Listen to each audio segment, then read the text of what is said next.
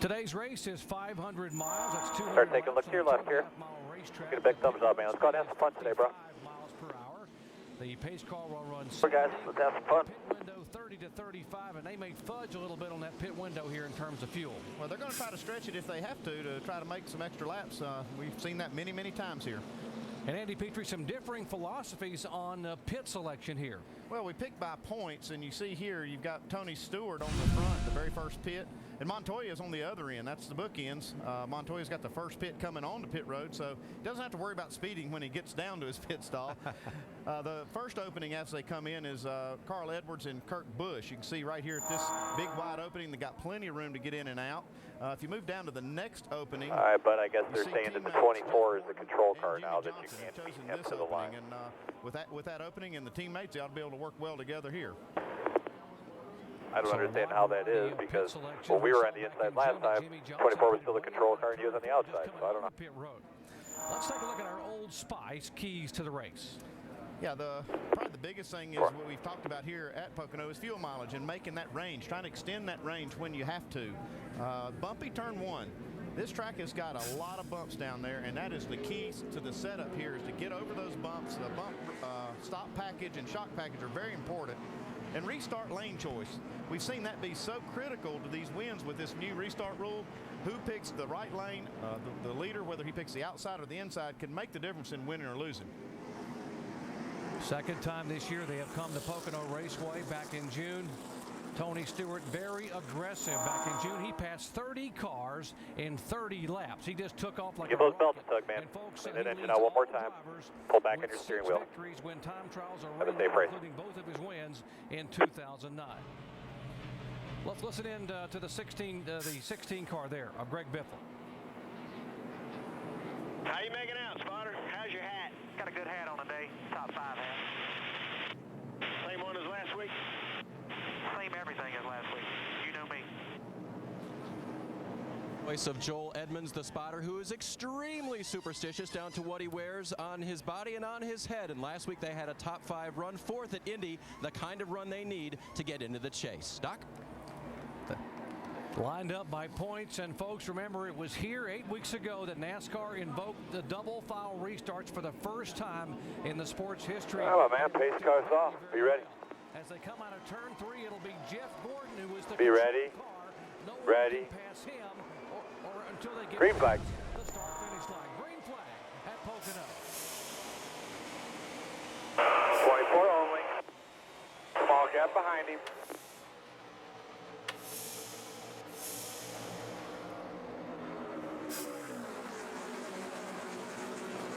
Clear.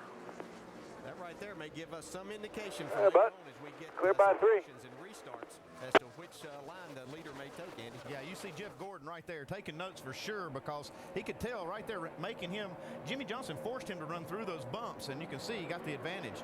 And now it looks like Jeff's going to lose maybe another spot here to Kurt Busch. Off the tunnel turn, which many say is the toughest turn in all of NASCAR. Just 8 degrees of banking, headed for the short 6-degree bank turn 3. Yeah, Kurt Busch had a lot of faith in his race car and that track surface going on the outside there. You can see a little bit too high right there, though. He got that right rear outside of that patch. Yeah, we saw Tony. Good job. Settle it at 5 points. Settle it. Even within 4. Challenge for third position. Denny Hamlin down on the inside of Kurt Busch.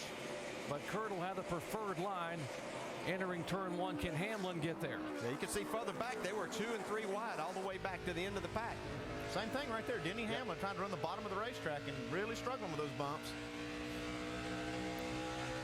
See Carl Edwards in 5th position. Behind them, Juan Pablo Montoya right in front of Mark Martin. Yeah, getting a nice push. Now you can really use the draft there and get a push and get yourself. You see Casey Kane coming back on the outside, though. These guys are really trusting that outside in turn 2 right now. You saw Montoya move up, and they're talking about how sensitive that line is entering turn 2. Here's Carl Edwards now making a move inside of the 2 car. Well, we heard these guys talk about that top patch up there that they've been running on the outside is losing some grip. This is how they're going to try to make some passes, see if Carl can make that work. You can see it's just not quite as much grip right now.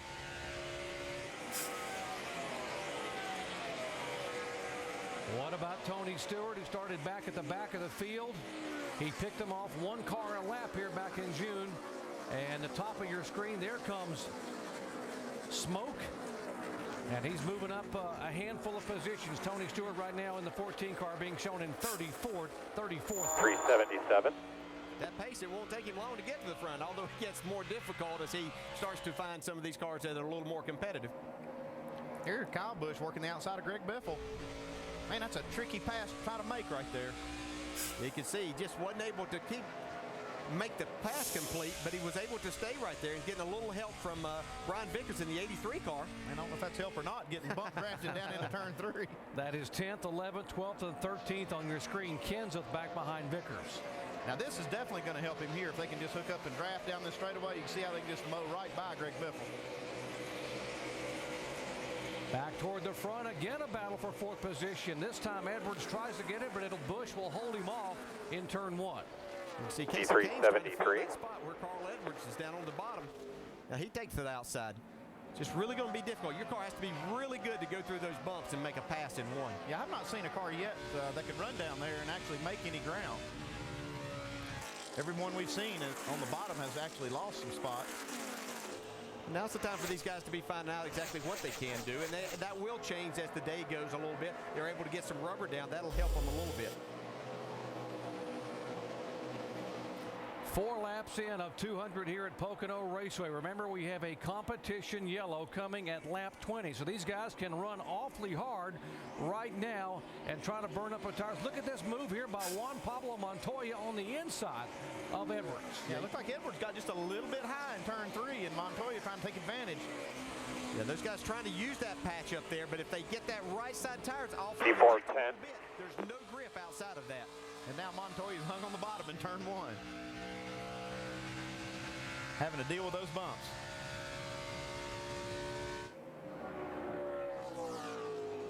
Everybody knows that you're going to be able to come in on lap 20 and check the tires, so why not try to burn them off early? Being very aggressive in the early laps, it is Jimmie Johnson showing the way at Pocono. What project you working on today? Yes. We can help you with that. Thanks. I'm just starting out, so I'm kind of on a budget. We're good with budgets. You'll need one of these, at least. Pit crew. Okay. Chief. Cool. Read this. And you'll need an owner. I recommend this one. What about fans? What do you say we start with 300,000 and go from there? Whoa. Helping people do more than they ever thought possible. That's the power of the Home Depot. We flame broil it and grab it fresh off the grill because you wanted it that way. We make it big because you wanted it that way. Maybe you're noticing a theme here. Whopper Jr., only $1. Big flame fresh taste, only at Burger King. Does your mouthwash work in 6 different ways? Introducing Listerine Total Care. Everything you need to strengthen teeth, help prevent cavities, and kill germs. Introducing 6-in-1 Listerine Total Care, the most complete mouthwash. Cheez-It bakes so much real cheese in such small bites. People are wondering, how does Cheez-It do it? I know.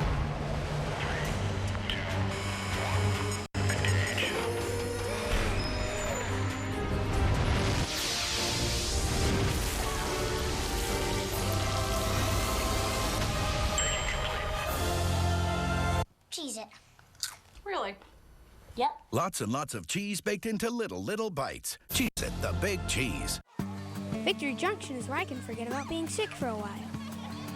Victory Junction is where I have friends just like me. Victory Junction is where I discover all I can be. Victory Junction, a camp where chronically ill children discover all they can do, all at no cost to their families. To learn more, visit us at victoryjunction.org and feel your heart race. The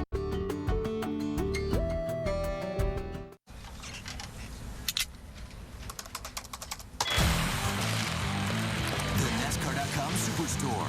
Real gear, real fast. Here are the current standings for the AT&T Fastest Pit Crew of the Year. Now, points are accumulated by the team who wins the race by fan voting and by an ESPN pick. And right now, it is Jeff Gordon's team number 1, Earnhardt Jr., Tony Stewart, and our current race leader, Jimmie Johnson, is 4th overall. Make your pick for the AT&T Fastest Pit Crew of the Year by texting the car number for the pit crew you think is fastest and most valuable in each race to 2258. Standard messaging rates will apply. And Jimmie Johnson may need to make a cell phone call back to the field because he is pulling away at the front of the field. But at the back of the field, or toward the back of the field, our points leader, Tony Stewart, has gained 12 positions. He passed 12 cars, guys, in 6 laps, and he continues to move toward the front. Right now, Tony Stewart in 29th position. Yeah, the fact that he knows that 20-lap competition caution is coming out, it's going to allow him to really push his car, do some things here, try to pass as many as he can before we make that stop. And he's got that number 1 pit stall down there, so when they make that caution flag stop, he can probably make up some ground. How about it, Dave Byrne? Andy Petrie, you've been reading my mind. Actually, I asked Arian Grubb how important that was in the June race. And since they got the same advantage this weekend, qualifying rained out, championship leader gets to pick the first stall, they picked it again because that's the end of Tony's stall right there, that line. Here's a timing line right over here, and Tony can actually speed for a second there and beat guys in that little section to the timing line. Giving up a little faster than the rear through the center. Definitely going to take advantage of it again today. We are 10 laps into the NASCAR Sprint Cup Series here presented by Old Spice at Pocono Raceway. If you just joined our coverage, Tony Stewart had to go to the back of the pack in a backup car because of wrecking his primary car in practice on Saturday. He is moving steadily through the pack up to 29th. And Jimmie Johnson. 10-4, 55-20. Top 4 cars are at the same speed. Johnson, the left of your screen, and the second place car of Jeff Gordon. Yeah, and Jimmie Johnson, you talk about a phone call. If he was going to use his Sprint phone right now, he'd have to call a different area code back to where Tony Stewart is, even though he's running well. That's a long way back there. Jimmie Johnson just set sail. Little 3-wide racing right here, getting down into turn 3. Robbie Gordon looking inside Truex. And Allmendinger. Yeah, that's the key is there that Allmendinger That's what he can't believe. that there's another car coming there. Just under 210, just under 240. Now last lap I finally saw a little bit of loose on throttle, so I think things are just changing right now. He's gained 10 positions in the 7 car. Robbie, the owner driver there, excited about how well he runs here. Really excited about going to Watkins Glen next week, where he will run both the Nationwide and the Sprint Cup race on the road course. Yeah, he's typically one of the cars to beat when you go to a road course. You're doing great. 55-32. Extremely fast. Vince? What's interesting, I visited with Robbie beforehand today, and he said they haven't been particularly pleased with the car here, so they've come up with, as he told me, a new recipe. He said that he hopes that it will get the car cooking, no pun intended, or maybe it was intended, and moving toward the front, and it seems as though they've found the right mixture so far here today. The lack of testing, these guys not only have to use the practice sessions to do some testing, they literally have to use the race sometime to do that. We see the 14 car, Tony Stewart here, losing some spots. Looks like something's wrong with that 14 right now because he had passed these guys early on, no problem. I think they possibly, again, his crew chief told me this morning. Yeah, they got some kind of problem right here. They're coming in. Yeah, I wondered if it was the setup because he said they were set up for cloudy condition, but this is a little more severe. 55-81. 55-60 is behind you. Trying to get it down to 55 miles an hour. You do not want to speed here. We saw what can happen to your winning chances a week ago. Right there. This I went could down still a work out for roundabout, Tony. my ass again. It just took off. Simple, it's not going to hurt us. We'll be fine. He's thinking he may have a flat tire. Yeah, he is, and you heard Darian Grubb say didn't think it would hurt him. I think he could still. This might work out okay. Yeah, I think he's going to lose a lap, but he's going to be the only car a lap down, so he will get the free pass then. Yeah, they cannot put fuel in here because they haven't made that. Up the tunnel last 2 laps. Sorry. Stop yet in NASCAR. You're doing fine. Otherwise, everything's great. Jimmie just passed him to put him a lap down right here. Might as well go ahead and get 4 tires. So here again, he will be the only car as of right now with the competition yellow, just 7 laps away, a lap down, so he will get the free pass and be able to get back on the lead lap. 55-89. Let's listen to Tony on the radio here.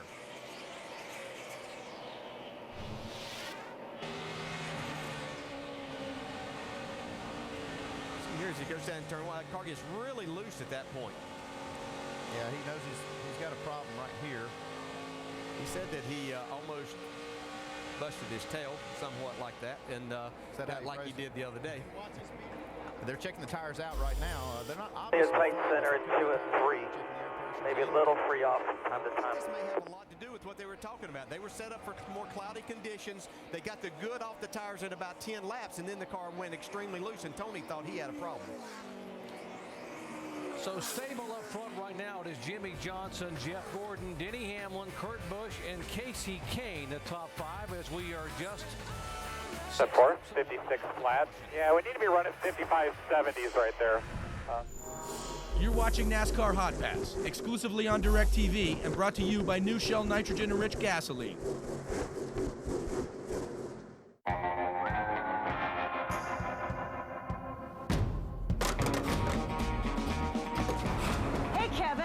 Filling up with nitrogen-enriched Shell gasoline, it contains a cleaning system that seeks and destroys the engine gunk left by lower quality gasoline. Then it acts as a barrier that protects engines from performance-robbing gunk. She's trying to wreck me. Quit your whining, Harvick. Yes, winner! Kevin, everyone's a winner with new nitrogen-enriched Shell gasoline.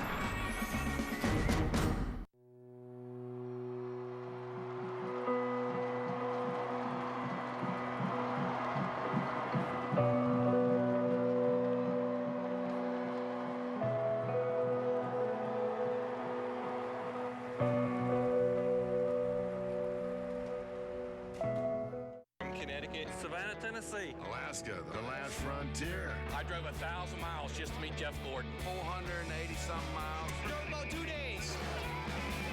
I got a speeding ticket getting here. I figure the engineers who built the Ford F-150 are probably the same guys we all cheated off of in science class. We're thinking about pizza, they're thinking about aerodynamic wake properties. Crazy smart. Take fuel economy, for example. You can't get a truck with better mileage, and they didn't give up an ounce of power to get it. In fact, they actually increased the horsepower. Now that is some A-plus truck thinking. It's not just a pickup truck. It's a Ford F-150. Welcome to the Now Network. Right now, 5 co-workers are working from the road using a MiFi, a mobile hotspot that provides up to 5 shared Wi-Fi connections. 2 are downloading the revised final presentation. 1 just got an email. It's being revised again.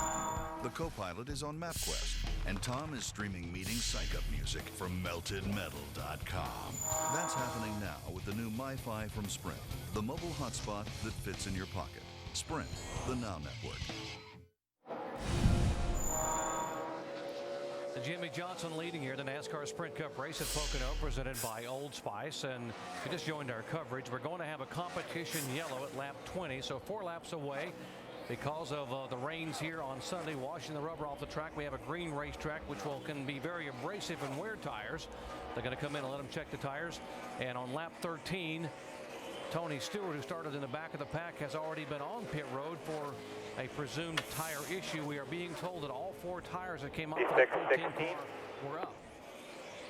Yeah, one thing that happens as you run these tires and put laps on them, even our leader, Jimmie Johnson, he has slowed down 2.5 seconds from his fastest lap of the race. And what that means is you lose a lot of grip. And if you don't have, like you said, they'll have the right balance, that makes you feel like you've got a flat tire because you lose so much grip maybe on one end of the car.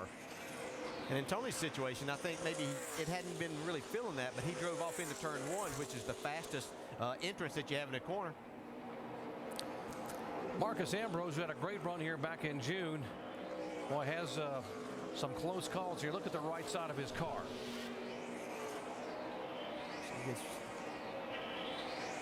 So he's got Martin Truex Jr. right up on his bumper.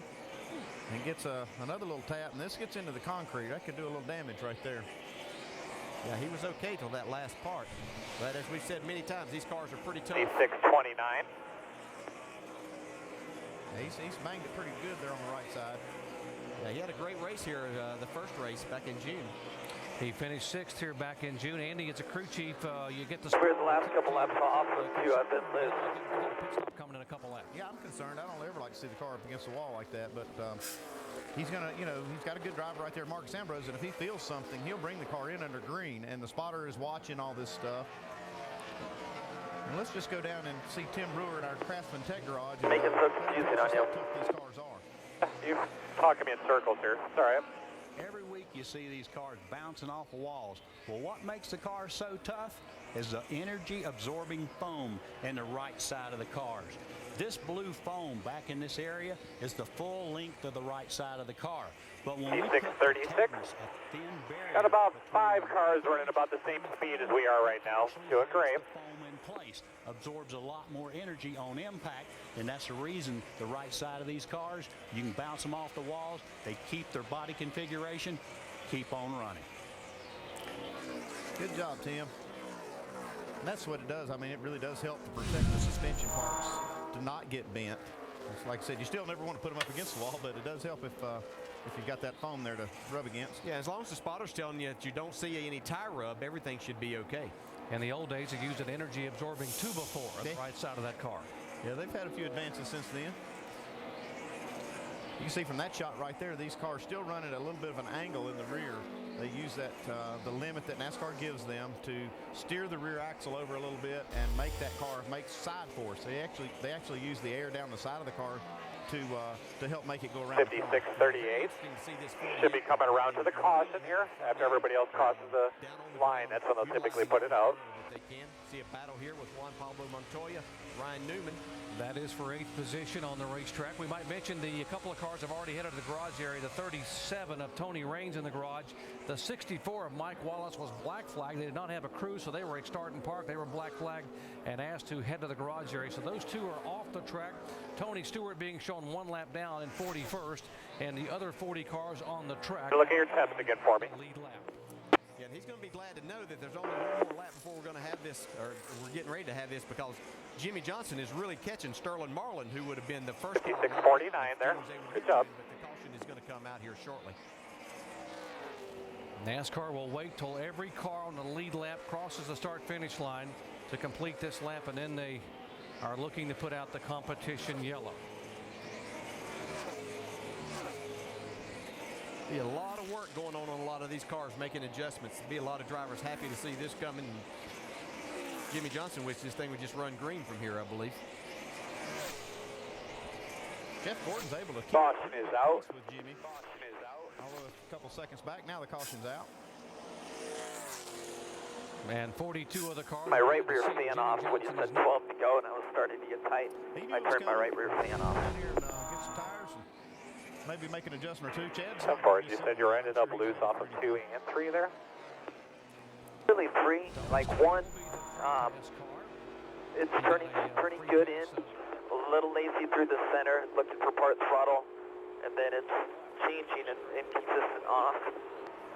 Into 2 at the end there, it can be free in. But once I got to the curb and made the car stay on the curb, I could then be free off.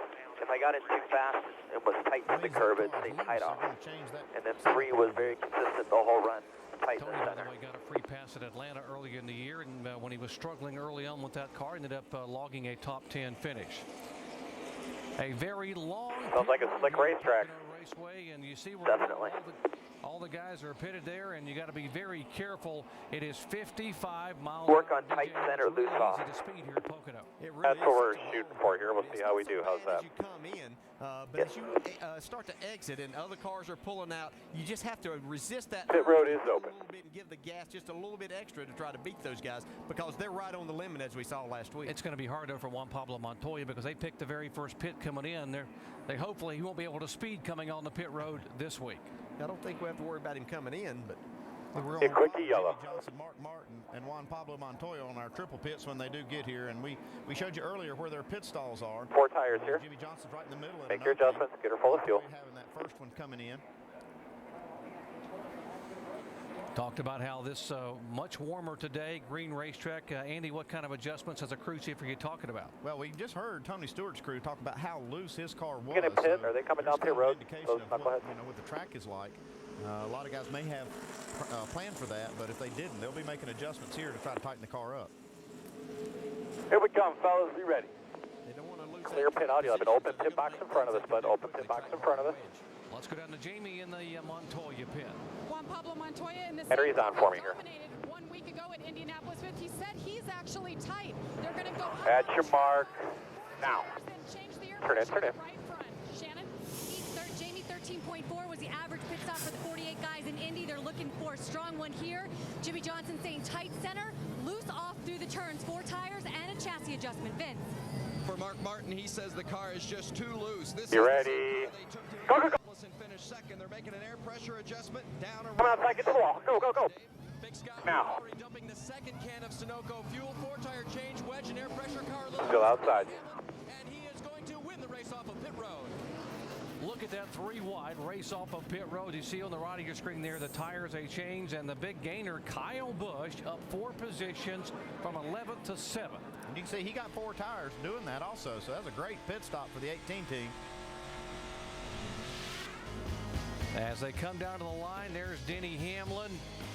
You see the 24 and 40 Did we get beat? just behind him, getting on the pit The 11 may have got us too. competition region. Back with the green flag in a moment. Run the debate live on the all-new Sports Nation. Weekdays at 4 p.m. on ESPN2. Presented by Toyota. This is racing, y'all. Sometimes you gotta trade a little paint. Introducing Amp Energy's Trade and Paint. Orange, berry, and lime slammed together for a limited time. From Amp Energy. Dale Jr. Amp up. Working on Carl's signature move was not going well. Oh, dude. Then we were eating Subway sandwiches, and that was it. He's been doing it ever since. Nothing fuels Carl Edwards like a sweet onion chicken teriyaki. The flavor he wants, the fuel he needs. Subway. Eat fresh. In the cutthroat world of pre-owned auto sales, there are the pros. I have a $44 haircut. And then there's these guys. I think I made a sale. Andy wants to pay in cash, neatly packed in this canvas bag. Well, that's a bank bag. On August 14th, if they want to steal this car lot, The lot's mine. they'll have to go through here. What if I sell every car off the slot? That is rich! Alligators. Who brought alligators? The goods. Live hard, sell hard. Rated R. August 14th. Ever since losing 41 pounds on Nutrisystem, I'm back in the game. Look alive, Golick. Hey, get back in the game. Get results with Nutrisystem for Men. These guys are definitely back in the game. Hey, I lost 22 pounds. Nutrisystem Advanced, the all-new program that lets you eat carbs, is heart healthy, and even helps you fight hunger. Pizza, burgers, pot roast, real food for real guys. Nutrisystem is delivered right to your door, and your shipping is free. You want real results? Get Nutrisystem. Get 4 full weeks of rib-sticking meals. Order now, and you can get an extra 21 breakfasts, lunches, snacks, dinners, and desserts. A full 3 weeks of food absolutely free. Look alive, Marino. Join my team and get back in the game. Call now 1-877-935-8446 and find out how you can get 3 weeks absolutely free. This week, 20 main event winners battle for the Champion of Champions title. The World Series of Poker, Tuesday at 8 on ESPN. Welcome back to the Sunoco Red Cross Pennsylvania 500 here, NASCAR Nationwide, the NASCAR Sprint Cup Series event. And we've been on and off pit road one time for a competition yellow. Yeah, check this out right here. Jimmie Johnson came in as the leader, and you can see by this comparison that he did a good job getting down pit road, only a half a second difference or less on drive time down pit road. But look what the crews did. 13.5 for Hamlin, 14.2 for Johnson, and that gained Hamlin 2 spots. You see right here the teammates, Jimmie Johnson, Jeff Gordon, making their 4-tire stop.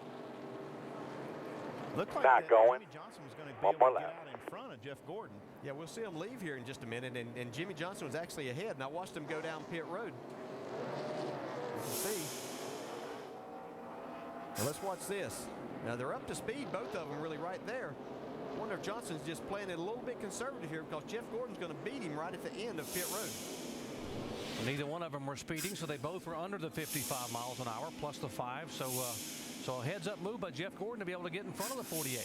Yeah, definitely heads up and a little risky maybe, but he felt like he was good on speed and was. You see the choice now for lanes for Jimmie Johnson can't start out there though. He can't start in that 4th. He doesn't get his choice. No, he's in the wrong spot right now. They're going to have to change that because he can't change his spot. He has to go down to the bottom. He and Casey Kane are going to have to switch spots. Looks like they might be arguing over that right now. Dave?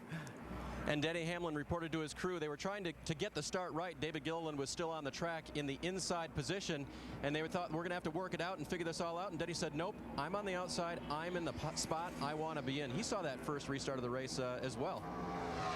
Shannon? Dave, the 24, Jeff Gordon, this team was not very happy with this car coming into the race. They said that they were battling tight conditions in practice. They just couldn't lose it. But right now, Jeff Gordon saying that the car is as good as it's been all weekend. They did not make any changes on that pit stop. They want to wait to see what happens to the track. Vince?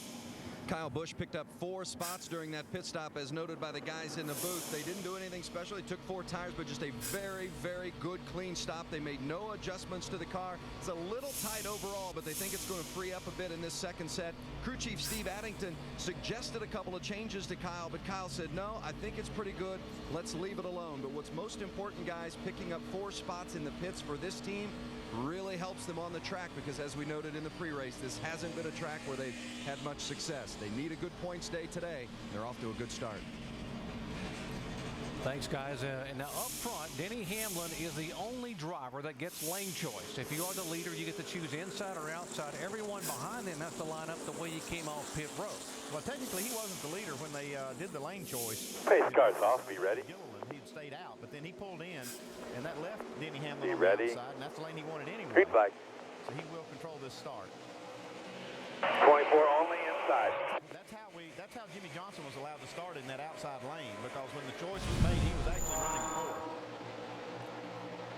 You can see these guys can't pass to the start-finish line. That reverts back to You're clear. Coming inside, looking. Clear, clear. Still see him fanning out quite a bit. See Carl Edwards down on the inside, trying to take the spot away from Casey Kane. Casey will have the momentum. Clear by 3. And he gets a little bit of a shove from behind by the 2 car of Kurt Busch. We didn't mention, by the way, the 7 car of Robbie Gordon was too fast on exit of pit road. He had to come back with a pass-through penalty. Yeah, all that hard work he did passing those cars, and he gave it all back up. One little penalty. So Kyle Busch there, they had a great pit stop. That's the kind of things that this team really needs to do. Help Kyle on pit road to make up as many spots as he can. See he's battling there with Ryan Newman. We also heard Kyle Busch say that he had learned a few things about this racetrack this week, talking to some of his buddies. Little bump drafting there from the 5-car Mark Martin, pushing Newman right on by. You have to understand you're running over 200 miles an hour down that front straightaway, so the draft plays a big part. See Mark's car get just a little bit loose. Man, he's really able to hang in there. Man, he jumped to that throttle really good. Still not able to make the move on Newman. Well, here comes Kyle Busch. He's going to go to the inside and take that away from Mark. They get down here to the tunnel turn. It's really not a too wide turn. These guys have made it that sometimes. It's not where you want to be on the outside part. See, Kyle Busch was able to take that spot away from Mark Martin. You'll battle back and forth all day. This is a fun racetrack, but it can be one of the most aggravating as you get in situations like this. You're trying to make a pass, then somebody comes and pushes a car by you, and you lose 2 or 3 spots, and you have to go back and regroup and try to make that up. So we see Mark trying to go back to the inside of Kyle Busch. Yeah, Mark's got a great car, and he went for that bottom lane in turn 1. It looks like that's so inviting to try to take that route, especially with the good tires and the good grip, but it's just not working out. And right here, he's going to try it again. Guys like Mark, that's the only place we ever knew to run for so long was on the very bottom of the racetrack down there. So having to make a change is something you adjust to, but we know that Mark Martin really likes to be clear by 5, bud. Be patient. You'll get him. Montoya gets to the back of Kyle Busch and pushes him by. Mark Martin backsliding now behind Montoya to 10th position. So Mark tried to make the move on Kyle Busch and loses the spot to Montoya. Vince?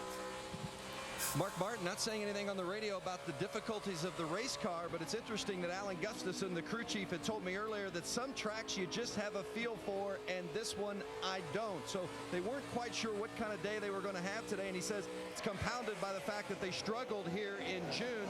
They really, as you see, still out there. The 5-car really struggled here in June, particularly over there on the tunnel turn. He said with that struggle on quarter outside, grip on this car. 24 only. This weekend just really complicates things for the crew chief and makes for some sleepless nights, doesn't it, Andy? Yeah, sometimes it does, Vince. Man, we're watching this 48 car wheel that thing through turn 1. He was trying to make that move on Gordon. Well, Jeff Gordon gave him plenty of room, DJ, but he still had to hang on to that car coming off 1. Man, he was in the gas trying to make that work. He just wanted to be able to stay beside Jeff Gordon so he could go down the back straightaway and have the preferred line as it went into turn 2, but he wasn't able to hang on. Shannon? Guys, you know, some teams brought their same setups from the June race just 6 weeks ago to the track this weekend, not the 48 team. Chad Canal said he did not feel that he had the winning car back back in June. He said actually the 99 and the 14 were much better. So they went back to the shop. They worked on some things. They brought a combination of those things.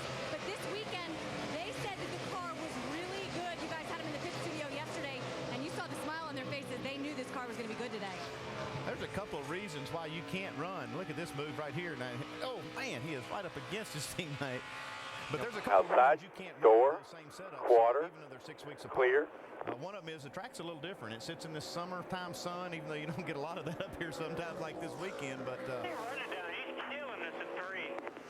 the other thing is very nice, man. Size on at 11. 6 weeks actually. Clear by 3. Gain in technology. And if you just sit on what you have for 6 weeks, you can get behind. Yeah, and you have to remember that you put 500 miles of racing on this racetrack the last time, so the track surface is worn even more as we see Casey Kane coming up trying to but settle in here. Settle in. Go get that 11, buddy. Just Nice. moving in Smooth. on Jeff Gordon, and you heard Jeff Gordon, a little frustration because that 48 car is just so good coming off the corners. We'll see if Jimmie Johnson now can reel in Denny Hamlin. Well, that was a great move that Jimmie Johnson waited till the next lap. He tried to make the pass down in one the time before, got really loose on the exit of that corner. Next time he followed Jeff down in, made his car turn down the hill, and then beat him off the corner and got the preferred spot going into turn 2. Tony Stewart has got his work cut out for him now. He is way back in 33rd position. So the points leader who came in with the largest lead of the year having to go to a backup car, making an early pit stop, and now mired way in the back of the pack. Come on, Tony Stewart. Oh, God. Confidence. That was me, Tony Stewart. Before I started using swagger from Old Spice. Now look at me. Thanks, Old Spice.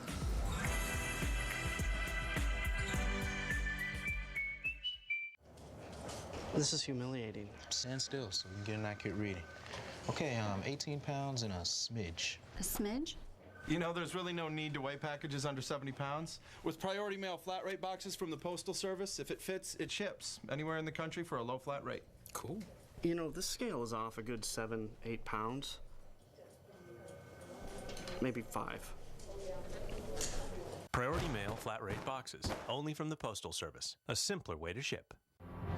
Man has always craved a challenge, and Adam Richmond travels the country to take on the biggest, beefiest, and boldest foods, one delicious bite at a time. Wow, that's hot. You have no idea. Living with a travel bug can be a challenge. Man vs. Food premieres Wednesday at 10, only on the Travel Channel. Yeah. May your hands always be busy. May your feet always be swift. And may you have a strong foundation when the winds of change shift. And may your heart always be joyful. And may your song always be sung. Sing it. May you stay forever young. May you stay forever young. Every generation refreshes the world. Cool. ESPN Fantasy Football. Now your fantasy team follows you.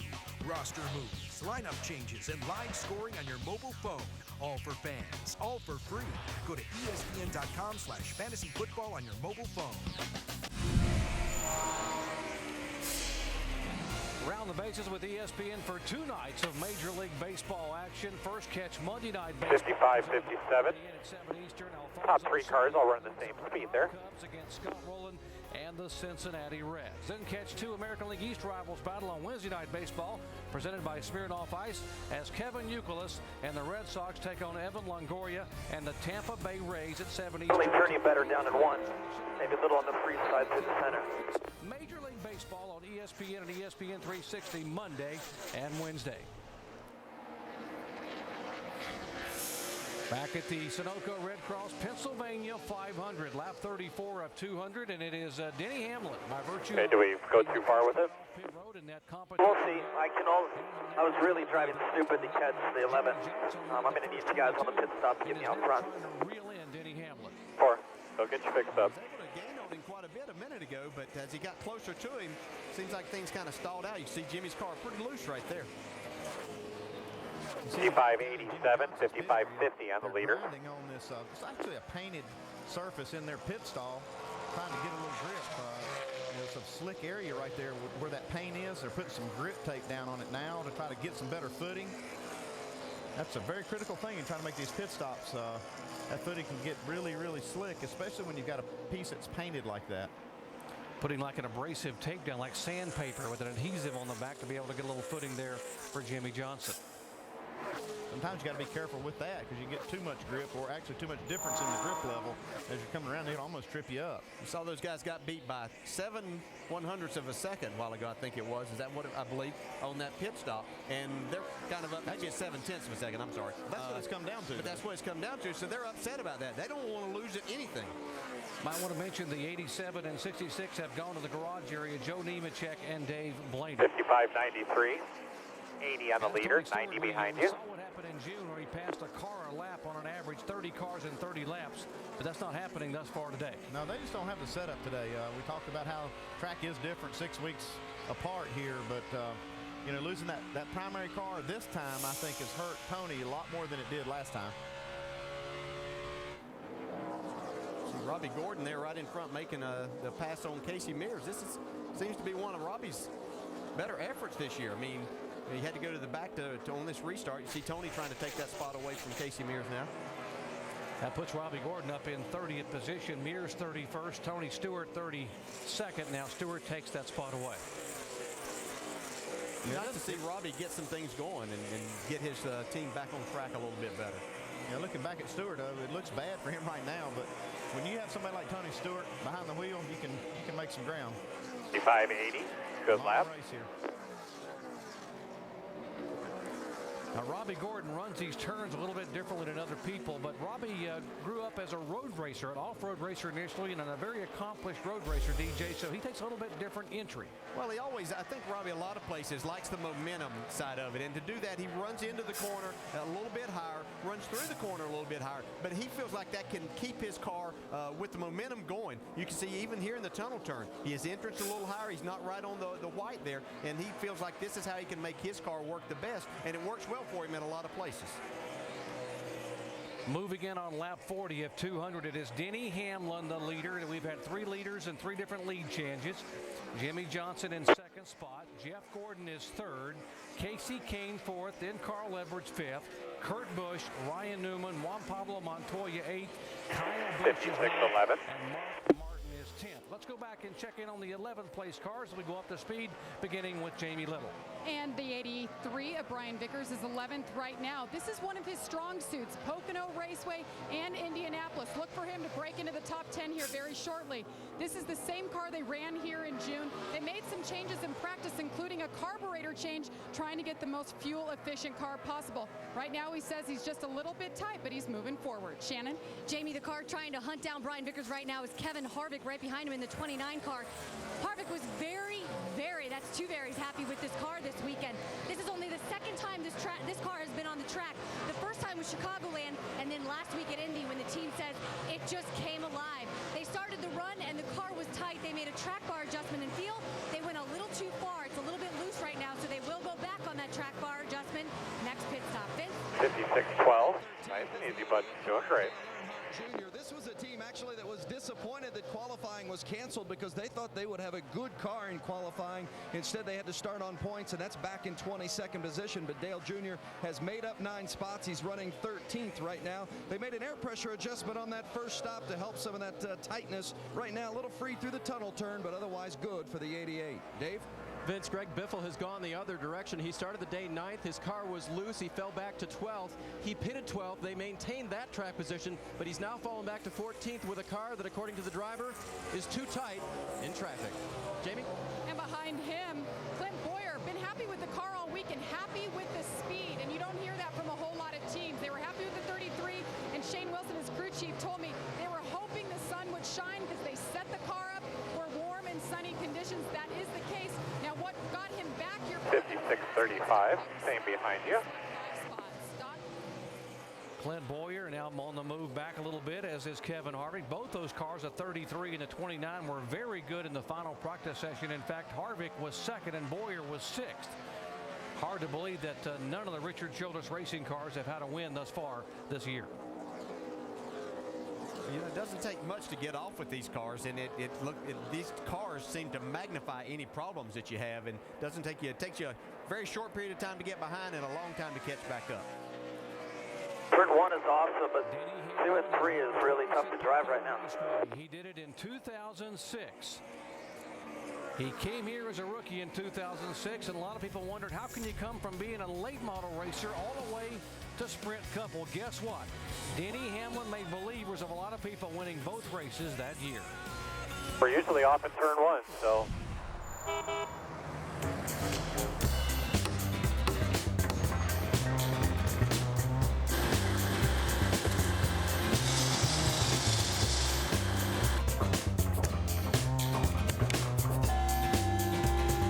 Cobalt tools are so tough you'll never have to stop working. What are you doing in here, Jimmy? Ratcheting, Chad. Duh.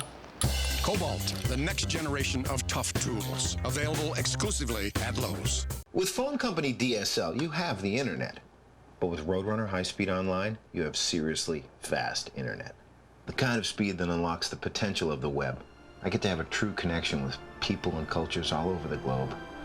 Sharing with them ideas and experiences none of us will ever forget. Blackjack! Blackjack, baby!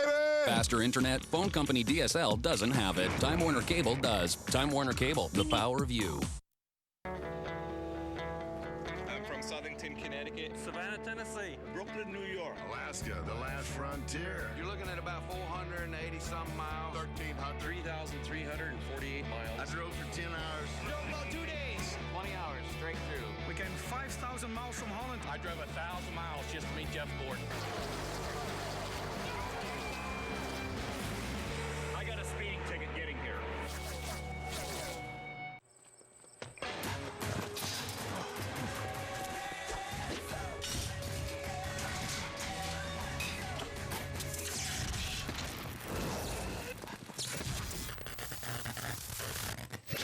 Yes! Get in the game with the Gillette Fusion Gamer, the only razor used by the Gillette Young Guns. Did you know you can get Fusion blades for as low as $1 a week? Gillette, the best a man can get. Y'all loving your McCafe experience? Good, because here's something else to love. Free McCafe Mondays at McDonald's. Enjoy a sweet, scintillating sample of chocolate bliss that'll leave you shivering for more, and you thought we couldn't get any cooler. Or warm your soul with a chocolate and coffee combo that'll send you to mocha heaven. Only thing better is that it's free. They give me the light, so I give you McCafe.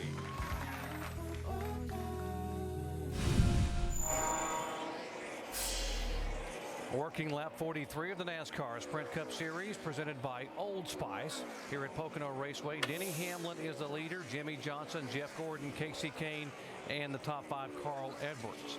Now, Jimmie Johnson, if you just joined our coverage, led the first 22 laps, but Denny Hamlin... 5670, 5640 is on your leader. Listening to the 48 radio. Really pretty better down in 1.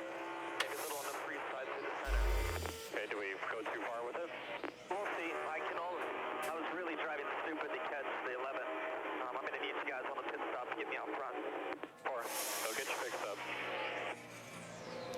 Yeah, you can see how important these pit stops are, and just getting that car out in front and that clean air, making all the difference in the world. And that's pretty neat that Jimmie is that patient. He says, okay, I'm just going to settle in here and you guys can get me back out front. But they're going to have to, you know, make a good pit stop, and they're working on that pit stall down there, trying to get some more grip for these guys. We saw a while ago why they're doing this. We can see right here on that last pit stop, the rear tire changer coming around the car, slips on that little painted surface right there and takes a pretty hard fall. Does a great job to recover. 659, good job, bud. Good lap. As good as he did. They are going to have to fix that grip level down there, and they've worked on it a lot. He came on the pit road as a leader and left pit road in 3rd position behind Hamlin and Jeff Gordon. He was able to run his teammate Jeff Gordon down and take the 2nd spot, but the interval now is over 2 seconds between Hamlin and Johnson. Shannon. Well, guys, you'll hear teams say it's really a balancing act here at Pocono, trying to get good in some turns, but then, of course, you suffer in others. Right now, Jimmie Johnson says he's getting better in turn 1. He's a little bit free in the center, but he's really struggling in 2 and 3. You know those guys are going to go to work on the 48 on the next pit stop. DJ used to come here years ago, and all these crew chiefs would talk about compromise. You had to be able to get good in one corner, okay in another one, and then hold your breath in the third one when you came to Pocono. Yeah, you really did. And there's still some compromise that you have to do. If you get your car what you feel like is really good down in turn 1, 5680. driving off in there at over 200 But if you need to get that left rear tire fan off, get that right rear tire fan on if it's not already. Tied up in turn 3, so there's still some compromise on the driver and crew chief's part. But you really, because the competition has gotten so good and so tight, you really can't give up much anywhere. And I think turn 1 has probably become the most important turn here, as we see a nice battle between Marcus Ambrose and Jeff Burton. And Marcus Ambrose brushed the wall earlier before they made that competition caution stop. And now, Andy, he has gained 9 positions, so Ambrose is driving this car back. He goes around the 31 of Jeff Burton. Ambrose had a top 10 finish here back in June. Oh, here they come down the front stretch. I don't know what that move right there was. Jeff Burton just really wasn't wanting to give up that spot right at that time. I think he maybe felt like that he was faster, but maybe he slipped a little bit, and he was just trying to hold Ambrose back a little bit till he could get to 8687. Leader's still running 50 is pretty consistent. Got a bunch of 70s here coming behind us. Doing fine. We're going to be pitting in about 11 laps. He does have some fender damage from that contact with Marcos Ambrose, but that's not the only problem he has. He is not happy with this 31 car. He says he's very slow and has no rear grip. These are guys that are still optimistic about possibly making the chase, but Scott Miller, crew chief, told me they have got to start winning races. They've got to start finishing in the top 5, or else they're going to have no shot. Vince? And talking about the 47 of Marcus Ambrose, he complaining a little bit that he doesn't have the drive off the left rear that he feels like he's needing, although the car is pretty manageable at this point. You know, this has been a good season for this team, but they're still waiting for that breakout race. Marcos wasn't totally convinced this was going to be it when I spoke with him just before he climbed in the car, but it's been pretty good so far. And remember, these guys had a good run in June. They finished 6th here. He's got 2 top 5 finishes this year, Vince. 3rd at Infineon, 4th at Talladega, and as you mentioned, the 6th place finish here. 3 top 10s in the last 7 races, and he can't wait to get to Watkins Glen next week. Here's Denny Hamlin. He can't wait to get to victory lane for the first time in 2009. Hamlin has not won, and here's a pass for position on the racetrack. The 33 Boyer taking the 14th spot away from Dale Earnhardt Jr. What about our points leader, Tony Stewart? He is being shown in the 14 car, still back in 32nd position. And losing another spot. So it is a big-time struggle now for Tony Stewart, who won from the back of the field here in June. He'll have a lot of work to do in that car on the next pit stop, which is coming up when we come back.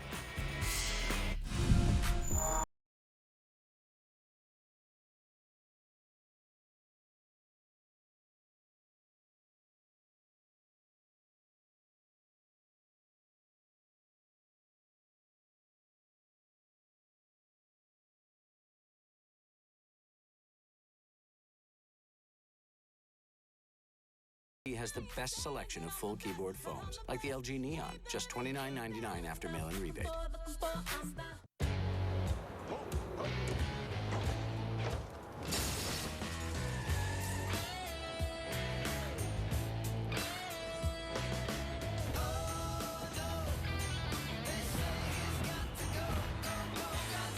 Autotrader.com, we're changing the way people shop for new cars. Now, compare new cars from local dealers and find the best offers. It's one giant step for new car shoppers. Autotrader.com, the ultimate automotive marketplace. Running a team and my racing keeps me pretty busy. I need insurance, it's on my side. That's why the Earnhardt family's had nationwide insurance for more than 30 years. I get the coverage that I need at the right price for me. That's what you can get when you call 1-866-500-5555. I trust them. You can too. That's on your side. Get a quote today.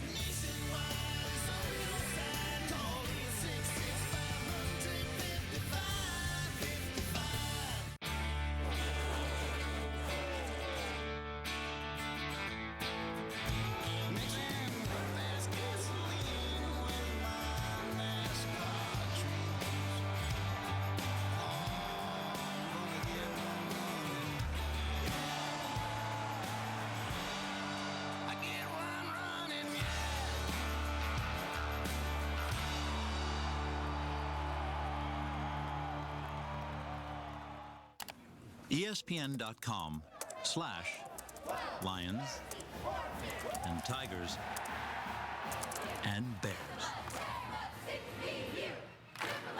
ESPN.com. Follow your sports. We are a fourth of the way home here in the NASCAR Sprint Cup Series race presented by Old Spice. 50 laps in, and Denny Hamlin continues the lead. He has led the last 27 laps. Now, Sprint brings you an inside look at today's NASCAR Sprint Cup Series race on the now. Up at 2, right through the center of 3. Coming in, it was, of course, Tony Stewart. 31.18, there are the numbers. And second, it was Jimmie Johnson, 81 back. And third is Jeff Gordon. And the top speed of the day is 205 miles an hour. 57 flat, leader 56.50. All right, but I don't think I can fix both those issues there. Which one's hurting you the most? Radio chat. Check out NASCAR Sprint Cup Mobile at sprint.com/speed. Whoa, Jimmie Johnson sliding. Lap time wise would be center 3. Race cars on the track right now. You're right, Andy. We saw the 11 come through there, and his car looked just as flat as it could be. He really has things set up right. He's got almost a 4.5-second lead now. And this is a real loose race car. Junior has lost a ton of spots. Now, he was in 13th. He's back to 19th. And looks like they're going to make a stop here. And they probably should go ahead and make a quick stop, an early stop. It's not going to hurt them too much. They can get those fresh tires on there. And even if they do go down a lap, they'll get that wave around if the caution does come out.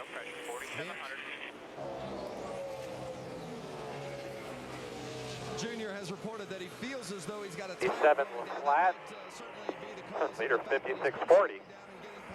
Says the car's really free in, loose off through the center, really loose. As you see, crew chief Lance McGrew says feels like he has a tire going down. They're going to put 4 fresh tires on, but don't expect to make any chassis adjustments at this time. Yeah, it's hard to make a chassis adjustment if you think you've got, but they are making one. You see them putting some wedge in the left rear. Caution debris. Caution debris. Make an adjustment for it. It can really mess up your day. And now the caution is out. We'll see how this does work out for Junior. So he just got lapped. Looks like the 98 car has lost a right rear tire. There's a 98. Get enough right rear roll. I think the car decides to turn. It's before that. With all the right rear roll, I think it's too much. Well, here's the option that they're going to have. They're going to, if they're not in the lucky dog spot, which it's not obvious right now that he is, but you see that tire coming apart. He can stay on the track when these other guys pit. Again? And then get waved around. Here's the crew cam.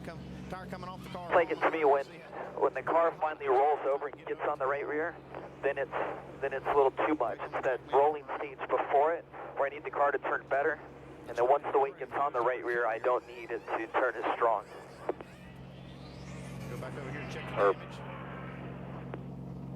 Really got pretty lucky that it didn't do any body damage to speak of there. You can see our crew cam there, guy, checking it out. Just a little damage to the quarter panel right there on the bottom. Ryan McRae. Great, a lot of stuff left, boys. Let's have a good stop here. Keep working away at it. California. Road's open. Longtime crew member, and Paul Menard bringing out caution for the second, doing the tear off, getting the windshield away, the cover for the windshield. All right, let's go ahead and roll and get called back up. We'll come back in. These windshields pitted a lot here with the speed that you run, a little bit of sand on the racetrack. It just really takes its toll as the day goes through. There's that tire carcass. Out of the way, they won't have to worry about it where it is. And here come the leaders. And we'll see if that work on pit road. Here we come, fellas. For the 48 team, remember he had the Tanner bar one round along with the other teams apparently are 55 miles an hour. Let's go down to Jamie Little. And Carl Edwards doing the strategy in his head, wanted to know where that 33 was. At your mark. Now, turn in, come on.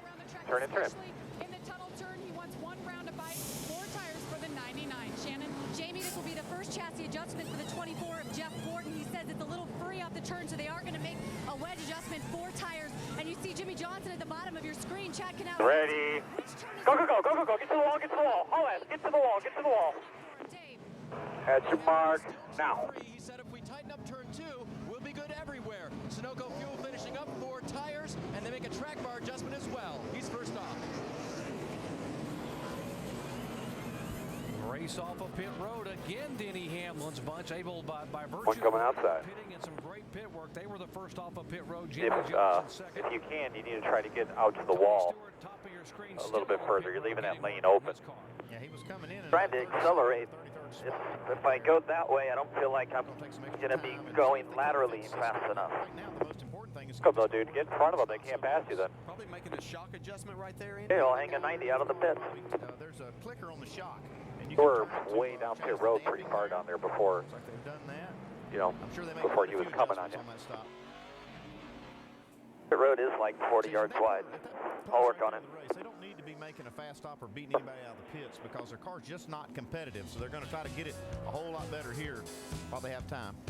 Tony was so loose he couldn't drive it. We'll see if that adjustment does make a difference.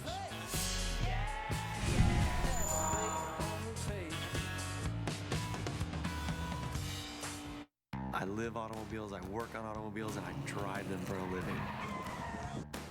This shop and all its tools and equipment didn't just happen overnight. I didn't just go to bed one night and wake up the next morning a stunt driver. This is the Doggies Doodads. The coolest spot is right here. It's about as low as you can put a camera and run through city streets.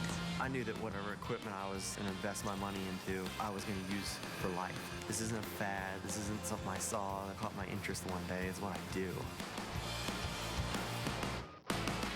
Hey, Haynes man himself. My agent turned me on to these shirts. The collar doesn't stretch out. You should look into it. Looks good, man. We should do dinner. We could just trade info. Maybe you and I could... Take care. Call me. A collar that lays flat. That's a Comfort Fit promise. Only from Haynes. Guys, I'm so excited to be a new GoDaddy girl, but I'm a little nervous. Just remember this. GoDaddy.com is the world's #1 domain registrar. And this, domain names, emails, hosting, and more, all for less than $1 a month. That's it? I can handle that. Well, there is one more thing.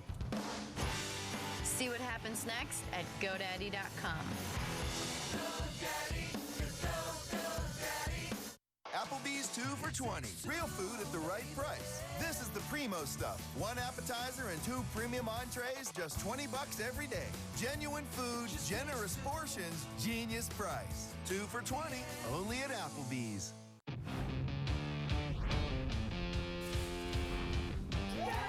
This week, for the first time ever, 20 main event champions put their skills to the ultimate test.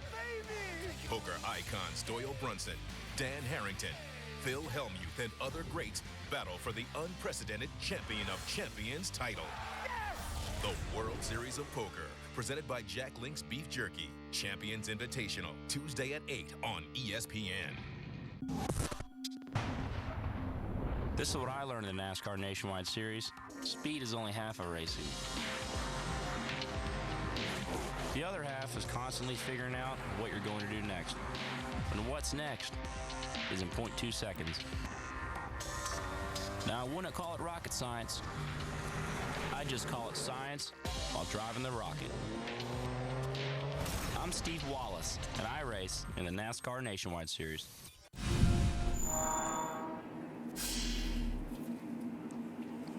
NASCAR Sprint Cup action here presented by Old Spice, Long Pond, Pennsylvania, Pocono Raceway under caution for the second time today. A tire coming off. Great Born, come up here, please. And why don't we, while we have a break, why don't we speak with our in-race reporter, Carl Edwards. Hey, Carl, Dale Jarrett, ESPN. You got me? I got you, Dale. Well, you've had a little time now, 50-some laps to evaluate this thing. How's your car and how's the track? The car's okay. The track is it's pretty slick. It's pretty free. So we're working on keeping grip in the car, and hopefully this last adjustment Bob's got her fixed up. It seems like we're pretty competitive, but you know how it is. You mess up a corner and you just give up so much. So just right now, saw on the wheel a little bit, and hopefully we can get some more grip in this Aflac Fusion. Hey, just watching it looks like the bottom of turn 1, almost impossible to make a pass there. Yeah, I've tried that a couple times, and it's really not been good. So I'm going to start here on the outside, and we'll see how it works. But those first laps, the tires got so much grip that you just feel like you're He-Man. You can go in there and make something happen, and it's not always the case. All right, thanks, Carl. Good luck. While you guys were talking, these guys are racing on the but make sure you get yourself something to drink. now. They're at the tail end of the lead lap in front only of 56 Hamlin. laps into this thing. They got the wave around at the start-finish line when they get the one to go. The leaders are over there in the short chute coming to turn 3, coming to the green, so these guys have to really hustle to catch up. 2.5 miles around here. They'll have an extra lap or 2 on their tires now when they get the green. Yeah, they're going to make it. They're going into the tunnel turn right now, so they're going to get to the end of the pack. Now, back in June, the wave-around cars were able to stay on the racetrack and pit a couple laps later and still stay on the lead lap, so it was a big break for the guys on the wave-around. Pace car getting ready to pull in. Why don't we listen to the spotters as we get set for the restart as we go full throttle. Pace is off. Be ready. Be ready. Ready. Green flag. Clear. Legal NASCAR? Clear.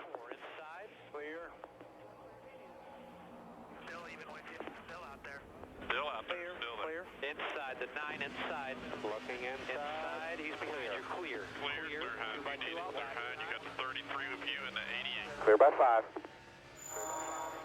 Still all clear. Single file, 1 back. Pressure clear by 4. Inside the corner. Outside. Clear by 42 is looking inside. At your left rear. Still out there. Still going to be out. Great scramble back here from about 7th on back. The 42 car, Juan Pablo Montoya is 7th. Casey Kane, there's the 18 car of Kyle Busch.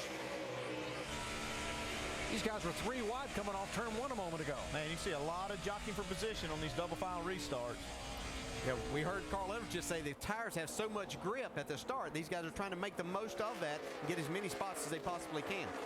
That's got to be a hard adjustment because these cars had fell off 3 seconds a lap before they made that pit stop, and now you got to go back green right now with a lot more grip. Is that hard to adjust to? Yeah, it is, because you can drive the car so much harder. You can get down into the corner, you can pick the gas up sooner, so your mindset totally changes, and then as this run goes on, you have to really make an adjustment then too to go back to letting off a little sooner and being a little easier with the throttle. NASCAR has given the 11 car a warning. Oh, right side of your screen, hard braking by the 83 car there of Brian Vickers to keep him running all over the back of Greg Biffle. Clear by 8. Getting a warning. NASCAR said you got to stay in line on the restart all the way to the green flag.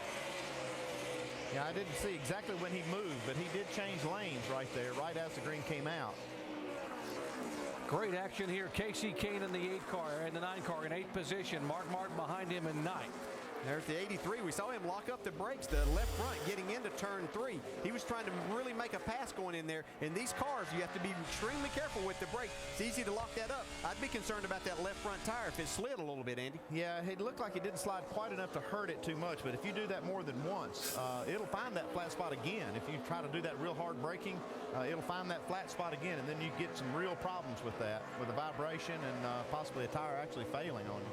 Kane now taking the 7th spot away from Newman. Newman 8th, then Mark Martin 9th. Kyle Busch is 10th. Behind them, Biffle, Vickers, and Rudeman 11th, 12th, and 13th. Look how low on the racetrack. Look how low on the racetrack Brian Vickers is running through turn 3. Here comes Mark.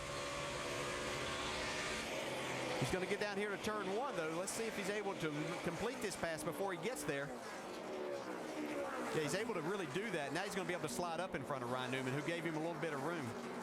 You can see the 18 car, a little bit of smoke there. Looks like maybe he's got a little issue here on low air pressure with the splitter hitting down those bumps. That's what you see. That smoke is where the car's bottoming out in those bumps, and these speeds are so much higher and the tires being low that you get a little more of that at this point than you would after they run a few laps. Whoa, look at Newman. Now, Ryan Newman has lost 2 positions in a lap and a half on the racetrack and is in jeopardy of losing more. Behind him, Biffle. Now here comes Vickers back on the inside of Busch. He keeps trying to make that bottom work here. Again, that used to be the way everybody ran around here, but Brian Vickers trying to make a pass there. Jamie? Well, things are working out well on the track for Brian Vickers. He said that he's found some new lines that are working. The trouble is, in the pits, guys, in 2 pit stops, they've lost 11 positions. A dropped lug now both times is costing, so he's trying to make up time on the track. Sure makes makes it tough here to try to make up that many spots. But Brian Vickers got a great Hamlin car, and he is running a different line than most of these cars. So he won't have much trouble passing cars if he's fast enough. He's got the line. Yeah, nothing better than get the driver a little more pumped up a couple of bad pit stops. This has been the best track for Red Bull. They have their best finish for this team second here. Vickers has finished Caution. Caution. Okay, we've got a piece of the caution light that's blown off. We talked about this yesterday, that these cars make so much turbulent air when they go by. This is not the first time. More than 2 or 3 times we've seen this happen. See here, right there's a piece of that caution light. But they already won the 11 last time on his restart, so you got your point. Because these cars really Start do finish. have a lot of wind out there. And you wonder why when these guys Sorry, I was trying to talk to you. another car, it's hard to pass. Well, they're right. No problem. 11 hit it, whatever it was. It's moving around so much, and these guys tell me that, and knowing from when I drove these cars when they first started with them, these cars just move around a whole lot, but you can see just how much air is affected around these cars, and especially as they're in a big group after a restart. Now a big break here for Paul Menard. He will get the free pass and be able to get around and get back on the lead lap, where he had lost a lap by cutting a right rear tire, bringing out the caution flag because the carcass of the tire on the racetrack and having to come down pit road. Vince. Well, it's been a really tough day on that 98 team. Their front tire changer, or front tire carrier, I should say, Alan Troutman, suffered a hand injury on their very first stop. And then you mentioned that tire going down. And Paul Menard had just radioed in seconds before that he thinks he's got a tire going down, and all of a sudden it went. So it's been a tough way to get the day started for the 98. And boy, you guys know it. This is a tough place to have a tough day. Huh? Well, it can be a long day here sometimes, especially when you got a loose race car. It's going to be a long day anyway. 500 miles around here is a long time. Yeah, and so you start having problems, but hopefully this will be the road's open. Their day turning around. There's Tony Stewart talking about someone having a long day. He had a great day here back in June, from the back of the pack all the way to victory. And right now Tony Stewart is struggling with the handling of the car. Has already made a pit stop early on lap 13 for a tire situation. He is in 34th position. He is the next to the last car right now on the lead lap. You see Johnson, Gordon, Edwards. We look for these cars to make a pit stop. I know as much as these tires are falling off, that if these leaders come down and you don't, you could get caught out big time. All right, if we're going to stay out, stay out. Cars ducking down back here now. This is going to be an opportunity for these guys. Here we go. You see Rudeman making a late decision. This is going to pay off for these guys right here. The highest running car was David Rudeman. He's 13th coming down pit road. 15th car came in. There's Rudeman. That's a tough one there, Jimmy. Damn it, we only ran 4 laps. Just save us fuel when you can, okay? And David Rudeman already down and away in his pit box. Same car he finished third with. So far, so good. Been a little tight. Was your car any better? Say we were pretty sporty on 8 tires last time. We'll see how it develops here, but things were going well. Loose race car most of the day today. Hasn't been Or make sure you're back on 1 battery. Make an air pressure adjustment, Dave. Tony Stewart's crew still working on this car. Chassis adjustment in the right side there. They will take on 4 tires. They're also going to put a spring rubber into the right rear. The car was tight. So they go from being very loose and having a hard time hanging on to it to being too tight. Cars from 17th on back came on the pit road, back with a restart. Those tire fans up. NASCAR Hotpass is brought to you by Polaris, the hardest working, smoothest riding off-road vehicles. See them at your local dealer or visit PolarisIndustries.com.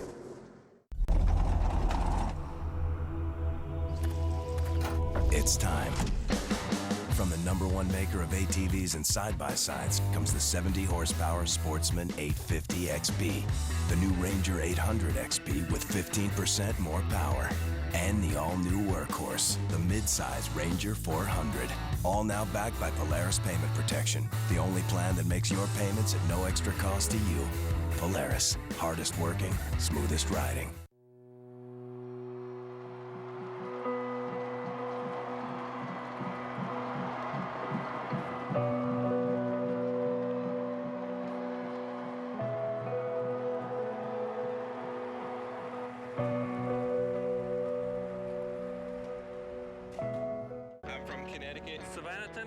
Alaska, the last frontier. I drove 1,000 miles just to meet Jeff Gordon. 480-something miles. Drove about 2 days. I got a speeding ticket getting here. On a road trip, I map out the cheapest gas station so I can save a few bucks. We can spend it on dog food, bags of it. So we use a credit card that gives us cash back. It's always good to buy only solid colored wrapping paper. It's good for every occasion, like... New snowblower. I got it off-season, half price. It's a man machine. It's aggressive. At Citi, we know everyone's talking about spending smarter. And we've got lots of ways to help, like credit cards with cash back. Because we all have to spend, so let's be smart about it. And that's why Citi never sleeps. Welcome to Who's the Real Driver? I'm Michael Waltrip, and I drive the Aaron's Dream Machine. I'm David Ruderman, and I drive the Aaron's Dream Machine. I'm Ken Butler, and I drive the Aaron's Dream Machine. Everyone drives a great deal at Aaron's. No credit checks, guaranteed low price on brand new name brand merchandise, flexible payment plans. Nobody beats Aaron's. So who is the real driver? To tell the truth, we all are, except Lucky Dog. His head's too big for a helmet. Kill guy yet, but they'll be giving it to us soon. Another thing, Jimmy, just so you're aware, we pushed you forward in the pit box a little bit. We're having some difficulty with some painted stripes at the back of the pit box with the guys losing some traction. So we moved you ahead about 3 feet. You still have 6 feet to the front. 4. The sights and sounds of NASCAR racing on a Monday here at the Tricky Triangle in Pocono, Pennsylvania. Well, 1 to go. Getting set for another restart, lap 64 of 200. And let's take you back to the previous restart and show you what NASCAR was concerned about. In the drivers' meeting, they tell all the drivers you have to stay in line until you cross the start-finish line. You see, this is a good start here, the original start of the race. And Jimmie Johnson controls that one, and Denny Hamlin controls this start as well and stays in line. His third one, where he makes a little bit of a move, you can see he moves over in front of Jimmie Johnson. You cannot move out of your lane until you cross the start-finish line, even if you haven't cleared. NASCAR issued a warning to that team and saying you've got to stay in line in your position until you cross the start-finish line. Dave. So, Doc, it's always a little distracting when NASCAR gives you a warning, but how about that debris that fell off the light on the fence there? That might be a little bit distracting for our leader, too. Here it comes, and Denny Hamlin's going to get a piece of that. Doink. Wow, he got a big piece of that. Yeah, they did. They reasoned through spotter Curtis Markham and Mike Ford up on the pit box that everything was okay, but a little frightening. Yeah, you see now why they call that a splitter. They split that piece right in two. So, see Hamlin up there in front. Let's listen into the Jimmie Johnson radio. Good job, bud. Bro, good job. Nice and easy now. God, this race is way too long. Yeah, but that's what makes it good for a guy like you. Right, when the going gets tough. Yeah. Be fine. It's just, I never wanted, you've got a scoring pylon right across, right after you start past the start-finish line here. I never wanted to look at that thing. I wanted this to go what I felt like should have been the end of the race before I ever wanted to look at it. And usually that was the end of about halfway. Yeah, so you just don't pay attention to that thing. It's just a long day, and then it makes, you just have to concentrate and do your job for a long time. Shannon? It's funny how a long race always seems to come down to the last few laps. Give those belts a tug, bud. Come to the green here. Chad Knaus has already told Jimmie Johnson, start saving that fuel. Now, you'll remember that they have lost the fuel mileage gamble twice this season, once here at this very track and at Chicago. So those guys are thinking fuel right now. Well, if they're thinking that much about fuel, why they didn't come in and pit there? Let's watch Denny Hamlin now on the restart after the NASCAR warning about staying in position. Hey, car's off. Be ready. He might want to jump down and get in front of that 48-2 before he got a shot to get the run. But this time, be ready. Johnson ready. Green flag. Johnson has to be careful, too, because he can't beat that 11 car to the line. He didn't, but it was by about 6 inches. He was right on him. Still there. Need room for Denny Hamlin to pull over. Jeff Gordon's giving Jimmie Johnson a real push down the front straightaway. Johnson has the edge going into turn. Still there. Only the 11. Clear behind him if you need it. Clear. Clear by 3. Here comes Casey Kane on the bottom side. He took advantage of that little jam up. Yes, he did. Whatever it was there. Here comes Kyle Busch, 3 wide. Somebody has to give right here, guys. Oh, Busch gets up in front of the 39 car. Look at Mark Martin, just hang right there on the right rear corner. Playing games when that restarts on, doesn't he? That corner though, and slap in front of Mark. Ryan Newman now coming back on the inside of Martin for position. See Sam Hornish back there in the 77. He's right behind Brian Vickers. He's trying that bottom side to see if he can make up a couple of spots on this restart. Oh, Kyle Busch gets a little bit sideways. Just a huge push that you get down this front straightaway. It's over 200 miles an hour. See all of those guys clear Ryan Newman before they got to the turn one. Update on Kyle Busch. Vince. Well, this team did not have a good race car when it was here in June, and they really worked on it. Brought a new car here to Pocono this weekend, and it's been a good run so far for Kyle Busch. The team in the pits has done a nice job, but right now Kyle says it's turning a little too good in the corners. Feels like it's going to spin out. That's not a good feeling to have, but he's managing it so far. Kyle Busch trying to turn things around after finishing 33rd and 38th the last two times in Cup racing. There's a battle side by side. Biffle down the inside. Biffle's coming like a maniac, man. He came off that corner to the last corner and almost knocked the wall down. Yeah, this is a 2.5-mile wide racetrack, but it wasn't wide enough for Biffle coming out of turn one. Let's go back and take a look at that. Still 3 wide at start-finish line. Let's see who's going to win this battle into turn one. Biffle's hung down the inside. His car's going to have to be very good if he's not going to lose a couple of spots here. And maybe more. You got Hornish out there too. Here we go. Let's go back to the lap before. See Greg Biffle there coming off of turn two. Just gets into the outside wall. I don't know if you don't hardly see a mark. It's just barely if he touched it. Boy, he was all over it. 39 car now battling with Vickers. That's Newman and Vickers battling for position. That's for 10th spot. Newman takes it away.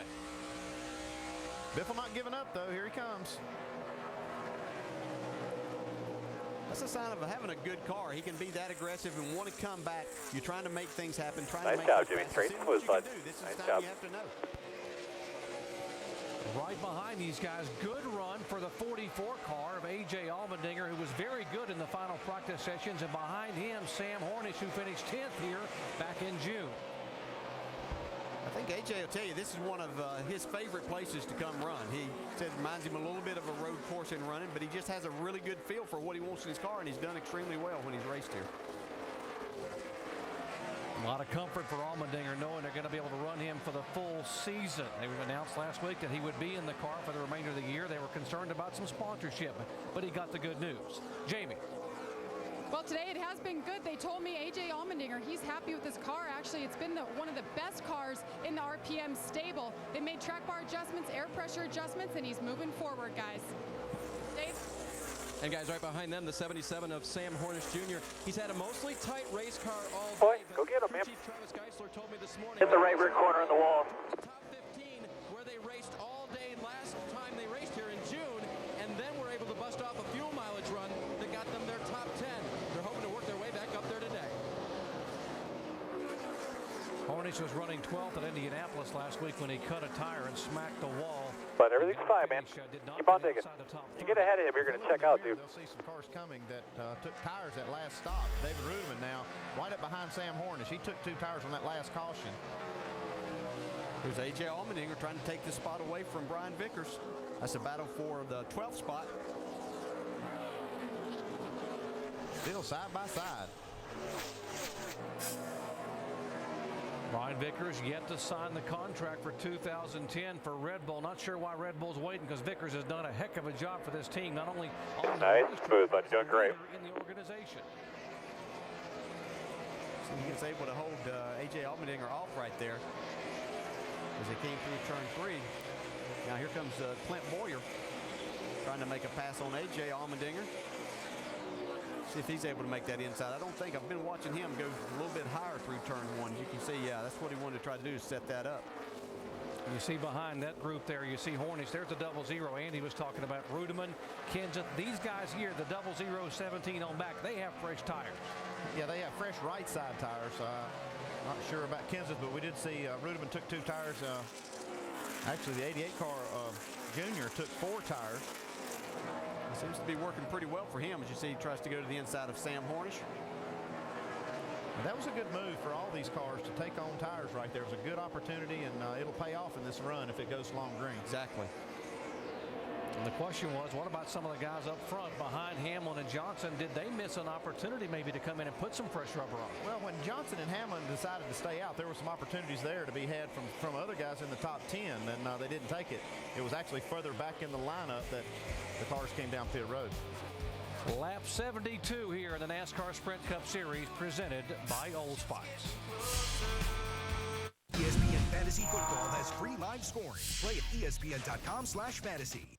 Okay, so the Ford F-150 is the only truck with those new steps on the tailgate and the side of the box, making it easier to get to the cargo. And you're thinking, nah, I don't need those. Oh yeah? Let's do the math. How many times are you going to be in and out of the cargo box? Once? Twice? No. I'm thinking 50, maybe 60,000 times, especially since it's got the most payload. You see what I'm getting at? Hey, unless all you're carrying is yarn, it seems like a no-brainer to me, okay? It's not just a pickup truck. It's a Ford F-150. Let's suit up. Whoa! Go, go, go! What did you say your unit was called? G.I. Joe, rated PG-13. $5 foot long, $5 foot long. It's good going wish. The famous Subway $5 footlong rolls on. The piled high cold cut combo and many other regular $5 footlongs all day, every day. What your engine feels, you feel. And when it's running clean, you feel it. Which is why we developed full synthetic Pennzoil Platinum with active cleansing agents that clean out up to 46% of sludge in your first oil change and continue to clean in your next change. Pennzoil Platinum Motor Oil, our ultimate clean for your ultimate feeling. Not just oil, Pennzoil. I may be in my pajamas right now, but I'm not going to bed. I'm going to college online to get a degree. Education Connection will connect you to the right online college for free. And log on now, and Education Connection will send you their free success kit stuffed with information on online schools, scholarships, even degrees that take the least amount of time. This is a $100 value, and it's yours, free. Log on now to 12educationmatching.com. That's 12educationmatching.com. Baseball tonight, all season long. Get your nightly baseball fix from the guys who know the game best. Baseball tonight at 10 and midnight on ESPN.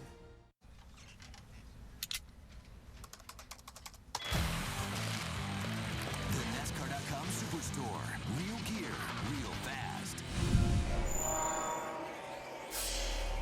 Denny Hamlin leading here at Pocono Raceway. Behind him is Jimmie Johnson. And following our coverage today, coming up at 5 o'clock Eastern Time, NASCAR Now Roundtable, presented by Home Depot on ESPN2. And, of course, we invite you to join us for coverage of the NASCAR Nationwide Series next Saturday, 2:30 Eastern Time, from historic Watkins Glen International Raceway. That's also on ESPN2. And, of course, next Sunday on ESPN, 1 o'clock Eastern Time, the NASCAR Sprint Cup cars at Watkins Glen. 75 laps into the Sunoco Red Cross Pennsylvania 500 here. Denny Hamlin is our leader. Jimmie Johnson in second spot, and Jimmie having a good run, but probably better than he realizes, because he has now gained almost 100 points on Tony Stewart. He came into this race today 192 points back. Yeah, but stay tuned. Tony Stewart's not finished working on this race. He's going to keep working on his car, and I have a feeling by the time it's over, that won't look like that. No, probably not. I think Tony Stewart is making his car a little better. What we thought they were making a shock adjustment a little bit earlier on that pit stop, they were actually unhooking the rear sway bar. That made the car a little tight, and then they had to go back and put a rubber in the right rear to free it back up some.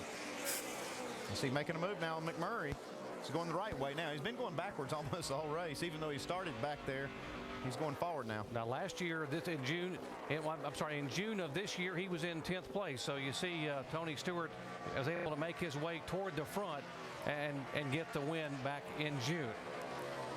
Started back in 43rd position. Let's get you up to speed on our leader, starting with Denny Hamlin and Dave. He stayed out on that last pit stop opportunity, as you saw it, discussing the testing policy with crew chief Mike Ford.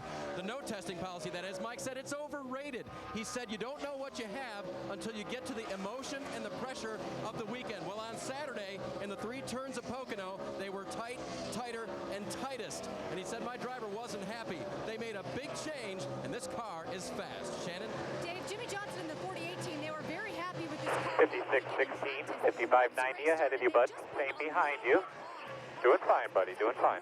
Turn 3. Right now, Jimmie Johnson says the car just feels very slow, especially off the turns. Jamie. One guy who's definitely not slow, Carl Edwards in the 99. He's gained 1 position since that last pit stop. It's truly been a team effort. This pit team has got their work done here in the pits. Carl Edwards doing it on track. Remember, he said he was really loose. Well, those adjustments on that last stop tightened him up, and he's moving forward. Dave? Casey Kane holds down the 4th spot, but he's saying, what happened? I don't have the side bite that I had before. Kenny Francis, as crew chief says, we'll put things back. The track bar and the air pressure adjustment we gave you last time. Shannon? Dave, Kurt Busch is describing these 2 cars having mood swings today. Most recently, it's been very loose. Surprising because they were tight all weekend in practice. Now, Kurt Busch said before you get to this racetrack, you have to do your homework, and they're holding in the top. About 56-11. Doing good, man. And behind him, Montoya getting nothing but praise from his spotters, saying great job. He's really found the right line around this place. He's moving forward. His car, so far, it's been good. Started off tight early. It's good, Shannon. For Jeff Gordon, he as well is struggling in turn 3, just like his teammate Jimmie Johnson. He says especially on the start of the runs, turn 3 is really a struggle. Tight in traffic for the 24. This is a 4-time winner at this track, but he says most recently they haven't run especially well. He says this track owes him something. Vince? Well, you talk about a track owing someone something. How about the 5 of Mark Martin? 45 starts here, 46 today. 0 wins. He may not have a car to win the race today, but they're just over halfway through this tire stint. Says the car's pretty good, but right now they need a good points day. They're sitting 9th in this point standings. Dave. And that's what Ryan Newman needs, sitting 7th as well. Crew chief Tony Gibson. 56-34, 56-20 on the leader that time. 56-15 behind you. Doing great, bud. But he said right now, I think it will come around. Now, Greg Biffle's car has gotten much better on this run. We have some radio to prove that. And, guys, part of that was Biffle's input, and part of that may be something else you remember. Listen to the radio. Feels okay. He just let us know how it drives. Driving better now. 10-4, but that's why we let you work on it every now and then. I think he's talking about the adjustment Greg made on the car when he tapped the wall right there. I didn't think drivers were allowed to work on their race cars. Well, we don't like them to work on them too much, I can tell you that, especially that way. That was a safer barrier soft wall / adjustment on the 16 car by Greg Biffle. Denny Hamlin trying to get his first win in 2009. He won both times here as a rookie in 06. He has now led twice for 50. 56-43, straight and smooth, bud. We're going to be opinion about this. This man uses a regular deodorant product. Now we apply Old Spice Swagger.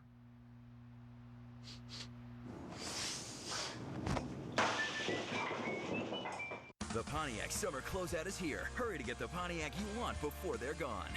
Get a fuel-efficient 2009 Pontiac Vibe for $13,708. And now at participating dealers, check out the Cars Rebate System, better known as Cash for Clunkers. If your trade-in qualifies, you can get $3,500 to $4,500 on top of current Pontiac offers on 10 Pontiac models. Plus, get the best coverage in America. Now during the Pontiac Summer Closeout. Does your mouthwash work in 6 different ways? Introducing Listerine Total Care. Everything you need to strengthen teeth, help prevent cavities, and kill germs. Introducing 6-in-1 Listerine Total Care, the most complete mouthwash. ESPN.com/Shaq. That was a trick answer. LSU. Tiger. Stanford. Timber Sports. ESPN.com. Follow your sports.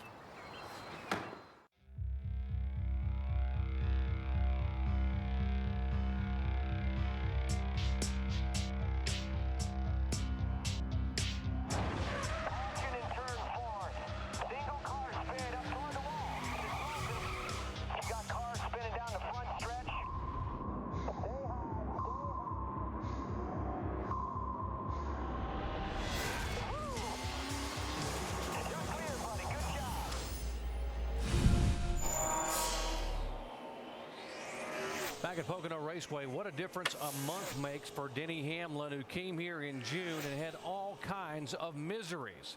Hamlin had a fuel pump issue when they waved the green flag, had to go to the garage twice. He lost 22 laps and came home with a 38th place finish, his worst finish of the year. On a year that has not been good for Denny Hamlin, but now suddenly they're back at Pocono, and he has led the most laps, leading twice now for 60 laps this time by. And the heartbreaking part of that was last race is he had a car that was probably this good then and didn't get to show it. Definitely making up for it today, though. Yeah, this car just seems like it's not giving up much. It's fast on the start after a restart after they've changed. But we're going to get your work done here, bud. 56.70. You got a 40 in front of you and a 40 behind you. 15 to 18 laps, and then Denny just starts pulling away. Actually, Carl Edwards is starting to reel Johnson in just a little bit every lap now as we get deeper into this green flag run. Carl's got a good car. He's just no match for those first two, about those first 15 laps on the new tires. You see, he's running third. That's where he started. Every car in the top 10 is actually started in the top 10. We haven't had anybody actually crack into that top 10 that didn't start there. David Reagan back there with Jeff Burton battling for 23rd position. Both these cars are on the lead lap. 690. There is Reagan, left side of your screen. Burton, No, but nice and easy here. Ambrose in the 47. Marcus had a little run-in with the concrete here earlier today, and he will take the spot away, or try to, there in the turn from Burton.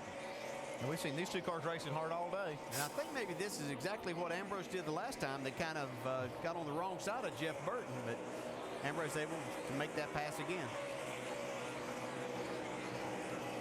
Talking about parity in NASCAR, we got a Toyota leading, a Chevy in second spot, a Ford is third, and a Dodge running fourth and fifth with Kane and Kurt Busch. So parity among the manufacturers here.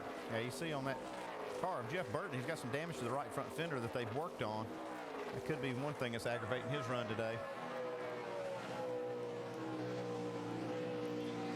Straight smooth here now, man. We're going to pitch in about 5. Make an early pit stop. We're about 5 or 6 laps away from scheduled green flag stops. 690. But, this would be a good opportunity to short pit, and they're going to take it right here.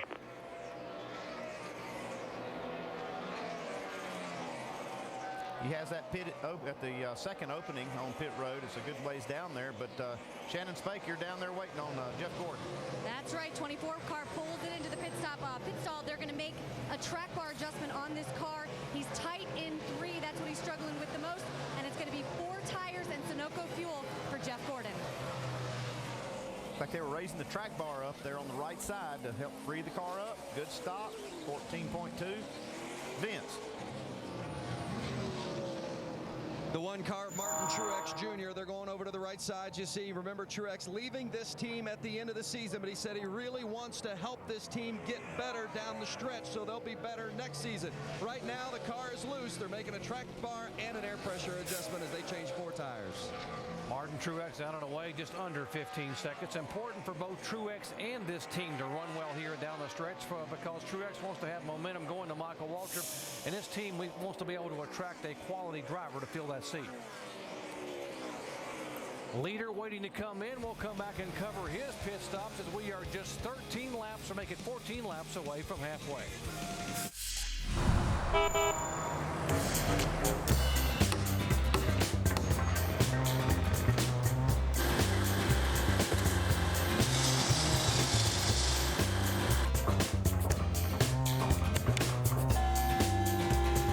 Cobalt tools are so tough you'll never have to stop working. What are you doing in here, Jimmy? Ratcheting, Chad. Duh. Cobalt, the next generation of tough tools. Available exclusively at Lowe's. America's pastime, and you're watching it one game at a time? With MLB Extra Innings from DirecTV, you can follow up to 8 games live on one screen, and they're all in HD. Order now and save $70 off the regular season price. The stars you want to see are on DirecTV Cinema. Oh, really? Not a bad idea. Can you beat that? Order now for the biggest stars on channels 125 through 199. Connecticut, Savannah, Tennessee, Alaska, the last frontier. I drove 1,000 miles just to meet Jeff Gordon. 480-something miles. I drove about 2 days. I got a speeding ticket getting here. Welcome to the Now Network. Currently, thousands of people are enjoying the new Palm Pre from Sprint. Its revolutionary web OS allows multiple applications to run at the same time. Millions are using the Simply Everything plan. Each is saving $1,200 over an AT&T iPhone plan. Together, that's billions of dollars. Enough to open a Dunkin' Donuts in space.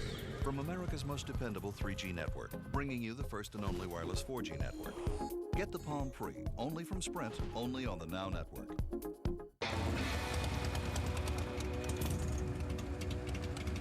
Wow, sweet minivan. Woo! That's minivan A to you.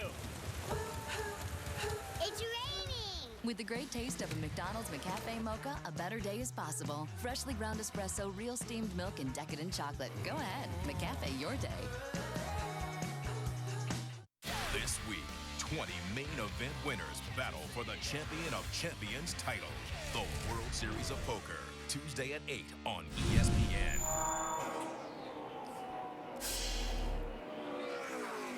'97. Pocono Raceway, Denny Hamlin, the leader here of the NASCAR Sprint Cup. But bring it on a pit this time. Haul ass, man. Bring it on a pit this time. His pit stop. Come on, guys. There's the 5-car of Mark Martin coming on the pit road. Newman in, Biffle in as well, 55 miles an hour. These are all scheduled pit stops. Vince? Still, please. Says the car is Get it. handling much better. They're going to go just a tick further in their air pressure adjustment on the right rear. 4 tires, handling neutral, and that's not so bad at this racetrack. Taking fuel as well, Dave. Newman's car a little tight. They're going to make an air pressure adjustment for that. Air out of the left front. Nothing out the back. His car is just a little bit loose. They make a wedge adjustment and air. Here we come, fellas. Pit road speed. And here comes the leader, Denny Hamlin, finally down pit road, lap 89. Clear pit out in front of you. Clear pit in. Front 2 cars finally coming on the pit road here. That's your mark. Now, turn in, turn in, turn in, turn in. Remember, Jeff Gordon pitted about 4 laps ago. Let's go down to Shannon. Dock tight in the center, loose off is still the problem for Jimmie Johnson. He said the last adjustment really helped, so they're going to do a little bit more of the same. Air pressure and track bar and 4 tires. Dave. Wow, your leader sounded like he was barely up on. Ready. Double check that. They're still focusing on turn 2. They want to take a little bit of air. Your mark. Now. And help that car turn a little bit better. Denny Hamlin out. There comes Jimmy down. There comes Carl Edwards down. Let's go down to Vince. You know you can, bud. 18 of Kyle Busch. He says the track is spraying out. Check clear. Steve Addington, the crew chief, says you got to pick your poison at this track. You're not going to be good everywhere. They're taking a half round, a wedge in the left rear. Kyle Busch off and away. The 19 car of Elliott Sadler is in as well. This team has been battling, handling throughout the course of the day. 4 fresh tires, air pressure adjustment, and Sunoco fuel for the 19 of Elliott Sadler. This sequencing of pit stops. Now, there are several cars that came in and pitted when others didn't. Remember that group that was 17th on back? Rudeman, Kenseth, Logano, Reagan. Those guys still on the racetrack. They will not have to pit as early as the guys who just now came in. There's David Rudeman being shown as the leader. Yeah, good thing. That's 5 bonus points for him as he's trying to work outside. His way to Joe Logano in the pit. Shannon? A little bit tight in the center. Clear, clear, clear. They're going to go to work on that car, try to fix him up. He has been battling this condition pretty much all race. They made a spring rubber adjustment on an earlier pit stop, but so far so good for Joey Logano.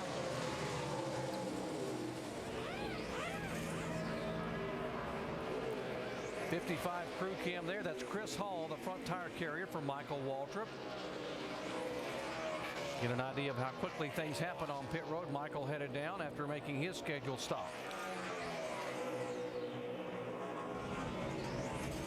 There's West Coast, the tire carrier, Ryan McRae for the 98 car.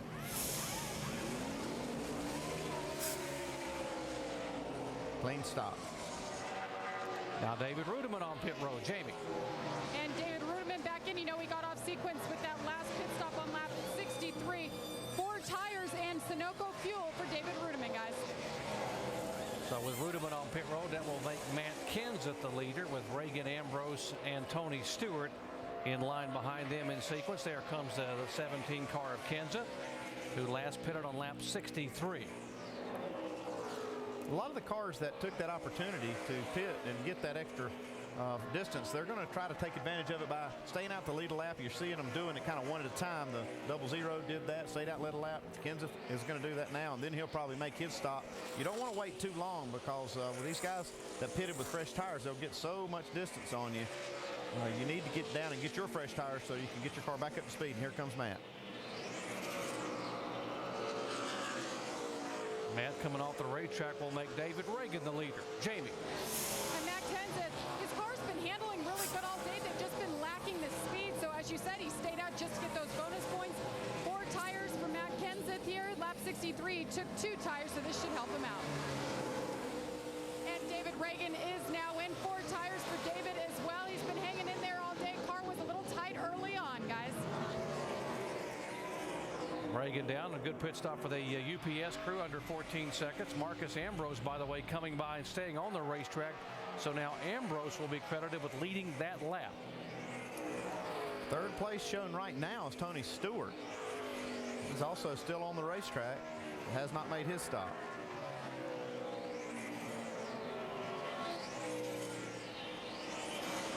So of the cars that have cycled through the pits, Jimmie Johnson right now being shown in 4th position.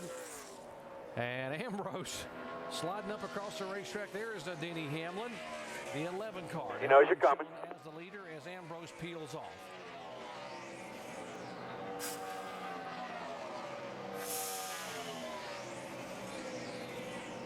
Oh, it is a long way down that pit road here at Pocono.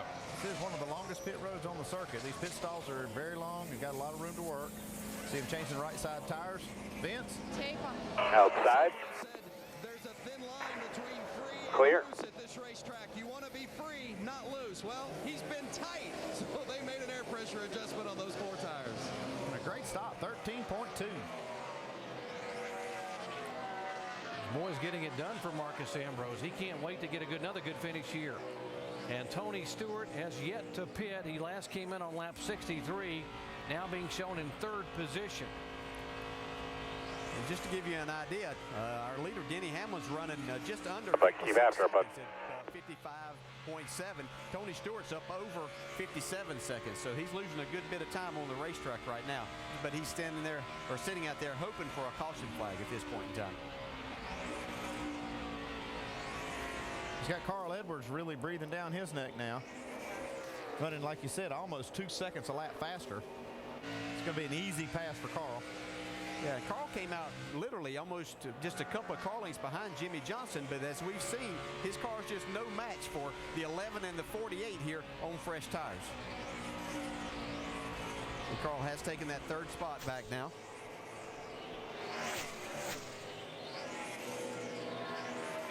So 4 laps away from halfway. There is the leader, the 11 car, Denny Hamlin. It is Hamlin, Johnson, Edwards. Right now, Tony Stewart waiting to pit, and Casey Kane in the top 5 here at Pocono. You call this a challenge?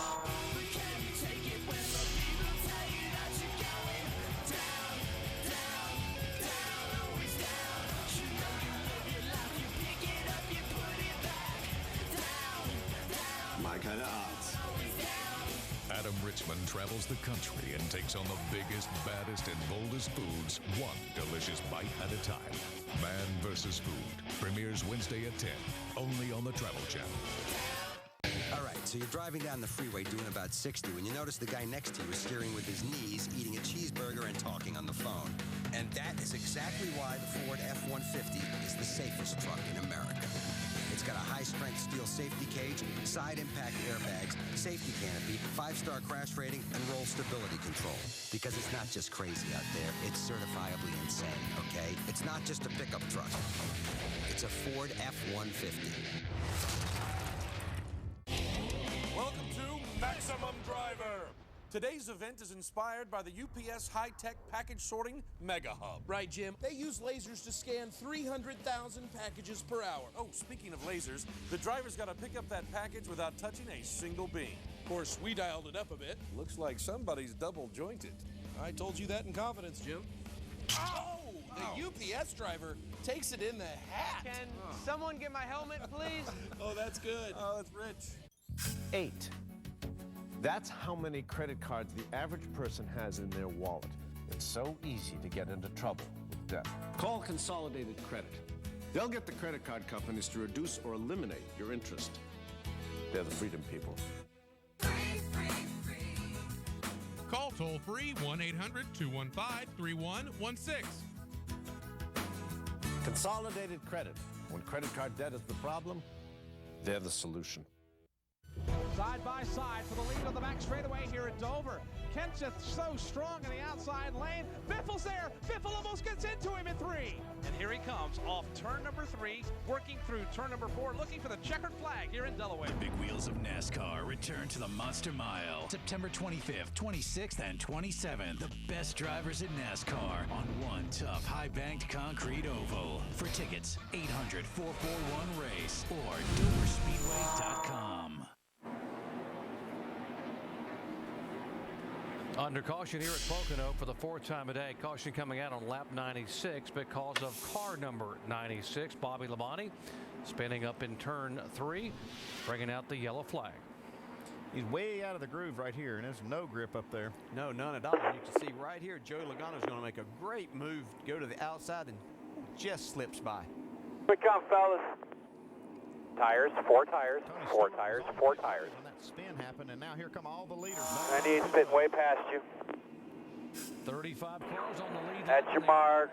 Now. Jamie. And turn him. Was following what the 48 was doing. He's taking right sides and fuel only for the 99. Shannon, Jimmie Johnson says this is the best the car's been all day. They are going to make a track bar adjustment. 4 tires and Sunoco fuel. Vince. The 5-car Mark Martin just going to take 2 tires. Ready. Go, go, go, go, go, go. Get to the wall, get to the wall. 2 tires for the leader. That's your mark. Now. Race off of pit road, and look at the tires. 2 tires this time. You see Kyle Busch's bunch gaining 5 positions. Kurt Busch back a spot. Boy, what a huge Sorry, dude. this was for Tony Stewart, though. He took 4 tires Yeah. right when Yes, we did that was coming. He came back out on the lead lap, and he stayed on the racetrack, and all these cars are going to line up behind Tony Stewart. They're going to have right side tires, but he's got 4 tires on his car. What a huge break for Tony. Things are not going his way. The car's not running well. He's been on and off pit road, and suddenly the points leader gets a break here at Pocono. Remember when I got my nationwide insurance policy? Sure do. You were only 16. The Earnhardt family has had nationwide insurance for more than 30 years because they give me an on-your-side review. That gets me the coverage that I need at the right price for me. Now that's on your side. Call 1-866-500-5555. Or your local agent. And get a quote today.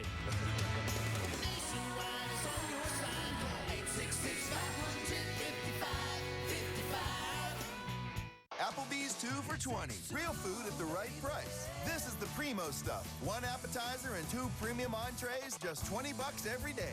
Genuine food, generous portions, genius price. 2 for $20, only at Applebee's. Do you have any idea how fast you were? Hey, I know you. Yeah? You're that GoDaddy girl. I love GoDaddy.com domain names. Websites hosting? Less than $1 a month. Affirmative. You know, I've always wanted to be a GoDaddy girl. Well, you seem to have what it takes. Oh, I definitely have what it takes. See what happens next at GoDaddy.com. The Craftsman cordless C3 line. 25 tools, 1 battery. Bring on the to-do list. Innovation, better value. Craftsman, trust in your hands. ESPN Sunday Night Baseball. The National League's top team takes on Atlanta at Turner Field as Manny Ramirez and the Dodgers look to continue their torrid pace. There's a drive. This one is way back there. A booming home run by Manny Ramirez. Against Chipper Jones, Brian McCann, and the Braves as they try to knock off L.A. and position themselves for the stretch run. Sunday Night Baseball presented by Taco Bell. Dodgers Braves tonight at 8 Eastern on ESPN.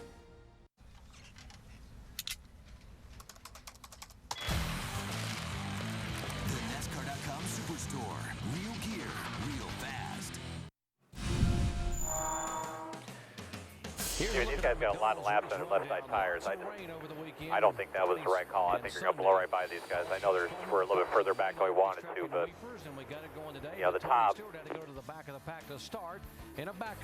did not pit.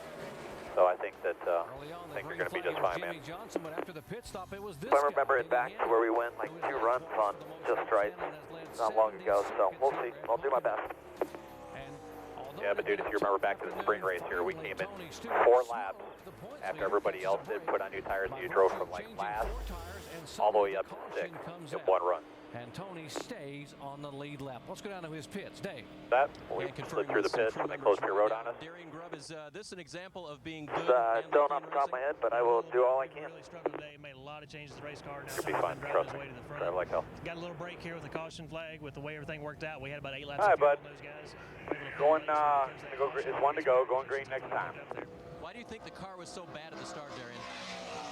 The track was definitely slick today compared to what it was yesterday, and what the setup we had in it. So we made some major swings. Ever pit? We were coming down pit road. The caution came out. All that stuff last time here. Had the inside line, which is not the focus on what we got to do here. I don't want to think about that shit right now. Stewart will restart here in 7th position, and that is a huge break for this team. Yeah, it is, and a lot of cars up there. You see Rudeman starting up front with Casey Kane. Those cars also made that late caution flag stop when other cars didn't. That puts them up here in the front. But you're going to see what Tony Stewart's got now. He's got a little swagger now going on. He is probably feeling a lot better about his day right now. Yeah, and I don't really think the inside here is starting for him because Tony kind of likes to run that inside. 100 laps to go, halfway this time. So he probably prefers that's where he's starting. Now, back in June when he started at the back of the field, he was running 8th at this point in the race. He is actually 1 position better than he was back in June. He's in 7th spot. Folks, 36 cars still on the racetrack here at Pocono, and every single one of them right now are on the lead lap. Yep, that's one thing you get with this big old racetrack. Keep a lot of cars on the lead lap. Keep in mind now with Tony Stewart that he has 4 fresh tires. A lot of cars pitted just now and took on 2 right side tires, and their left sides are fairly fresh. They only had about 5 or 6 laps on them, but Tony Stewart's at no disadvantage tire-wise right now by gaining this track position. Casey Kane did not pit. He is at this time he is the leader. Rudeman, Kenseth, Reagan, Ambrose, McMurray, Stewart, and Elliott Sadler. Those 8 cars stayed on the racetrack, although Stewart was in the pits when the caution came out. And among the leaders that pitted, Denny Hamlin right now being shown in 9th position, and is Hamlin, Edwards in 9th and 10th. Jimmie Johnson, who was running 2nd there, they changed pace cars off. Be ready. 4 tires, and he's going to restart back in the 19th spot. So be ready, ready. Green flag. We've got 100 laps to go, but outside only. Outside. Back here, going to be about 3 or 4 wide. Getting one. Jeff Gordon to the inside of Denny Hamlin there. Trying to find a way to nudge back in. Hamlin gives him some outside. Now Hamlin dives in to go 3 wide. Oh, and smoke outside, 2 wide outside. 1 outside. Look at the inside line getting a big push this time. Outside. Just cannot get going on these restarts. See his car extremely loose right there, and he's losing spots. Still 3 wide. Outside. Goes down underneath Tony Stewart to be able to get a 2 wide outside. 1 outside. 1 outside. I just don't think Tony Stewart's car is to his. Clear, clear, clear. I'm going to say a top 15 will be a really good day for them. There is Kane, Rudeman, and Kane. Inside. He slides up out of he made a move, but he got off the patch up there in 3. There's Jimmie Johnson, who's been back in the middle of that mess, back behind Martin, now trying to thread his way back. Johnson now outside. Down the front straightaway. Outside. Joey Logano. That's the risky thing about taking those fields. Still there, 20 only. Clear, clear, clear. Clear, looking. All clear, 2 wide in your mirror. Behind Johnson is Biffle, then comes Vickers. Now Vickers trying to make a move. See Joey Logano trying that outside on Mark Martin going through the tunnel turn. He makes it work. But what a great job Joey Logano did last week in Indianapolis from the back of the pack to a top 12 finish. Outside, 5 car only. Logano just sneaking to the inside. Outside again. Outside. Now looking inside of Kyle Busch. 2 wide outside. Jimmie Johnson on the bottom. One outside, outside, no hole. Inside, inside, in and out. Momentum goes down the front straightaway. Man, a lot of jockeying on this. In and out. Carl Edwards moving 2 lanes. And Jimmie Johnson lost 4 positions on the straightaway. Clear high, outside only, outside only. See Tony Stewart's car kind of bouncing around on that. Still outside. Inside, in and out, in and out. Carl Edwards trying to get his car Looking for a hole. Clear. in the right direction. He's looking for somewhere to go. Inside. Here. Pushes Tony Stewart right by Allmendinger. Outside, in and out, outside only. Clear. And look how far back that 48 is now. He's all the way back to 24th spot right now. He slipped up there and lost a ton of spots. He lost 4 on the last straightaway coming out of turn 3. And he was caught down on that inside in turn 1 again. He's going to have to be very patient right now. Outside, outside. Whole day, if he doesn't, stay out of trouble right here. It's a dangerous spot. Something wrong, guys. I don't know what it is, but they're blowing by me on the straightaways. Oh, that's not good news. 4. Take a look at your volts, please. Switch your MSD box. Coming hard. Coming hard. Yeah, he's losing another one. On the straightaway now.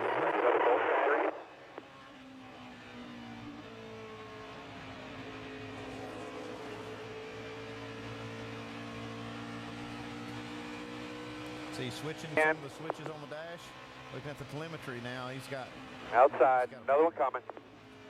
Yeah, 2 laps ago. See, before I break it, let's bring it down here. We'll take a look at the plug wires and stuff. Here we come, guys. 0 speed. And we showed the graphic earlier Jimmy. when Tony was back in. Feels like it's running fine, but it stumbles like crazy on the mid-power band up. To 256. Getting ready to blow the motor right now. And Jimmy feels he's got... You got fuel pressure, oil pressure, and all that.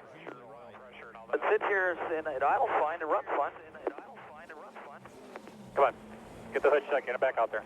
Like they found a plug wire off right there.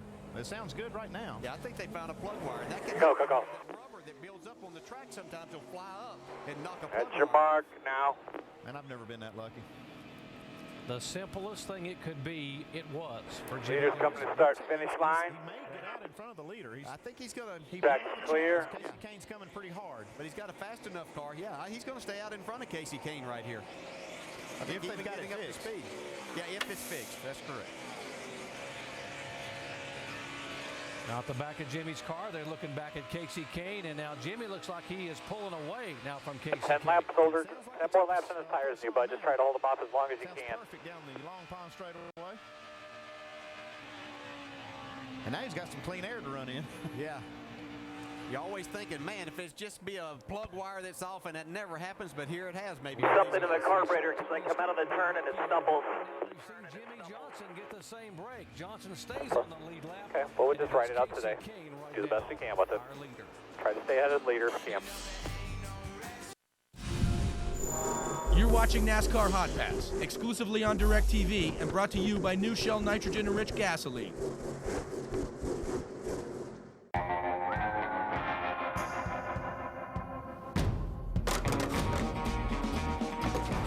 Hey, Kevin. Filling up with nitrogen-enriched Shell gasoline? It contains a cleaning system that seeks and destroys the engine gunk left by lower quality gasoline. Then it acts as a barrier that protects engines from performance-robbing gunk. She's trying to wreck me. Quit your whining, Harvick. Yes! Winner! Kevin, everyone's a winner with new nitrogen-enriched Shell gasoline.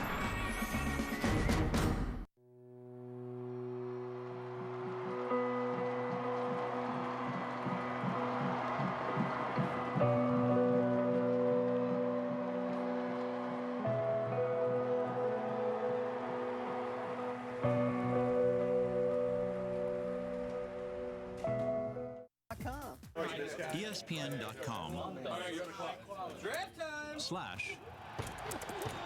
1. Round 5. Oh yeah, all day long. That's right. Round 15.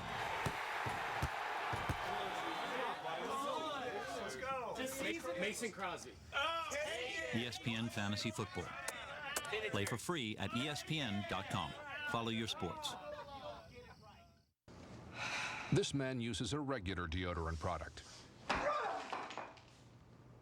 Now we apply Old Spice Swagger.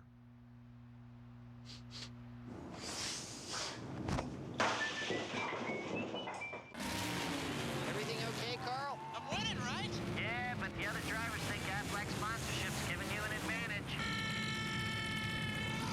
Well, if you're sick and you can't work, Aflac pays cash fast. They'll keep you in the race. I know, but they see it a little differently.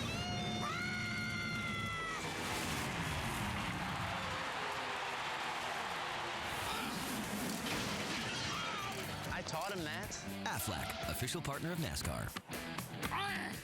Yeah, I'm on the car. I'm riding with Dale Jr. I'm definitely in a car. I'm riding with Dale at the AMP Energy 500. And you should ride with me too. 70,000 fans will get their names on Dale Jr.'s car. Go to ampenergy.com now to sign up. I'm on the car. Back at Pocono, and Jimmie Johnson's troubles may be continuing. He just got passed by the leader, the 9 car of KCK. Still got a problem of some kind. The car runs great off the corner, most of the way about halfway down the straightaway, and then at the end of the straightaway they start losing a lot of RPMs, a lot of speed. What's going on with that 48, Shannon? Well, they did not find Clear by 6 on the 00. The team has just told me, but Jimmie Johnson did come on the radio and say he thinks it may be something in the carburetor.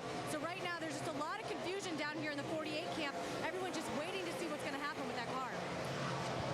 Kind of worries me though that when you see something on a car that hurts it at the end of the straightaway, it's usually a valve spring, and when that happens, it's just a matter of time before the motor finally just self-destructs. 2 back coming. Inside. There's the 11 car, Denny Hamlin, the 17 Clear all around. Kenseth, and the 2 of Kurt Busch. They are 3rd, 4th, and 5th. Next car's 2 seconds back. Mark Martin making up a spot. Moves up to 12th by Jamie McMurray. So Jimmie Johnson now being shown 1 lap down. Here's the deal. If the caution flag comes out, I want him to pit immediately if we're anywhere close to the leader. We invite you to round the bases with 10-4. ESPN for 2 nights of Major League Baseball action. First catch Monday Night Baseball presented by Holiday Inn at 7 Eastern. Alfonso Soriano leads the Red Hot Cubs against Scott Rowland and the Cincinnati Reds. Got worse all of a sudden. Something's going to happen before long, I'm sure. As Kevin Youkilis and the Red Sox 4, bud. 10-4. And the Tampa Bay Rays at 7 Eastern time. ESPN News will be shown in Boston and the Tampa markets. Major League Baseball on ESPN and ESPN 360 Monday and Wednesday. 5 back coming hard. See Casey Kane your now bumper. just stretching it out on the rest of the field. In line, looking outside. Lead over David Ruderman. About 5 back to the next one. Casey got a lot of momentum. 4 top 10 finishes for Casey Kane the last 5 races. You widen your mirror. I talked to those guys in the garage area, the 9 team. They were very, very optimistic about the race up here, and their new engine package that they've got, that new Dodge engine. Coming outside, 2, and then 2 back to 17. Yes, it really does, because it makes a lot more. 17, then there's 8 back to the 24. With this car, he's actually losing more spots, and it's slowing down even more and more. 1 back. See the RPMs in the middle of the corner. That's normal about there, but it's just not picking up RPMs on the straightaway. Went outside. 10 back to the next one. Got to be frustrating for a driver, DJ. You know you got an engine problem. And 3 back. As long as this race is, it's probably just going to get 3 worse. back. I don't know what you can do about it from the seat.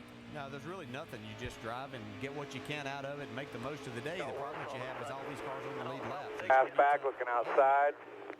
You keep trying to run. It's only going to 2 enhance. back to double wide. Yeah, let's don't forget now that the 88 car had an engine failure at Indy last week. We don't know if this might be related to that. Outside. Operation, but he's definitely having a problem here. Line of 3 up coming. Well, with him having problems, you know. Next one back to 99. There's a big gap behind him. Going by, left side of your screen, going by the 48 of Jimmie Johnson. Jimmie had cut 100 points off the Stewart's lead about 35 laps ago. It was down to about 78 points. And now with Tony going by, the lead for Tony Stewart is up to 191 over Jeff Gordon. 266 now over the 48 car of Jimmie Johnson. Yeah, and another problem they're going to have is five back to the five. Coming hard. There's a minimum speed to stay out there and continue, and that's Jimmy's been told that he's going to have to pick it up, or they'll have to come in and work on that car to get it where they can run the minimum speed. He's almost 4 seconds a lap slower than leader Casey Kane right now, and you can see the car four just back. not picking up any RPM. Should be up to over 9,000 right there. Going to the outside. 16 to 26, 4 behind him. The minimum speed here, or lap time, is a 59.47. Buddy, I know you're being courteous to those guys out there, but NASCAR is saying that we've got to try to pick up our speed, so just do what you can. Just do what you can.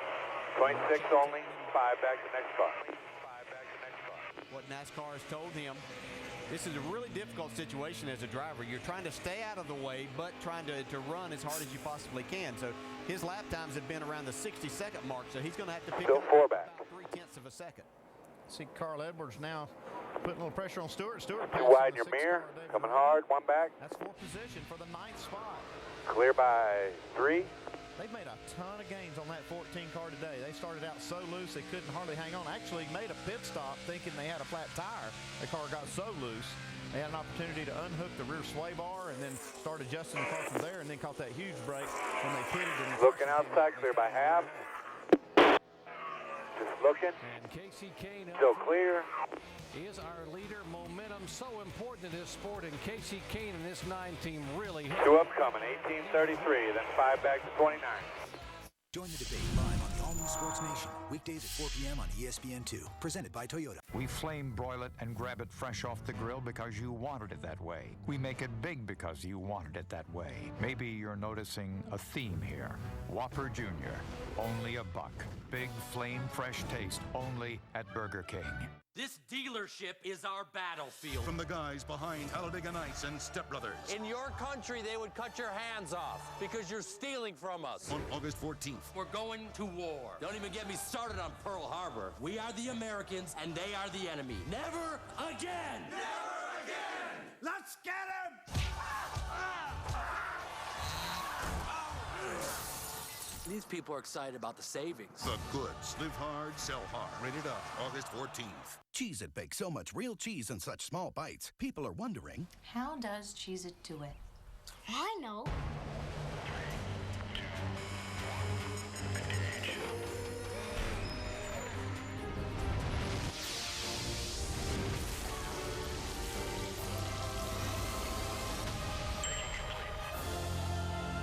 Cheez-It.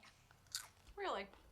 Yep. lots and lots of cheese baked into little bites. Cheez-It, the big cheese. Hey, Haynes man himself. My agent turned me on to these shirts. The collar doesn't stretch out. You should look into it. Looks good, man. We should do dinner. We could just trade info. Maybe you and I could... Take care. Call me!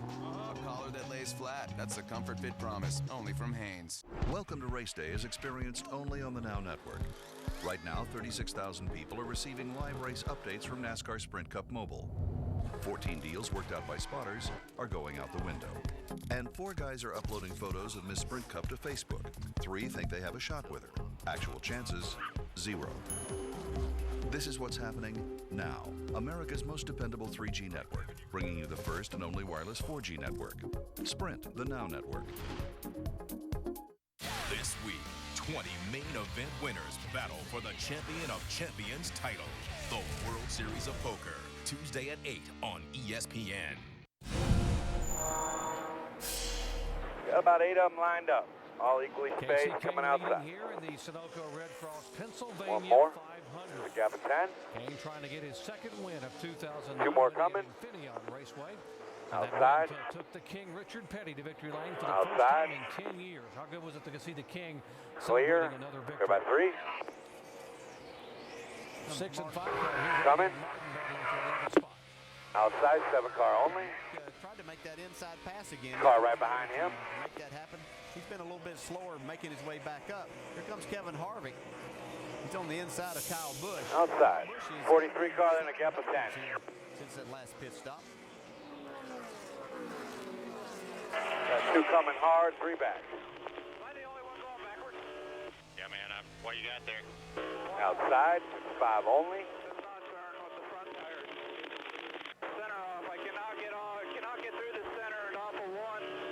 Clear. Another one coming. That was the radio of Kyle Busch communicating with his crew chief, Steve Addington. Yeah, 2 more, about 4 seconds back. Early in the race, running firmly in the top 10. Now he's back to 18th.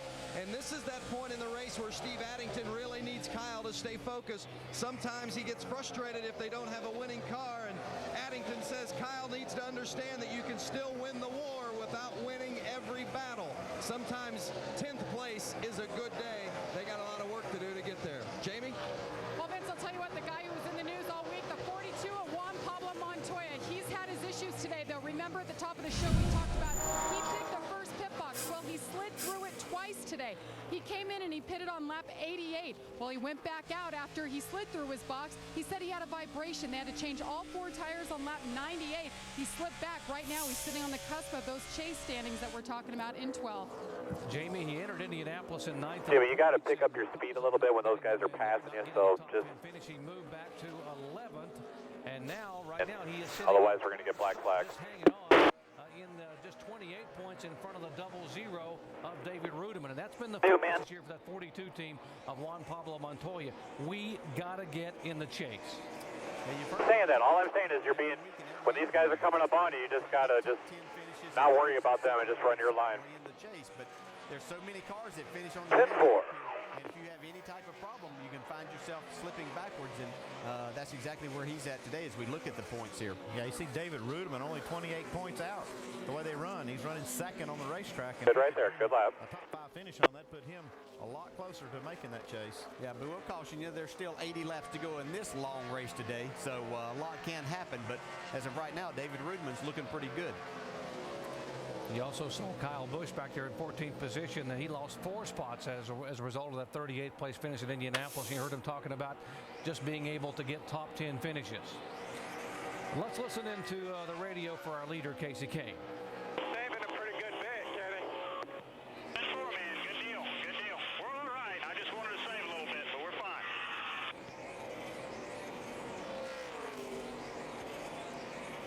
Take a look at the windows, the fuel windows for our top 3 drivers, and getting close. Yeah, you see Casey Kane has got a few more laps on his fuel load. Here's a second spot changing places. You see David Rudiman's got just a little bit more, and Denny Hamlin making his stop later than any of them. Good, bud, doing really good. Well, we get this thing fixed up, we're going to be fine, man. Remember, David Rudiman finished 3rd here back in June, at one of his 4 top 5 finishes, including a win this year. Casey Kane, our leader here, lap 121, moving in on pit stops when we come back. Come on, Tony Stewart. Oh, God. Confidence. That was me, Tony Stewart. Before I started using swagger from Old Spice. Now look at me. Thanks, Old Spice.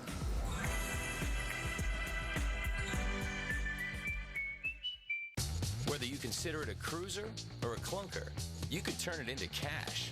Get to your Dodge, Chrysler, and Jeep dealer and get up to double the government's cash for your old car. Now get up to $4,500 for your old car, plus up to an additional $4,500 cash allowance. No turn-in? No problem. Your Dodge, Chrysler, and Jeep dealer guarantees everyone up to $4,500 cash allowance on virtually every model. Get to your Dodge, Chrysler, and Jeep dealer on the double and get double cash for your old car. Get your career cooking. Literally. Call an affiliate of the Cordon Bleu Schools, North America. You can train as a culinary professional and work as a chef, pastry chef, restaurant manager, and more. Call now, and we'll send you this complimentary career guide. Operators are standing by. Call 800-713-6094. That's 800-713-6094. Field out of turn 4, green flag in the air. You got to be careful because all these guys are bumper to bumper right now. So if they start lining up on the bottom,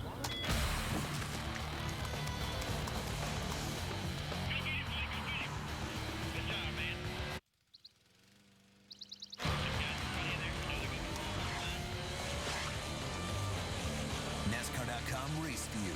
Get in the race. ESPN.com/Shaq. That was a trick answer. LSU. Tiger. Stanford. Timber Sports.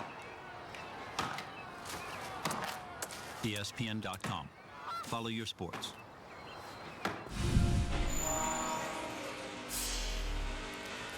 Here are the current standings for the AT&T Fastest Pit Crew of the Year. Points are accumulated by the team who wins the race by fan voting and by an ESPN pick, and it is Jeff Gordon, Earnhardt Jr., Stewart, and Johnson. Right now, that's the top four. Leaders at the line. Make your pick for the AT&T Front of Fastest link Pit Crew should of the Year by texting the car number for the pit crew you think is Oh, but doing fine, man. Doing fine. We're working on a plan here. We get a caution, we'll try to get you fixed up. Now we'll just write it out. This stuff happens from time to time. It has been a bit of an adventure here all afternoon for Dale Earnhardt Jr., who has been hanging on for dear life. 5 laps to go, bud.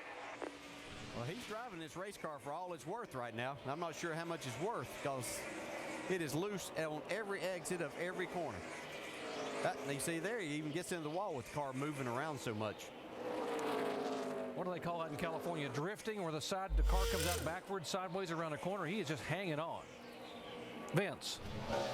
Crew Chief Lance McGrew for Dale Earnhardt Jr. Of course, only been on the job about 8 weeks, and he says he has been evaluating every aspect of this team during his tenure there, as brief as it may be. I said, what's the one area you've got to get better? And he said the cars. They're just older than they need to be. Unfortunately, it takes a month or so to build a new car. This is a new car. It's the one they ran at Indianapolis. It's the best one they've got. But he says we just got to get our cars to be better. We're seeing some of that today with the 88 and Dale Jr. Thanks, Vince. And here's Jamie McMurray coming on the pit road. We're expecting leaders pit stops, and McMurray coming in out of the Roush Fenway stable here on lap 126. Vince.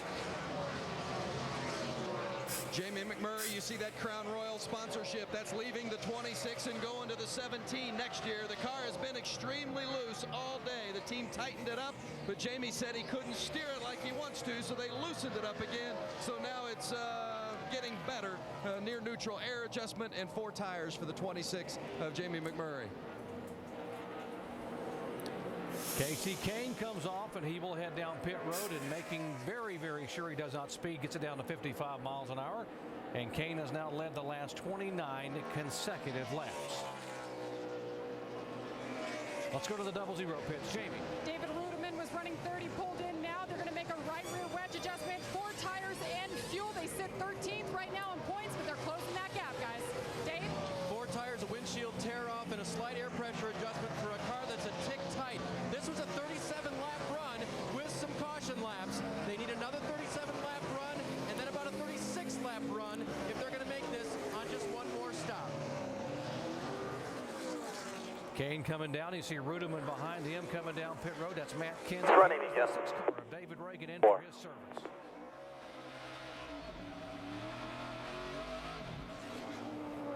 So Denny Hamlin will be the leader on the racetrack, and then Kurt Busch, Gordon Ambrose, and Edwards. They have yet to make their pit stop. Guys, they're trying to lean on this a little bit, and as you heard the calculations, maybe they'll make it on one more stop. I was just sitting there doing some math while Casey Kane was making that pit stop, and I came up with the same numbers. They've got to stretch this thing. They had 4 laps of caution in that last run to make that 37-lap run. Battle for position. That's Edwards and Ambrose. Edwards has the spot. That's 4th position. Ambrose is 5th. 6 back. You can see the 19 car under Carl there. He just had been in pits and got fresh tires. You can see how much of a difference that makes as Elliott was able to go in front of Carl Edwards. 2 back with tires. 00. Inside. Clear. 995 back. It's paid off really well for him. Sitting here in the top 5. Looking inside. He brushed the wall earlier. He's had quite a day, hadn't he, Vince? Nothing behind a 98 if you need it. Inside only. Inside. Tight. Now he's trying to get some clear. drive off the corner tires. He just doesn't feel like it's doing what he wants it to do or needs it to do to really get up there and be in the mix. Doesn't turn like back it needs coming. to. Has been the biggest complaint for Nothing behind the 98. But still, Andy, as you said, a good day, and a good season for this team. They feel like they're this close to having a breakout race. I'm not sure it's going to be today, but still a solid run for the 47. Very solid, and if you're looking for that breakout day for Marcus Ambrose, stay tuned next week. I guarantee he'll be good at Watkins Glen. Remember the effort last year at Watkins Glen? He went all the way, came all the way from the back of the pack to finish third at Watkins Glen. And we talked to Marcus about being a newcomer here in NASCAR Sprint Cup competition. It's very difficult for me as a rookie coming into the sport, racing and trying to pass Five a Mark back. Martin or a Jimmie Johnson or a Jeff Gordon. You know, these Inside. guys I look up to, I admire, I respect. And so you have to race them like anyone else that you race against, but you also know your position in the world. And for me, it's about doing the right thing. Finished third at Infineon. Now here's another pit stop here. The 98 car in for Paul Menard. I know you're down on power, Bub, but as far as going through the corner, how does it feel right now? Good. Just a little bit with that left rear tire. 15.3. Little tape there dangling off the back. Still waiting for Denny Hamlin and Kurt Busch and the other leaders to come on pit road. Hamlin last pitted on lap 98. We are at lap 130. Saying they can run about 35 or 36 laps. Yeah, that's just our guesstimation of how far. Tires in your mirror. The driver can do some things to stretch that, and we'll see just how Side. far Denny Hamlin Nothing behind the 17. stretch this. You're on a pit this time. Now, if he Pit this pitted, time. he'd have to go 35 and 35 to make it to the end. So anything he can do here to 4 tires and fuel here, guys. 4 tires and fuel. without running out of fuel. I think he's coming in next time. And you know, going back to Casey Kane and Kenny Francis and them, they were figuring this fuel mileage back before halfway, just before halfway, lap 98, somewhere in that range as to what they may need to do as they got ready. Ryan Newman and Tony Stewart, teammates on pit road. See just how long this pit road is. You can see just how far down they have to go, Dave. They do indeed. Ryan Newman's car was just a little bit looser on this run. They're going to make a track bar adjustment and an air pressure adjustment. 4 tires for him. Here we come, fellas.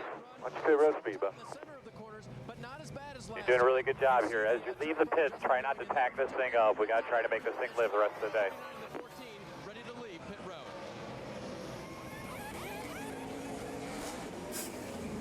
That's your mark now. Turn it. Kyle Busch, he says it's been about into the wall every single lap. He just doesn't feel comfortable with it. They gave him 4 tires, made an air pressure adjustment. Dave Burns.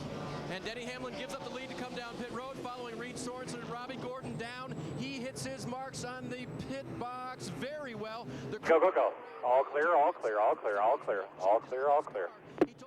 Mark now. 15 laps ago, if we just get it out front, we'll be fine. Going to the left side now, trying to complete the stop, keep his position relative on the racetrack.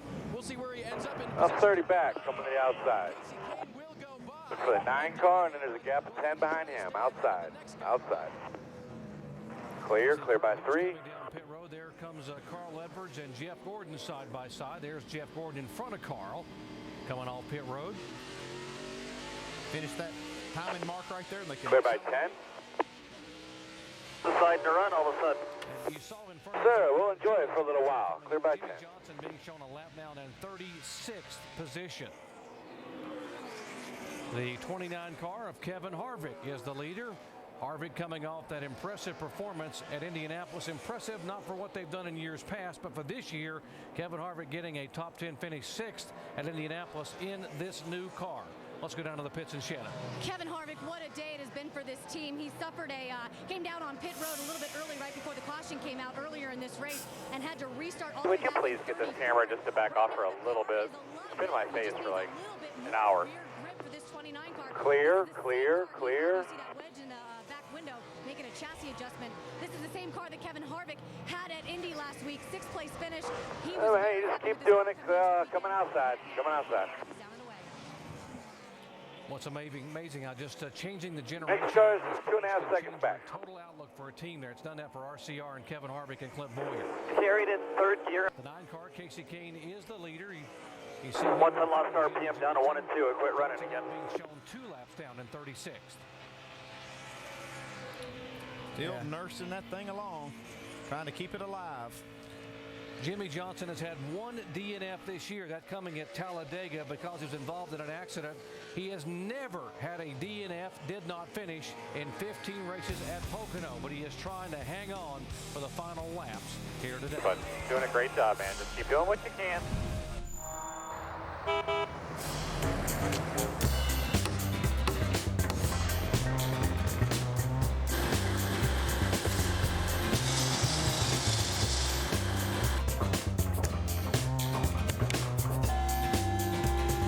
Cobalt tools are so tough you'll never have to stop working.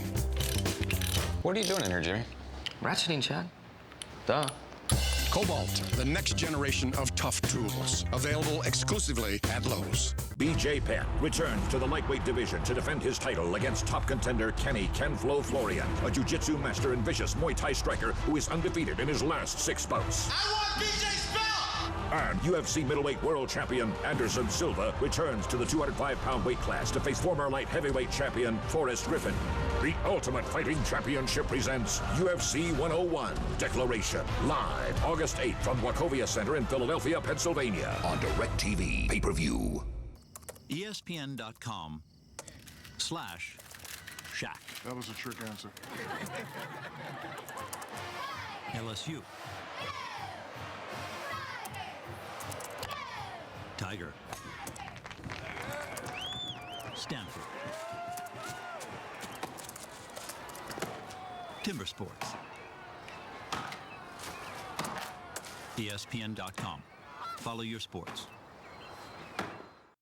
Y'all loving your McCafe experience? Good, because here's something else to love. Free McCafe Mondays at McDonald's. Enjoy a sweet, scintillating sample of chocolate bliss that'll leave you shivering for more, and you thought we couldn't get any cooler. Or warm your soul with a chocolate and coffee combo that'll send you to mocha heaven. Only thing better is that it's free. They give me the light, so I give you McCafe.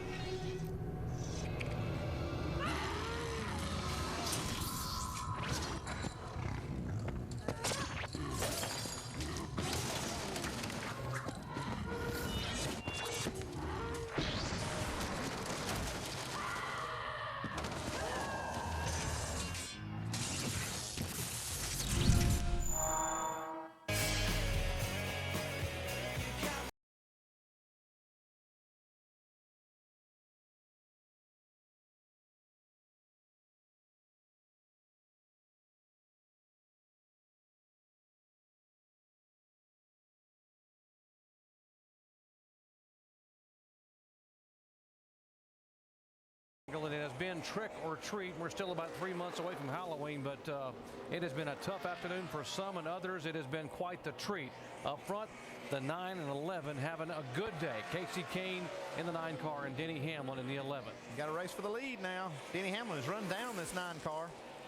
Casey Kane had to make that stop just a little earlier, so he has a few more laps on his tires than Denny Hamlin. And Denny Hamlin's car is so good, though. He's able to go fast when he has fresh rubber on and the car just doesn't give up. So they really have this thing dialed in, and Denny is doing a great job of wheeling this thing around here. Seen him a couple of times with it, just sliding it through the corners. Not that the car's handling bad, he's just driving the wheels off of it. I remember something that we did in practice on Saturday. He was not all that optimistic about how he was going to run. He said he didn't feel like he had the car. Here comes Gordon now and Matt Kenseth. Denny Hamlin looking inside on the right-hand side of your screen, looking inside of Casey Kane, going to take that lead away. And Hamlin will take the lead. We have a 12th lead change for the day among 8 different drivers. Dave? The word to Denny Hamlin was, save your tires. His word back, I want to get him while the tires are good. So at their freshest, those tires have a lot of grip. And this car that was not good on Saturday, and in Mike Ford's words, they made an in-frame overhaul, they have fixed to come out and lead this race again at Pocono. Yeah, it's not only good there, he gets out front. He can kind of drive the way that he wants to now. He can save some fuel if they're needing to do that. Plus, he can save his tires a little bit more by being out front. I like that whole philosophy right there of just striking while the iron's hot, get out there, get that lead, and then you can be in control of the race. See teammates right here, Carl Edwards, Matt Kenseth. That is for 6th position. Edwards has taken the spot away from Kenseth. We mentioned Carl hasn't won this year. Matt Kenseth won the first 2 races of the season at Daytona and California. Well, Matt's struggled somewhat today, but he's found himself because of pit strategy and things up in the top 10, and he's trying to make the most of that, and that's why you saw him just kind of let Jeff Gordon and Carl Edwards go. Marcus Ambrose trying to hold off Mark Martin for position. Ambrose running in 8th spot. As we mentioned a while ago, another very solid day for Marcus Ambrose, doing a terrific job here, as is Mark Martin. We've talked about how he hasn't won here today. That really wasn't his focus. They know that they just need to get out of here with a solid top 10. If they can get it in the top 5, that'll be great. We heard Marcus Ambrose talking about respect. That's the way you gain respect from these veteran drivers. Mark Martin was coming. He pulled over and let him go. And that was a good, smart move by here's Ambrose. The 48 car of Jimmie Johnson. He is being shown 2 laps down in 36th spot. Shannon. Guys, I wish I had more information for you, but the team just telling me that they had a miss in the engine. 1 lap, Jimmie Johnson will say that the car does not sound good or isn't running well, and then the next lap, he says it's fine. They did come down pit road. They did not get under the hood. They just had 4 tires and fuel. But one thing, guys, that Jimmie mentioned was maybe there was possibly something in the fuel. What do you guys think about that? That's a definite possibility, Shannon, and we were speculating some of that because it's been so, up and down for Jimmie Johnson. He can sometimes run, like right now, he's running 56.90s. That's not just maybe a second off of the leader. Earlier, he couldn't even run 60-second laps, so it's just been coming and going for the 48.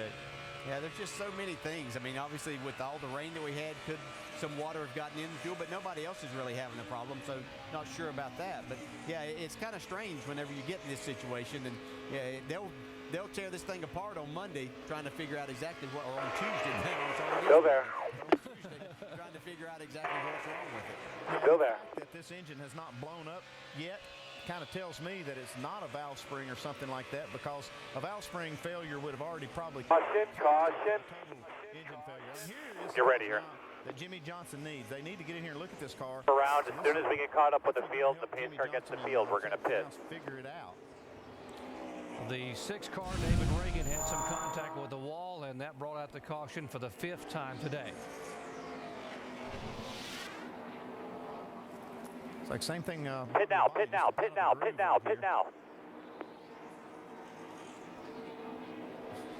Here we go, guys. It's all looking back at Allmendinger.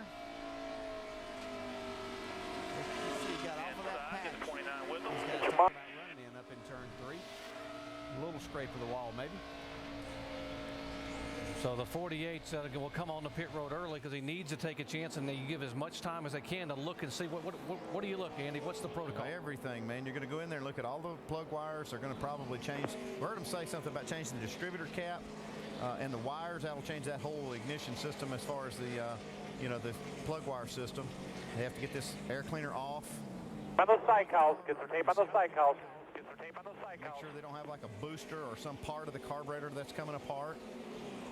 Because it all seems to be in the top end. It's the end of the straightaway from about halfway down that they start losing that. It just doesn't seem the RPM's climbing. Been in 2 yet, lots of time. They're keeping up with the leader. This is 1,000 RPM, one of the cylinders goes out if not 2.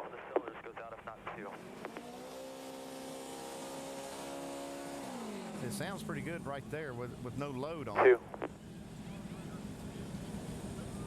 It doesn't look like they're going to change the distributor cap and wires.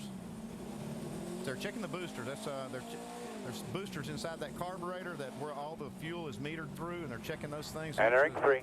Loose or clogged up. Even with those gloves that those guys have on in the fire suits, and that's still extremely hot working around in that area. It is. Well, the carburetor itself is fairly cool, but you start getting below that manifold, and everything is hot. I mean, Heading 3. Come close to those headers. Mark the header tubes. Did you guys mark the header tubes? All right, come on. Go, go, go. Okay, they're just going to get back out on the track now and try not to road lose another speed. lap, come back in and work on Just it. See, change it. Get ready to change it. Hands there. They'll put it back on next stop. So he'll come back around the leader. Don't worry about it, man. We got to start the back anyways. Jamie. And last stop, he made a wedge adjustment. But they're going to want you to go a little bit slow going into one. I got cleanup truck. Wedge, 4 tires and Sunoco fuel. Shannon. Jamie, Kurt Busch has been loose all day, but it's He's in the middle on the top. 7.7 second pit stop. Dave. Try to win. Casey Kane's Next thing I see is in 2. Not a quick yellow, Tempor. For the 11 car of Denny Hamlin, a 2-tire stop, and he leaves pit road. The race off of pit. Marvin, did they say quick yellow? There for Hamlin Edwards. Essentially all the guys. Be ready here, guys. Let's be ready. We'll change the carburetor. 4 tires. That cost him 7 positions. Got cleanup truck in 3. He had more laps on his Trevor coming out. So he had to get 4 tires in that situation. Carl. Caution for the 5th time today on lap 141. The issue with the 6 car was Back around and catch up with the back of the field. We'll do it next time. Hey, Mom, I need some minutes. I just gave you some at the restaurant. Yeah, no, I threw them out. They were old. Old? They're rollover minutes. They are as good as new. You know, not everyone gets to keep their unused minutes. And these days, we can't afford to be wasteful. Saving minutes. Saves money. Yeah.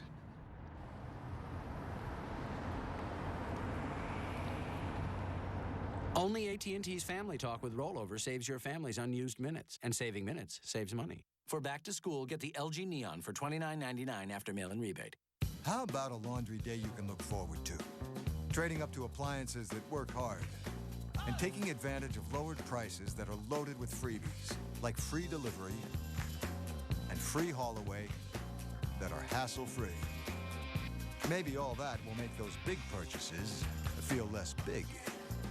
More saving, more doing. That's the power of the Home Depot. Save 10% on appliances of $398 or more from brands like GE, Maytag, and LG. Anybody want a beer? Yeah. Are you insured? Do you know when your beer is perfectly cold? Or do you risk drinking a warm one? If you have the Coors Light cold activated bottle, you're covered. Because every bottle turns blue when your beer is as cold as the Rockies. It's cold insurance. Only from Coors Light. Cold beer. That's our policy. Frost brewed Coors Light, the world's most refreshing beer.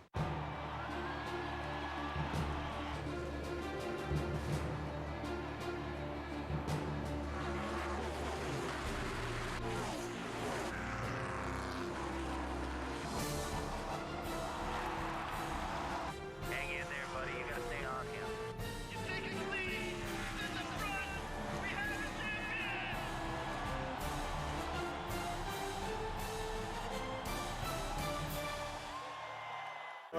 ESPN.com/round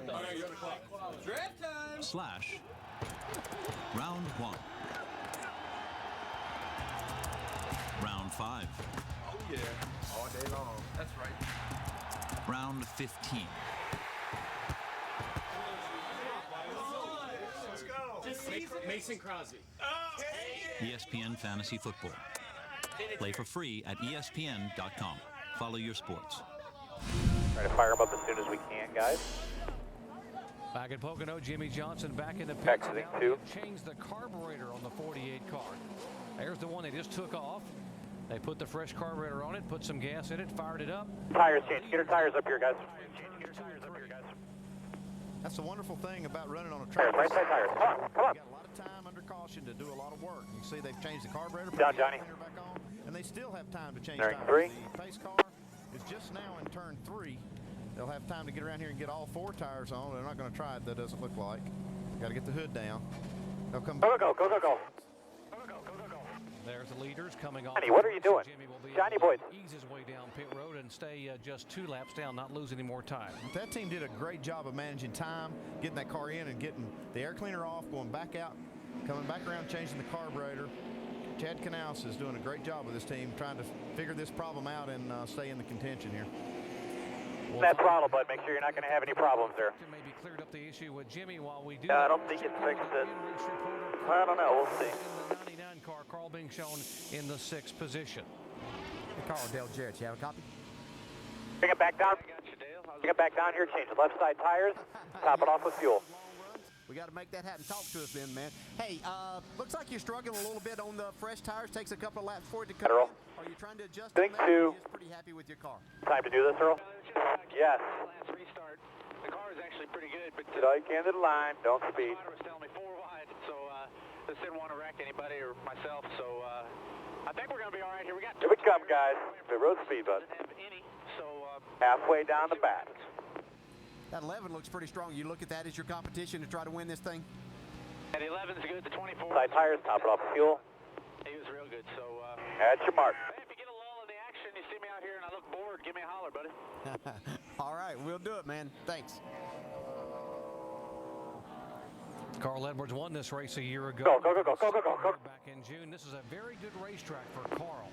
As we At told your you mark earlier, now. hard to believe, but the guy who won the Just most at races turn a year 2. ago, which was this team, with Good job, guys. Good work, everybody. Good work. Here in 2009. The speed, see if you can tell if it's running, bud. Mark Martin is our leader. Brian Vickers in second spot. Bill Stublin, second and third gear around 8,000. Third, Hornish and Hamlin. The 11 car is fifth. It's going to be another good one right here. You heard Carl talking about. Back is clear, bud. They're entering 3. Yeah, 4 wide wasn't something you want to get yourself in as you're trying to win a race and keep yourself up in the points. So using his head a little bit in that situation, and then he was able to pass the cars as they got strung out a little bit. Sounded like he wanted to talk under green, didn't it, if it gets boring? He does. We've been talking about that a lot. Okay, car's off. I don't want to talk right now. No. He's going to be busy. I love the double foul restart shootout style. Green flag. Fans, here we go. Mark Martin brings him down and hits the green flag.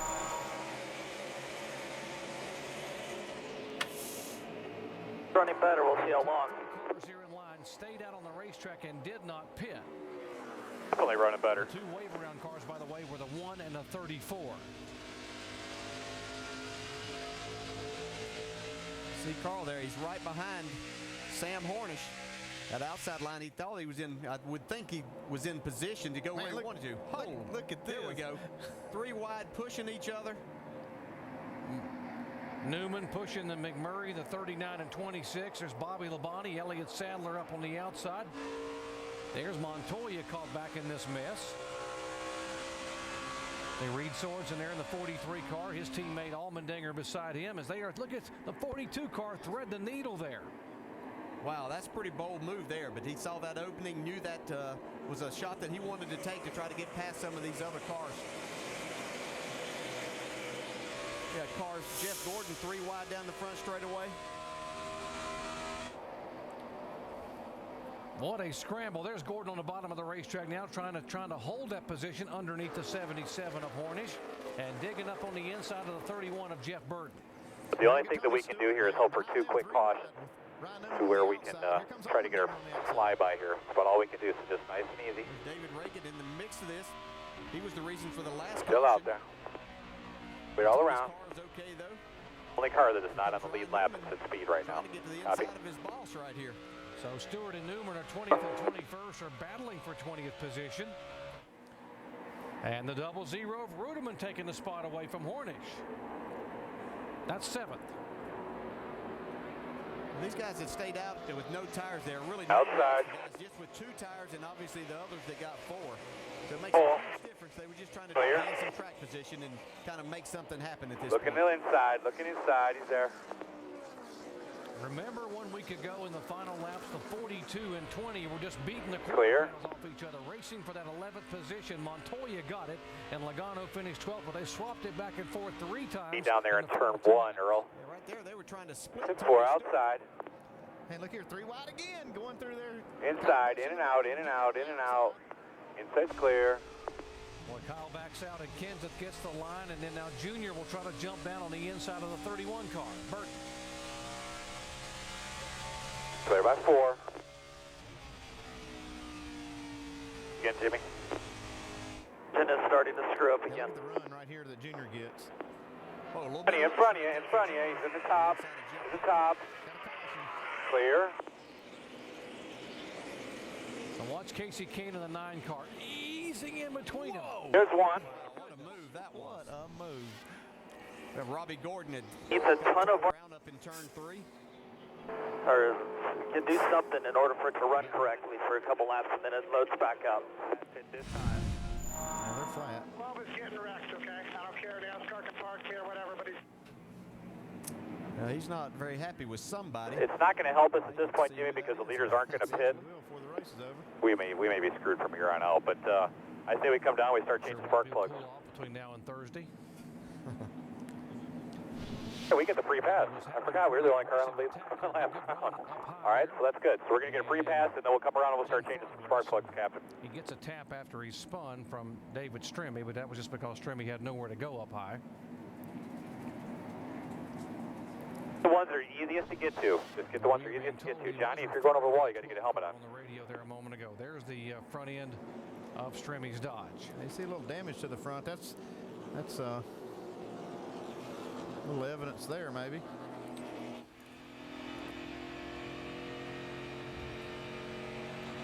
By the way, the free pass will be the 48 car, so the Jimmie Johnson will get one of his 2 laps back by virtue of this caution flag. I think the leaders will probably stay out right here. You'll see some of the cars come down. I saw, like Sam Horn is probably... Guy, you can pit this time. Quick yellow, then they'll give you a go around. Pit this time. Pit this time. Just get the 3 easiest, the 4 easiest that we can. That's all we need to do here, okay? They might think they're more equal. We don't see many coming here. Ambrose is first one. Some of the guys further back. Here come, guys. Making their way to pit road. Sadler, Waltrip, Casey Mears, Sorensen is there. Truex. There's Jimmie Johnson back in. Yeah, he's only going to be 1 lap down. Caution, we have no other cars that are on the racetrack that are any laps down. So left. As they continue to work on this thing, fuel it. Fuelers go. Next for the 48 car, the car is still not doing what Jimmie Johnson wants it to do. So Chad Canal said, come on down. Stay we back, got a guys. free pass, so we're back on just 1 lap down, but they are going to start changing some spark. Get your jack and your tires ready to go.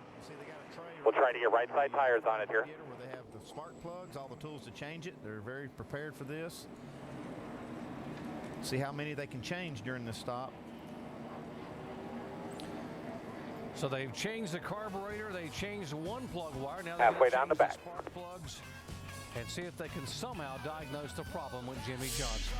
Join the debate live on the All New Sports Nation, weekdays at 4 p.m. on ESPN2, presented by Toyota. Applebee's 2 for $20. Real food at the right price. This is the primo stuff. 1 appetizer and 2 premium entrees, just $20 every day. Genuine food, generous portions, genius price. 2 for $20, only at Applebee's. It's the Chevy Open House. And now with the Cash for Clunkers program, a great deal gets even better. Let us recycle your older vehicle, and you could qualify for an additional $3,500 or $4,500 cash back on a new, more fuel-efficient Chevy. Your Chevy dealer has more eligible models to choose from, more than Ford, Toyota, or Honda. Now get an 09 Cobalt for under $15,000 after all offers, and get it for even less if you qualify for the Cash for Clunkers program. Go to Chevy.com for details. Running a team and my racing keeps me pretty busy. I need insurance, it's on my side. That's why the Earnhardt family's had nationwide insurance for more than 30 years. I get the coverage that I need at the right price for me. That's what you can get when you call 1-866-500-5555. I trust them, you can too. That's on your side. Get a quote today.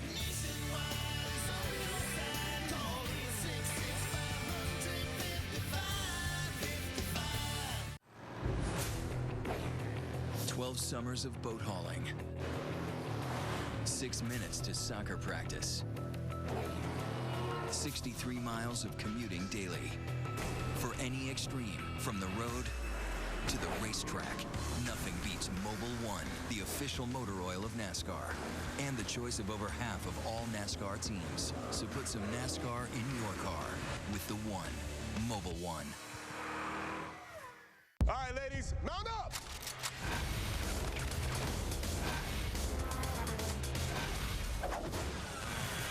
He gave up. He never gives up. G.I. Joe, rated PG-13, starts Friday. The NASCAR.com Superstore. Real gear, real fast. Come, guys. Laps to go here in the NASCAR Sprint Cup action at Pocono. Field is in Jimmie 2. Johnson back on pit road. They've changed the spark plugs, but he left a hood pin out. They got to come back down and put that hood pin back in. Good price, right? He's going to lose the free pass because of all this. Now, Robbie Gordon, who spun a moment ago to bring out the 6 caution flag. Let's listen in to his radio. Wire's right, guys. I think it's just that plug. Get that wire right. 2 times. He wrecked me in 1, and he wrecked me in 3. Now, here's what he's mad about, talking about the... Can hold us here.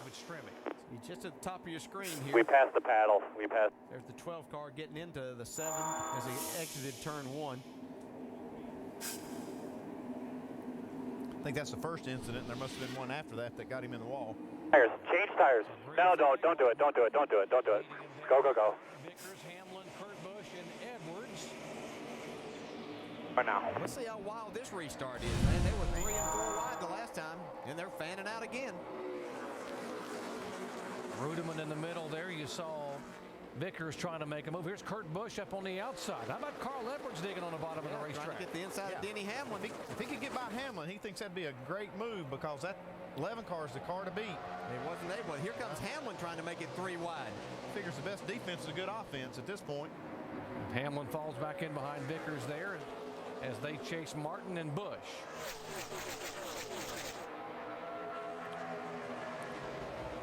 Here's the 12 and the 7 car running together again. Yeah, you know, you say those things and then a little bit of time lapses and you think better of it.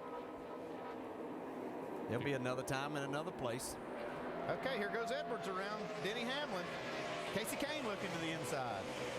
Man, look how far down he is on the track. These guys are headed to Philadelphia out of that turn. There's Kane trying to make it work on the inside. Hamlin has the middle lane. Look at Casey Kane get a good jump off the corner. Yeah, he's able to do that. Here comes Kurt Busch for the lead. Kurt Busch has not led a lap today, and if he can hold on, he goes by Martin. He would be credited with the leader as he comes out of turn 3 this time by. Oh my goodness, look at this, 3 wide, and they got a bump. That you see Robbie Gordon getting in the back of that 12 car that he was talking about. Strimmy able to get by the 7 car, now pulling away. And still 3 wide. Scott Speed in the middle, Casey Mears. Now Bobby Labonte up on the high side.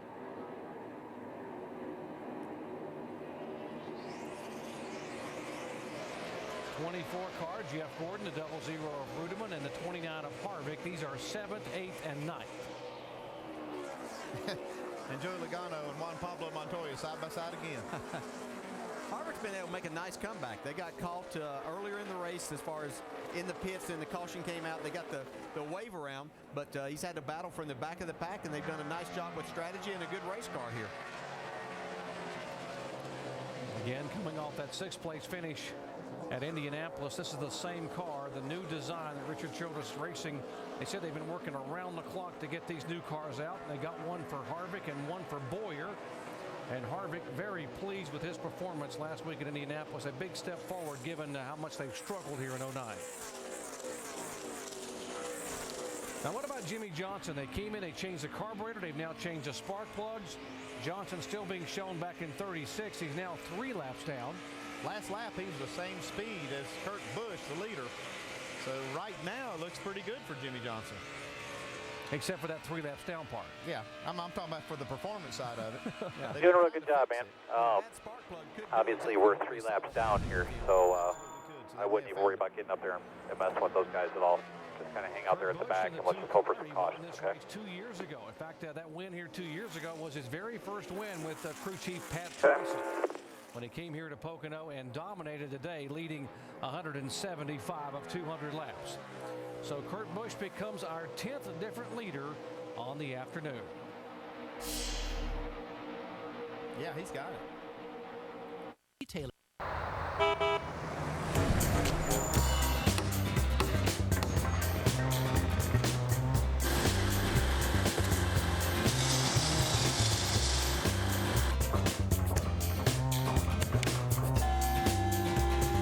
Cobalt tools are so tough you'll never have to stop working.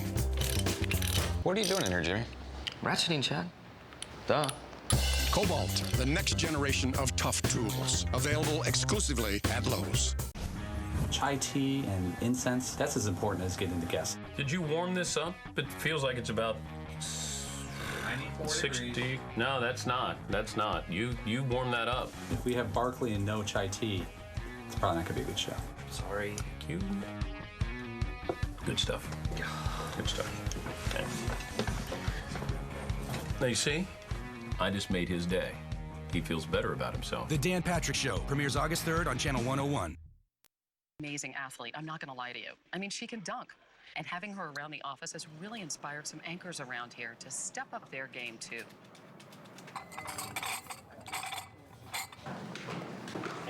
What's up, Mike? Does it translate to television? You okay? I'm good. I'm good. Not really.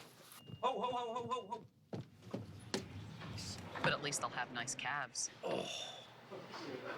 The Craftsman cordless C3 line. 25 tools, 1 battery. Bring on the to-do list. Innovation, better value. Craftsman, trust in your hands. This is Al Sereno. This is the hood right here. I sell tires for a living. I slang rubber.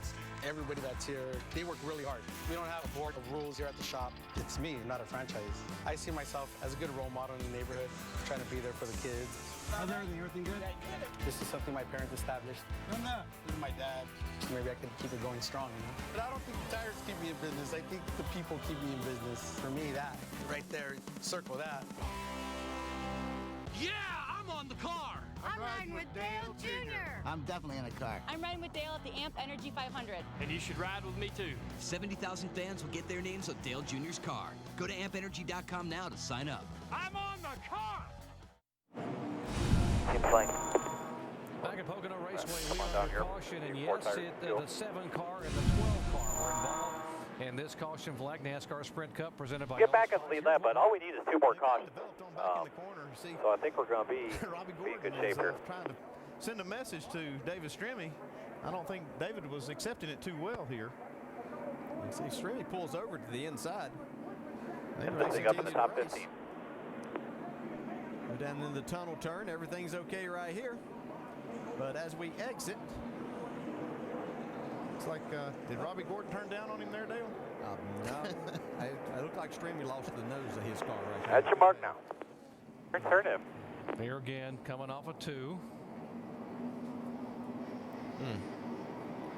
That might get a trip to the truck. Well, if they hadn't had earlier contact, you'd say this was just racing. Well, from that angle, maybe not. Ready? Go, go, go. All clear, but save your tires there. Nice and easy. Yeah, I mean, that's the thing. He said he was going to wreck him, but then he had better thoughts of that. We'll line up at the tail end. A message or two and was just going on by, and then that incident happened. And I'll let you know when you get the pass around. Robbie Gordon owns his own car and is very a limited operation in terms of sponsorship, and David Stremme drives for Roger Penske. There's still just 2 racers out there that have emotion. We've got a lot of guys on pit road here. They're still not in a window to make it from here. No, can't make this many laps. Now, we are being told that there will be a 5-lap penalty for the 7 go ahead, car pass. and the 12 car. Now, you've heard of the penalty box. You're about to see it invoked here at Pocono. So in the 12 for aggressive driving and the 7 car in the penalty box for attempting to be aggressive. We'll update that penalty and more when we come back in just a moment.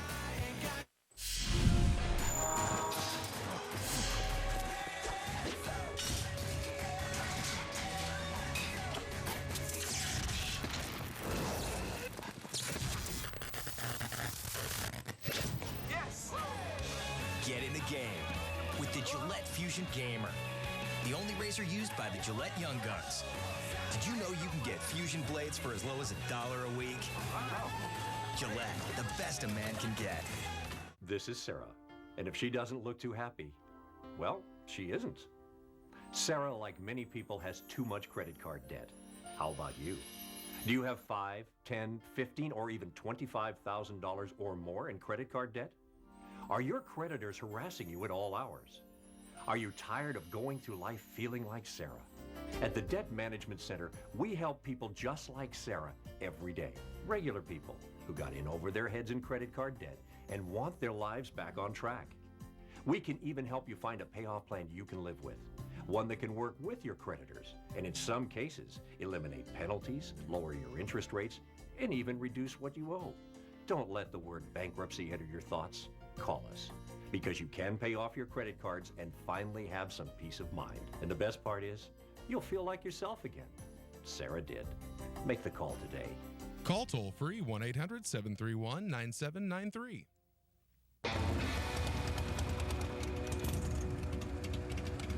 Wow, sweet minivan. Woo. That's minivan A to you. It's raining! With the great taste of a McDonald's McCafe Mocha, a better day is possible. Freshly ground espresso, real steamed milk, and decadent chocolate. Go ahead, McCafe your day.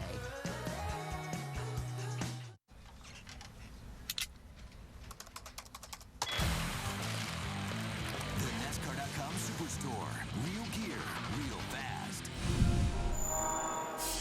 You just got to 2 spots just now. Gordon on pit road getting the splitter put on the front of his car. Where's the Here's what we've been told by NASCAR. The 7 Remy, I don't even know what car he drives.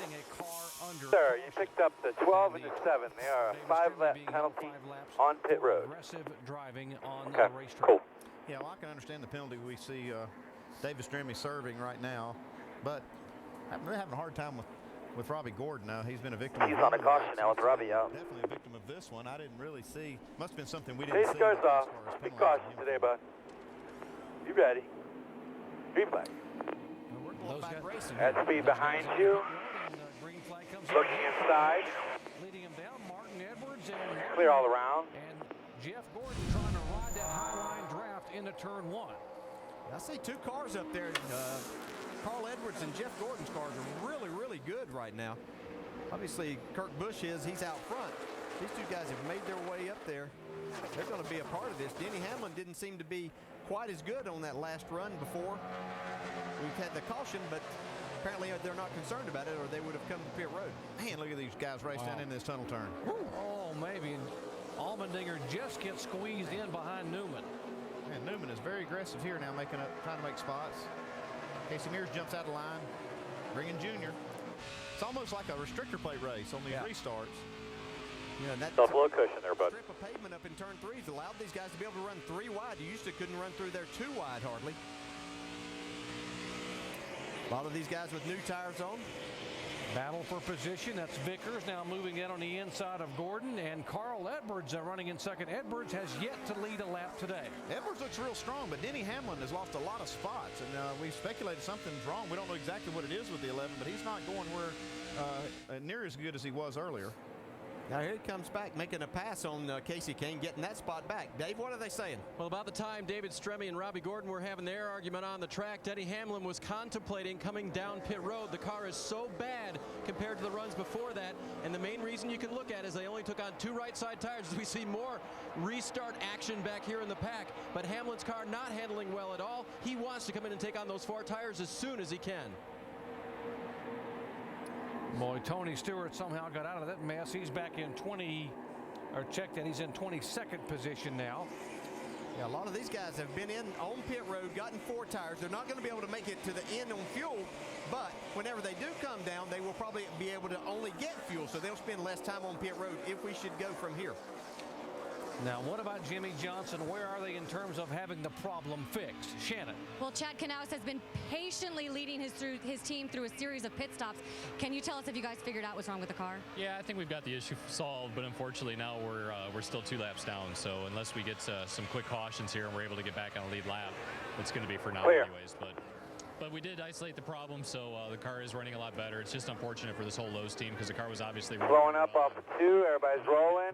Everybody's rolling. They're slow though. They put a good car One's coming back fast. 39.5 in front of you with trouble. One looking inside. So they are 2 laps down now. They got a lap back on the lucky dog last time by, showing in 34th Inside. position. Clear. And there's the interval back. About 10 car lengths back to Mark Martin and Jeff Gordon in 3rd and 4th. Vickers is 5th. Outside. You saw peeling off for the pit pit road, they've got a little problem they're working on. There's Montoya and Joey Logano. Clear by half, working outside, still clear, still clear. Yeah, we were told by NASCAR there was an incident under caution with Robbie Gordon that we did not see, and that's what he got penalized for. Actually running into Davis Jimmie under caution. Joey Logano back in the top 20. He has been the highest finishing rookie 20 times this year. 96 car, Bobby Labonte, the two-time winner here. Outside.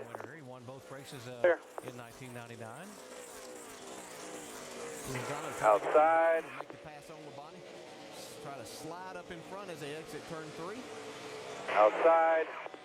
Get back off, man. When they first paved, Outside again, 34 coming. There was so much grip up there that you couldn't even run on the bottom, but now you see that it's starting to even. Through all the idiots. Some of the cars that we don't even need to. They're making some ground. You saw Logano. The leader is going to come before long. Dude, you're fine. 35 laps to go here at Pocono. We got one more pit stop to go.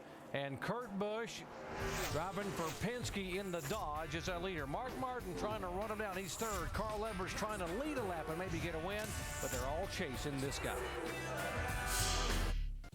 This is a very complicated bill from the phone company. It's like a puzzle that's not fun to play. Bills don't have to be this complicated. That's why I have Time Warner Cable. Their bills are simple. Who can understand something like this? You'd have to be like some sort of genius. Hey, Martin, what is a subscriber line charge? You're me. Martin doesn't know.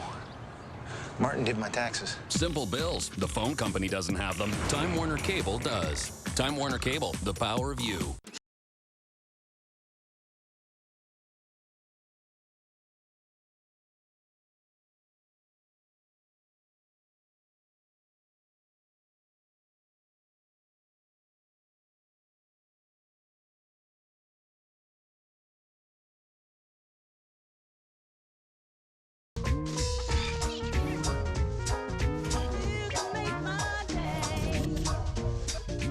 Compliments of DirecTV. What do we like? Getting a rise out of the crowd. I like 200 miles an hour. I like tailgate parties with 100,000 friends.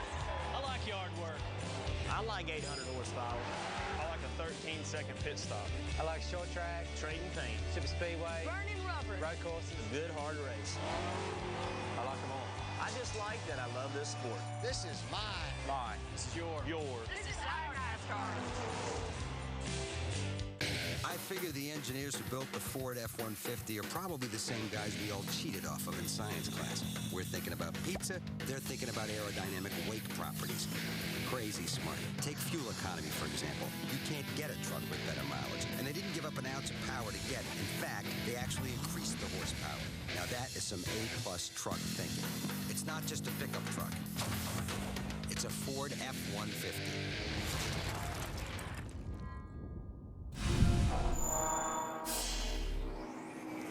Back in Pocono, Pennsylvania, we are under caution for the 8th time today. Debris up in turn 3 is the reason for the caution flag.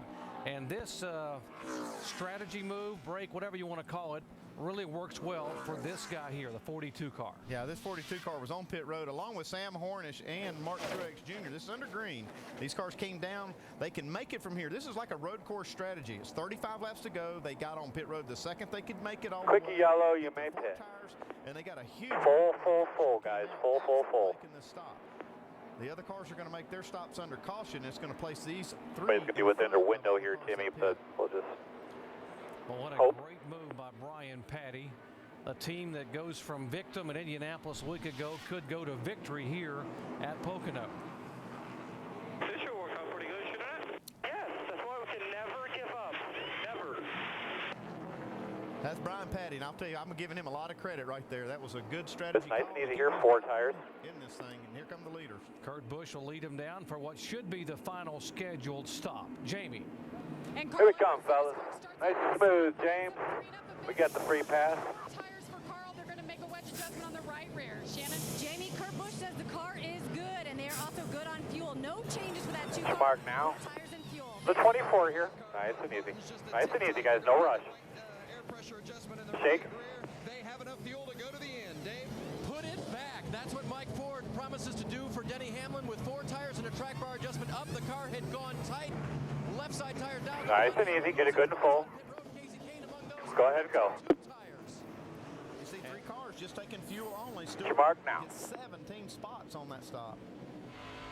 Big gain for Stewart and Bobby Labonte. Earnhardt. Same plan, Jimmy. Just kind of hang out the back. We're 1 lap down. How's it going to play out? Now we're the only car a lap down.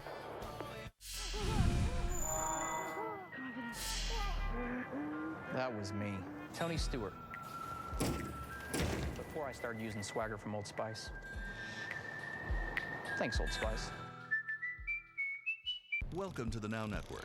Right now, 5 co-workers are working from the road using a MiFi, a mobile hotspot that provides up to 5 shared Wi-Fi connections. 2 are downloading the revised final presentation.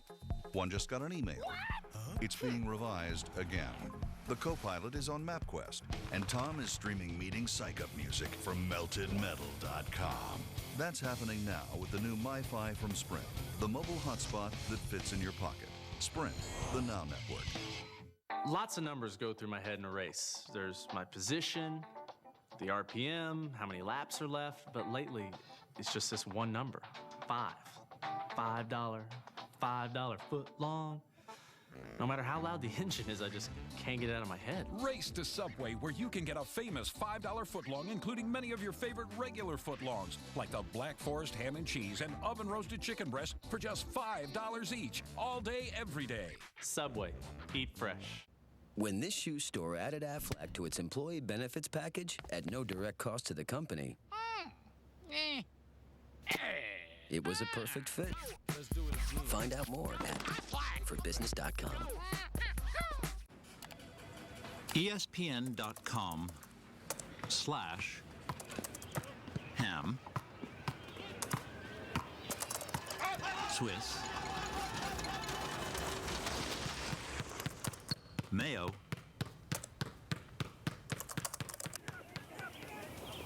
roll. ESPN.com. Follow your sports. This copyrighted telecast may not be reproduced, retransmitted, or used in any form without the authorized written consent of NASCAR Broadcasting. NASCAR would like to thank all of our loyal fans for your continued support, and we hope you enjoyed today's broadcast. NASCAR Sprint Cup Series at Pocono Raceway. Once this 55 and 43 come out, they're going to be back on the lead lap, and we'll be isolated on a lap of our own. 10-4. Wow, how quickly the complexion of a race can change here. Let's save us some fuel here, bud, and we'll take it easy, right back there, and see if we can get another caution. We get another caution, buddy, you're going to be able to earn your money today. Open, and what a great call by Brian Patty. Jamie. And here's Brian Patty now, the man who's getting the credit, big-time credit by Andy Petrie for that call. Now that you guys got up there track position, do you have a call? You will start NASCAR. Big picture. Yeah, we can win this race. Car was really strong in there in the first. 55 is coming up behind you. Kind of got messed up there. Green flag pit stop, but you know, we made it up. Doesn't matter where you're running lap 100. It's all about 200 here. So he's done a really good job, just conserving. But you know, we still got 6 more races to the chase, and got to bring it home. But I think, you know, with the gas and all the stuff we have, we got tires. We'll go for the win. Great call by a crew chief who's in his very first year of being a full-time Cup crew chief, guys.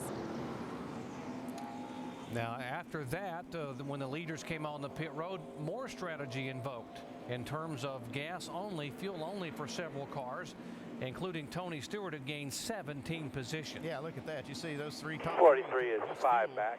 And then these next ones just took 2 tires. Denny Hamlin, though, the big loser, lost 4 spots, taking those 4 tires and back to 10th spot. Coming off of pit road. Now, that's not where he's going to restart. He's going to restart at 14th. And Kurt Busch also lost 4 spots. Lost 10 spots, I'm sorry, and took 4 tires. Yeah, he's back in the 15th spot. Carl Edwards, who was running up in the second, he's back in the 17th spot. So we got a lot of the guys that looked like they were going to win that have a lot of ground to make up. A little bit of debris off of 2 on the bottom side. What about Stay high. Johnson? This caution flag gives him 1 more lap back. Right there. Stay high there. 3 laps back with a sour engine. Has got the engine running well, and he's a lap back in 34th position. And what about Sam Hornish? A pretty good move for them, too, as well, Dave. It really was, Doc, for crew chief Travis Geisler, who called tuning a race car to this track an interesting exercise. Pit strategy as well. They came down at the same time Juan Pablo did. They are good to go on fuel with 4 fresh tires, Vince. The 88 of Dale Earnhardt Jr. Copy over there. But remember, you ain't going to do no good passing anybody, so you just keep that thing in one piece, and we'll see what we get up front. 58 or 7 laps short on fuel, I should say, when they pitted on lap 30 laps to go, but you could go second and a quarter off the pace of the leader, and they couldn't get to you in that amount of time. That's why they picked up 13 spots. So as we get ready to come to green, Dale Jr. has tires that about 10 or 11 laps old, but he's got enough. We are coming to the green. 12 cars, 30 back, coming fast. Wow, they can make it, should make it all the way on fuel. We haven't mentioned Careful with him in 7. And that is the 33 car of Clint. Pace car's off, close up to the outside. First and second, Be ready. Montoya behind him. Green flag. 20 car's got a flat tire, making a pit stop. We go green. Folks, hold on. We are far from over. 31 laps to go here at Pocono. And Montoya now trying to get that outside position. Your call. And we don't have a commercial to go. Just solid NASCAR Sprint Cup racing. You can see damage on the right side of Clint Bowyer's car from earlier in the race. They've got it fixed, but he's out front now. Probably feeling pretty good. Junior 3 wide there. He made it 3 wide, and then now it's like Casey Kane's trying to pass him on the inside. 3 wide. There's 3 wide. Rudeman in the middle there on the outside of Kenseth. Like 3 wide, 3 deep, 4 deep. Still 3 wide with Hamlin in the middle coming off the tunnel. Off the tunnel turn. Mark Martin trying to get out of trouble, trying to stay in the middle there as the 99 of Edwards and Busch go by. He's trying to stay out of a 4-wide battle, getting into the flat turn 3. Look at him right here. Trying to stay out of trouble, get you in trouble right here with all the aggressive driving going on. Brian Vickers said, let me play a little bit. Look at Harvick on the inside there in the 29 car. See Jeff Gordon mired back in that. He and Denny Hamlin trying to make their way up here. Hamlin tries to throw a block on Jeff Gordon. He goes to the outside. Denny Hamlin's going to have to be aggressive now. He's got himself so far back there. He's got to take advantage of these 4 tires. Yeah, Kurt Busch just up in front of Gordon on the high side. See Hamlin go low. 33 cars are on the lead lap. Great action here in the final 30 laps at Pocono. Hamlin will move up in line there. There's Gordon following him. Whoa. Whoa, yeah, he tried to move in a little too soon there. He cut that just a little bit short, and that's going to cost him here. Here comes Kyle Busch.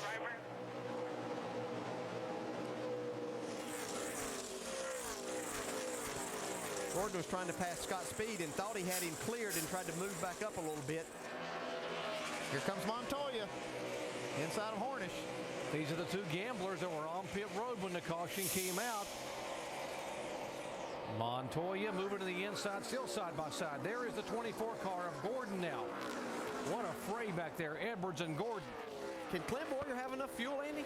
It's going to be very, very iffy for Clint Bowyer. He'd have to go 41 Yeah, laps but an try hour. to get a feel for your car, so if we need to make some adjustments here on this next caution, we can. He might be gambling on some late race cautions and extending that, but here's a 3-wide battle with Edwards in the middle. Scott Speed going backwards. He started on the front row in this restart, but he's going backwards quick. 12th, 13th, 14th, Edwards, Gordon, Kyle Busch. Mark Martin is there. Behind Martin is, you see Speed and his teammate Vickers back there. You're going to see Harvick. Kyle Busch getting completely out of the groove. Mew against the wall, slowing down. He's in the middle of the track. It's clear. Everybody's rolling.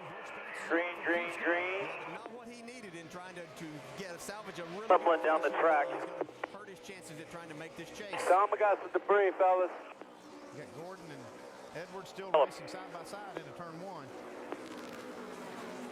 Bouncing down the front stretch before the start finish line. Right side of Busch's car.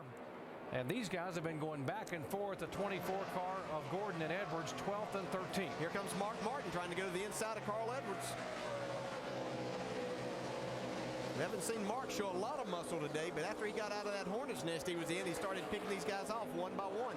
It's some of the best racing I've ever seen at Pocono.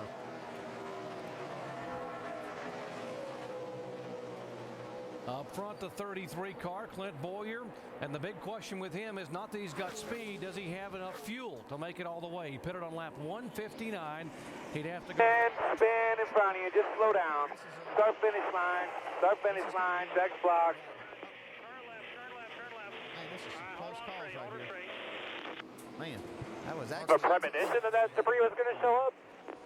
Yeah, we're good. We're good. And the 00 Rudeman, who came in here just 68 points out of chase contention in 13th spot. This is really going to hurt. What do you think, man? How's your car? And the 00 See a traffic thing with Bruce Green. Everybody's real dicey, and Jimmie Johnson will get the free pass and get back on the lead lap. one feels good, two feels good. I'm literally running half the 3/8 throttle, running in the back of the pack here with these guys. Okay, you want me to try to tighten you up a little bit for free? I think I'd rather be loose. I think we're okay where we're at. Denny Hamlin. Yeah, he's putting some pressure on Rudeman here. Trying to get Pit road is open, quickie yellow. And just gets into him. Oh, and it knocks him right. No, pit road's closed. Change your mind. Cars in one shot. I think we're going to drop the painter bar down a half-inch. That way you can get real aggressive with it here. What do you think? Ambrose was looking at, and possibly a movement in the top 12 in points. Rudeman looking at. Could all go away there in that one corner, turn 3. Do something with it to help it turn. These guys did a great job. That was Ryan Newman that just snuck by right there. A couple real close calls. Tough. Take a half a pound out of the left rear tire, half pound out of the left rear tire. We're going to drop the painter bar a half round. Pit road is closed. That's the way it happened. The cleanup truck up high. And let's show you the damage in terms of the points for the 00. But right here is what Dale was bringing up. You see Boyer up there 13th now.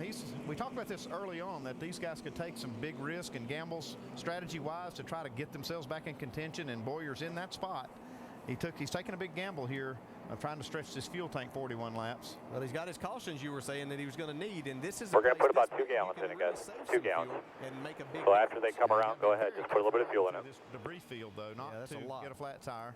Back on lead lap, hot dog. Now watch what Ryan Newman What's up, guys? had to be able to avoid this mess here that was taking place on the racetrack. Brack in front of you. Can't tell you. They're in the middle. In the middle. Oh, good job. Yeah, that's right. Nice job. Those spotters can talk sometimes, but when it's happening right in front of you, you just have to react, and that was a great You got to job. clean up the truck up there in front of you on the inside. Makes it through, and we were talking about Clint Boyer needing. The road will be open, quickie yellow. So this caution flag will help him as well. Well, if you're enjoying this, and we got to believe you are, it's one of the best we've ever seen at Pocono. Another Here's half your out of the ticket left to rear. Chase, folks. Go down 1 on the painter bar. NASCAR.com/tickets. Tickets are available. We're headed to Watkins Glen next week, and that's always a fun one to watch. Michigan on the High Bank 2-mile oval. How about a Saturday night at Thunder Valley in Bristol, Tennessee? There's the rest of the schedule, and you know when our coverage will be on. And, of course, tickets are available for great NASCAR Sprint Cup Series action. What a day at Pocono, guys. Man, I'm telling you. And it's not over yet. Yeah, we got a lot of race. You're talking about 25 laps. We'll have to start at the tail end of the field again, just so you know. So there's nothing really to gain here, guys.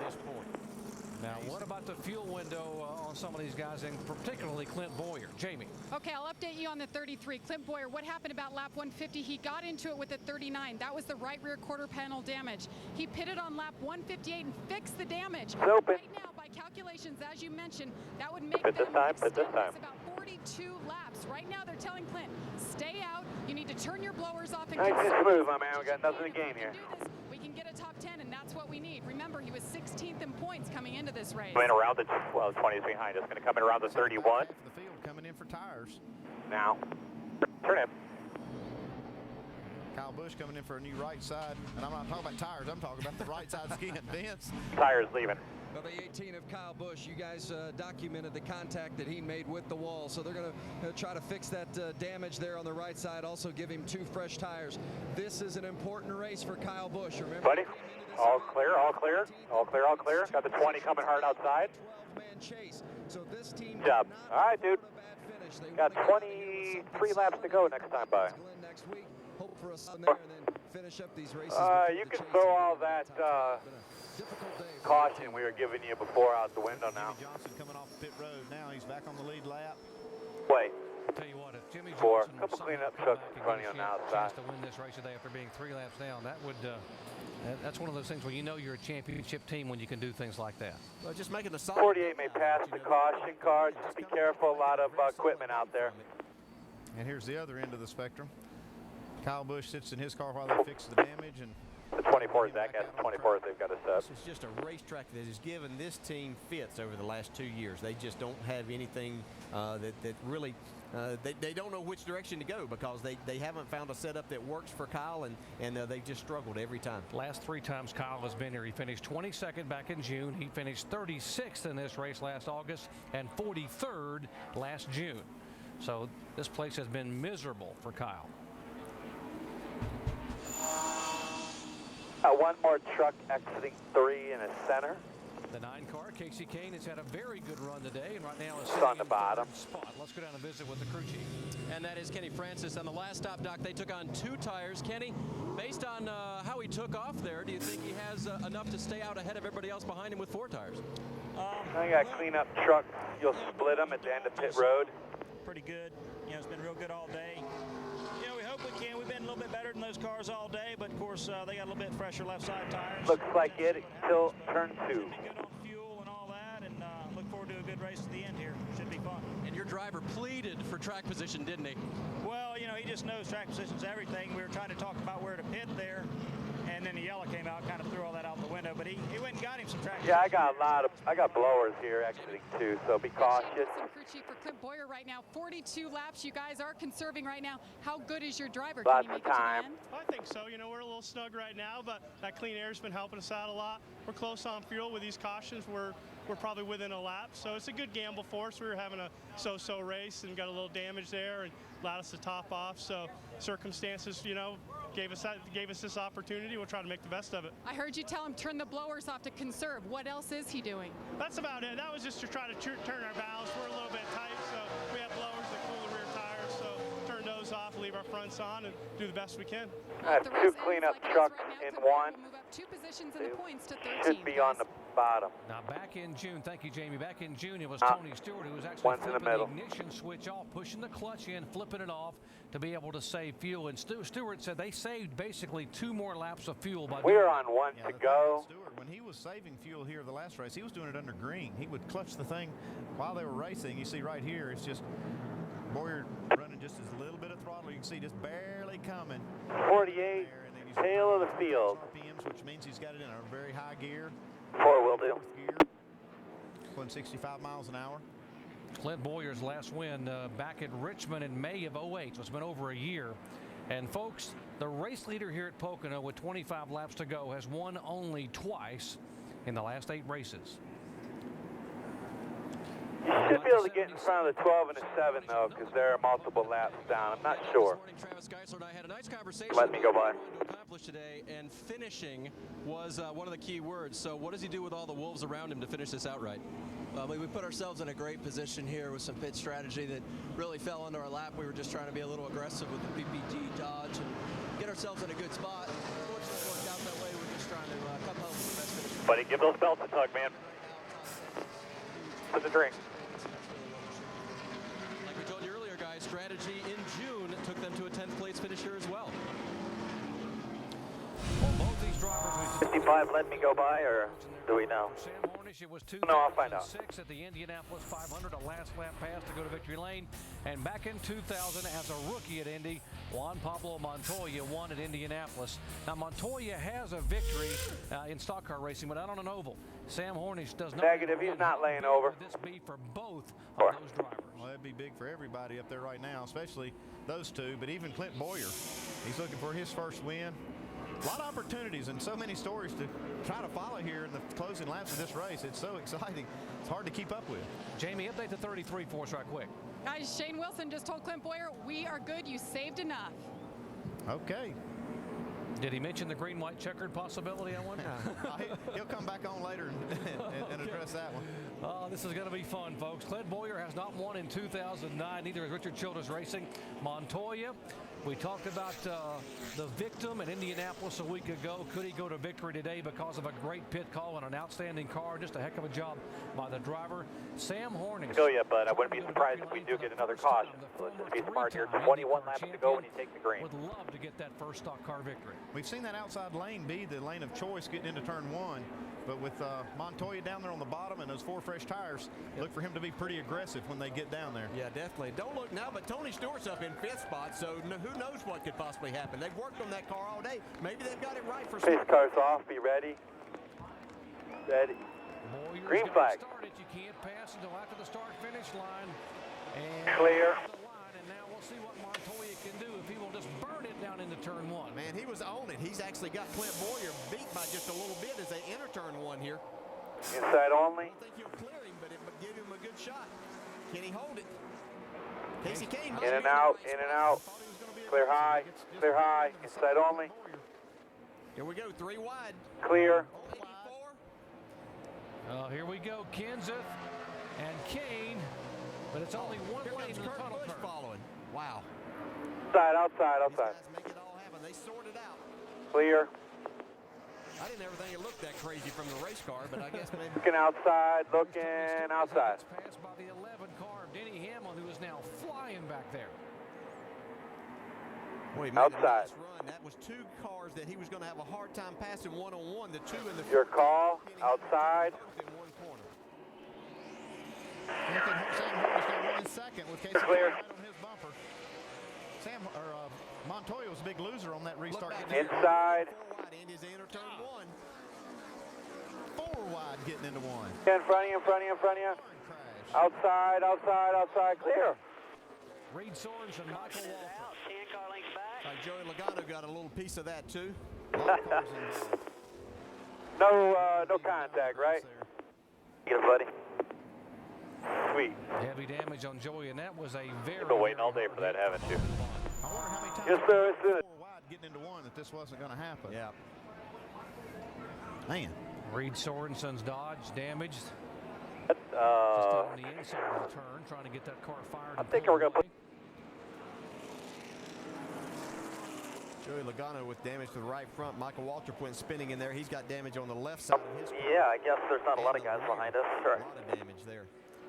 Pay attention here. If the guys in front of us don't pit, we're going to go ahead and pit. The fastest part of this racetrack. Oh, that's good to see. Cars. Labonte climbing out.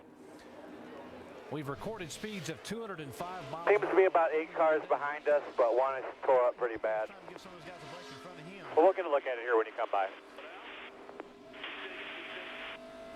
As those cars got 4 wide in front of Bobby Labonte, he backed off just a little bit.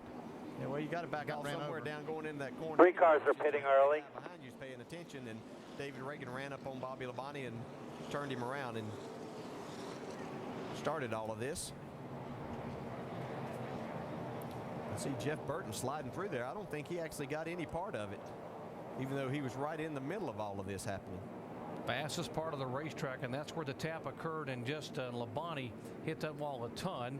55 and 43 go in and smack it as well. 20, the 55, who else? 0. Labonte not very happy right now. He knows what he was trying to do. 7 is behind us, a couple laps down, 12 got lucky dog. Okay, so the 19, the 98, and the 1 behind us, they're in good shape. 2000 Series champion. Can't tell you that, but they are rolling.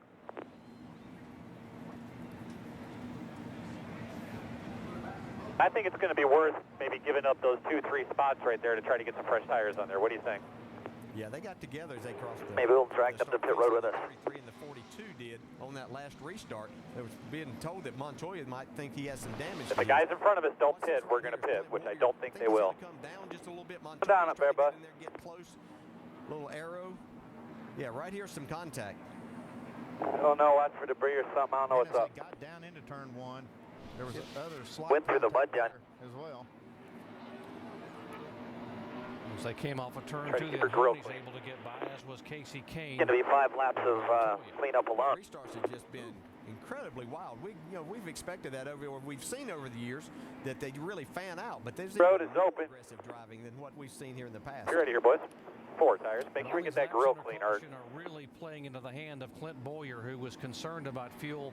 Even though they said they could make it, they would have to go 42 laps, but these caution laps are not hurting their feelings at all. Yeah, good point, Doc. That's exactly right, and it's going to ensure they'll be able to make it. You see the contact there. It looks like it's okay as long as up, fellas. Rub. Tires, 4 tires.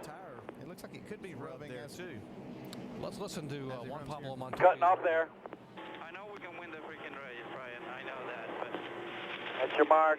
Now. Up. Oh, I know, dude. It's all good, dude. We've been saying all along how this team is so focused on making this chase that they're not going to throw it away. They're still saying that. Here's Jimmie Johnson now making another pit stop. Up there. And he somehow managed to get through that incident involving 5 cars a moment ago. Watch Jimmie's windshield. He's right in the Good middle. job, fellas. Nice, nice, nice. Good job. All right, buddy. Woo. Now we're getting somewhere. I wonder why they're champions. We don't really wonder. We know they're good. And Guys, stop. a little good fortune on your side, too. Now, we saw the 11 car really come back to life there a moment ago. Dave, what's going on down there? Well, Crew Chief Mike Ford has a race car, just checking with his engineer there on what's happening. A race car that was very, very good early in the day, and then you had to bring it back. And now from the radio transmission, sounds like your driver really wants this. Yeah, he's done an excellent job today. You know, he really wanted this race going in, so you know he's got the car to do it. You know, we tried to keep track position with 2 tires there a little bit ago, and our car works so good on 4. Got a lot of jets up there where you said that mud was. We're trying to catch back up. A lot of different strategies being played out here today. You know, got fresher tires than all of the guys in front of us. So if we get some green flag racing right here, I think you're going to see some cleanup truck. I don't know what it is. Mike, how did he describe the contact with the 00 car earlier? Yeah, all I can do is speculate like the rest of the people out there watching it on TV, but you know, that's between the drivers. You hate seeing anything like that. You know, you don't want to be around anything like that to have any accusations or anything, but I know Denny's commented that he's very sorry about what happened and hated to see that, so that's up to those guys to get straightened out. You know, we're here to win the race and execute on pit road, and you know, whatever happens out there is between them. Yeah, and Doc, that kind of thing usually happens when you're driving to the front like Denny has been. Been a very emotional week for Denny Hamlin. He lost his grandmother just a few days ago, and very difficult on him and his whole family down in Florida, so a lot on this young man's mind. Under caution, let's visit with our in-race reporter, Carl Edwards. Hey, Carl, Dale Jarrett, you got me? I got you, Dale. I don't know about from where you're sitting, man, but this is some of the wildest racing we've seen in quite a while. Yeah, it's crazy. It's crazy. There's so many different things going on. You know, the guys. It's in 25th right now.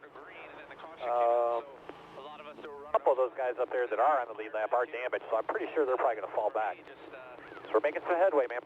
Just trying to balance aggression and you know, patience, thinking about you know, I don't want to end up in the wall right there. So it's tough. I've been losing a couple spots here on these restarts, and I guess I got to go.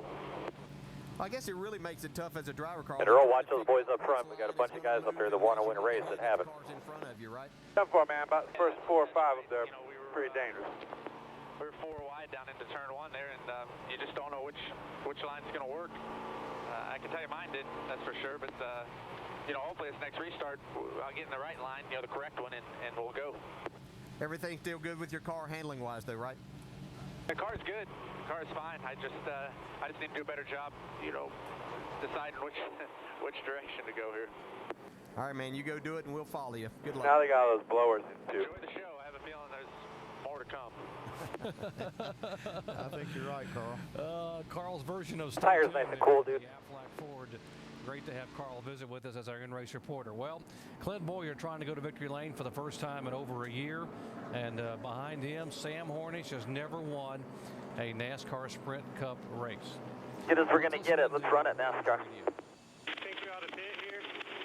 Yeah, I think we better stay out. I think we have a chance to win here. Yeah, it's up to you, ain't it? I'm not even going to joke around. Yeah, 10-4. Nice to have a sense of humor at this time. I was like, what? You'll be starting on the inside row, buddy. You talked all about this, though, before the race, that this is exactly what these guys had to do to get themselves within that chase. Oh, yeah, and it's working out great for them. I think that Denny Hamlin does have the best car, but he's sitting in a great spot right here to get a good finish. You know, I hate it rained yesterday, but this one was worth waiting for, folks, on a Monday here. Beautiful day in Pocono, and we want to give you everything that happened in motorsports over the weekend. Coming up, our NASCAR Now Roundtable presented by Home Depot, 5 o'clock Eastern Time on ESPN. Got a jet on the bottom here, and then they're cleaning up all that stuff at turn 1 again. 2:30 Eastern Time next Saturday. NASCAR Nationwide Series action on ESPN2. And in a week, next Sunday, I should say, 1 o'clock Eastern, NASCAR Sprint Cup Series at Watkins Glen on ESPN.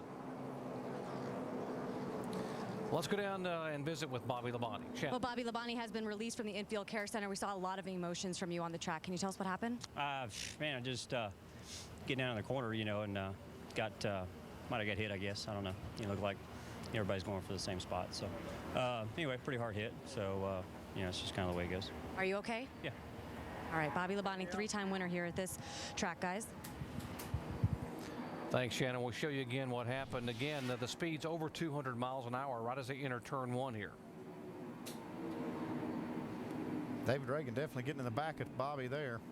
It's just a real tough spot to get in the back of somebody. Yeah, it is. It's just tough. You could see cars inside of Bobby and everybody kind of jammed up there, and he was just trying to kind of be patient and pick his way through there. And as he said, it's a hard hit. Just glad to see that Bobby's okay.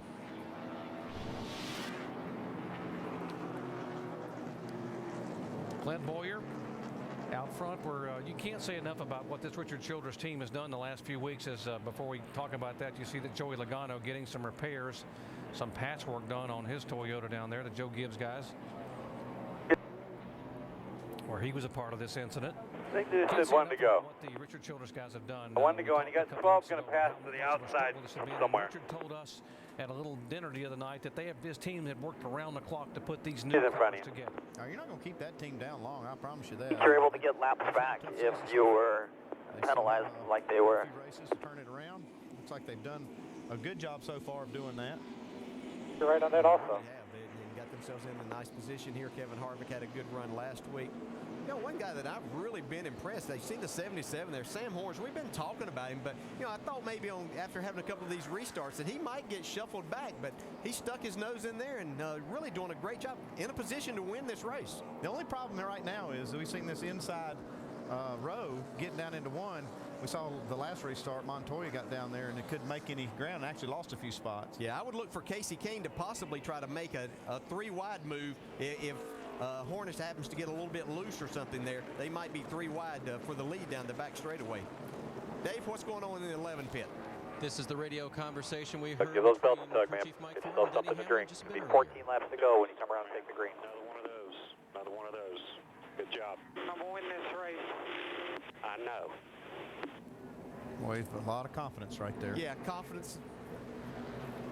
You know, you also have that emotion that Denny has this week. It seems that kind of picks drivers up and puts them in another position. I don't think they're going to get it, but they're trying. The biggest thing for Denny Hamlin right now is time is winding down, as they've been taking a while to clean up this mess, as they should. Denny also radioed in, what a waste of an end of a race. He may not have enough time to make his way past those front 3 cars. I think he's got enough time, but he's got such a good car.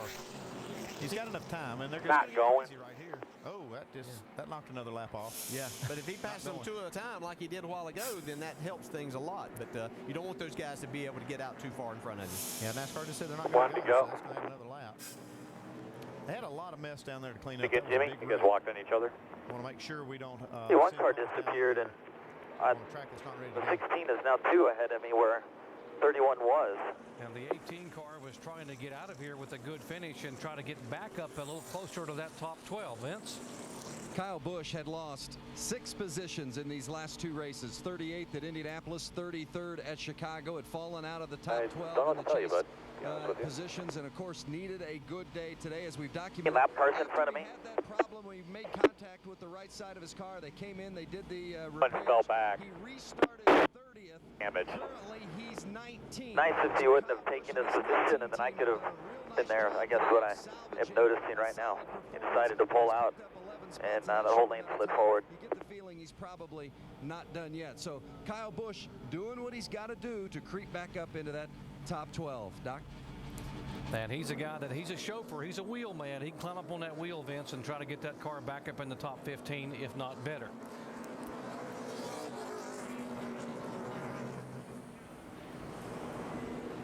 Richard Childress Racing here at Pocono. If you want to know their victories, well, their last win here, Dale Earnhardt Sr. That was my last win here too. 1993. I was here for that. And by the way, they passed Rusty Wallace for the victory. Yeah, that was a good race too. It was right after Davey Allison got killed, and Dale wanted to win it in tribute to Davey. You see, emotional win too. Certainly was. You see that 77 car of Hornish. Roger Penske has 8 victories here, and 4 of those were with Rusty Wallace, by the way. Rusty was hard to beat up here. This is one of his better racetracks. Well, another restart coming your way, folks. Take a deep breath, sit back. Might want to buckle up that seatbelt on the sofa at home, because these have been fun to watch. Inside of 15 laps to go here at Pocono. And we've got 30 cars on the lead lap, including Jimmie Johnson, who's now being shown in 25th position after being 3 laps down. Clint Boyer, Sam Hornish, neither one of those have won a race this year. Sam's never won one. Montoya, how hungry is he given what happened at Indianapolis a week ago? Casey Kane is back there. Denny Hamlin's got a rocket.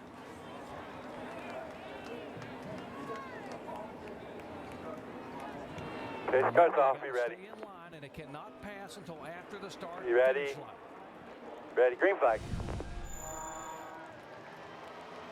Outside. Outside.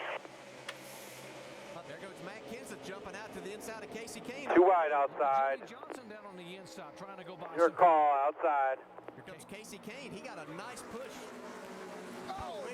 Outside. Casey Kane and Montoya. And Montoya hangs outside. And look who comes out there. Denny Hamlin all the way to second. Keep digging on the tops. Still down there. Still outside. That could be the move right there that wins Denny Hamlin this race.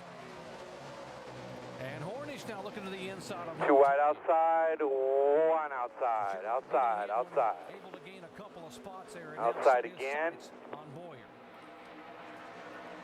Look at Dale Earnhardt Jr. Outside again, outside. Here comes Kurt Busch looking to the inside of Gordon. We'll follow him single file. Mark Martin still outside. Thought better of it there and fell back in line. Outside. See Kurt Busch all the way to the bottom. Looks like it's Kevin. 18's in your mirror, outside. Jimmie Johnson, by the way, gained 8 positions on that lap. He's in 17th spot. Outside, outside. There's Johnson right in front of Kyle Busch. He's gone by Kyle already, now trying to go by Carl Everett. Still out there. Well, Jimmie Johnson got a strong race car. Too bad he had all the problems that he had today. Put him way back. 99 only, outside, outside, outside. Contact here with Kurt Busch, Jeff Gordon. Outside, outside, clear. To the inside. Very nice work, man, very nice work. Busch might not be too happy with Jeff Gordon. Let's see. Look at that 48 car coming though. Outside, 29 only. Outside, your call off, can't tell. Outside. In line, in line, in line. So got a 3-way battle. Montoya's made up some ground on these 2 leaders. Outside. He got shuffled by Casey Kane. Had contact on that restart from Casey Kane. Still out there, deuce only. Clear. He made up some ground on him just in turn 1. Boy, Juan Pablo Montoya is up on that steering wheel. Outside. Up on the wheel. Look at Jimmie Johnson Clear. coming. He is coming like a freight train. And the 88 car was just sideways. Outside 24 only. Yeah, that bunched these guys up, and that's what allowed the Jimmie Inside, Johnson inside, inside. to make a run on him. Earnhardt Jr. is 10th, and that's their own back. 11 Inside. through 17. Inside again, coming inside. There's a reason he was sideways. He got hit, though. Inside. Montoya. Inside only. Clint Boyer. He's there. 2 wide inside. He has a fast car. Here goes Denny Hamlin for the lead. Your call. Yeah, but I'm not sure he can do it right here on the bottom in turn. Clear. He's making that car Outside only. 88 only. Side by side. And that's going to give Outside, outside. Deuce only.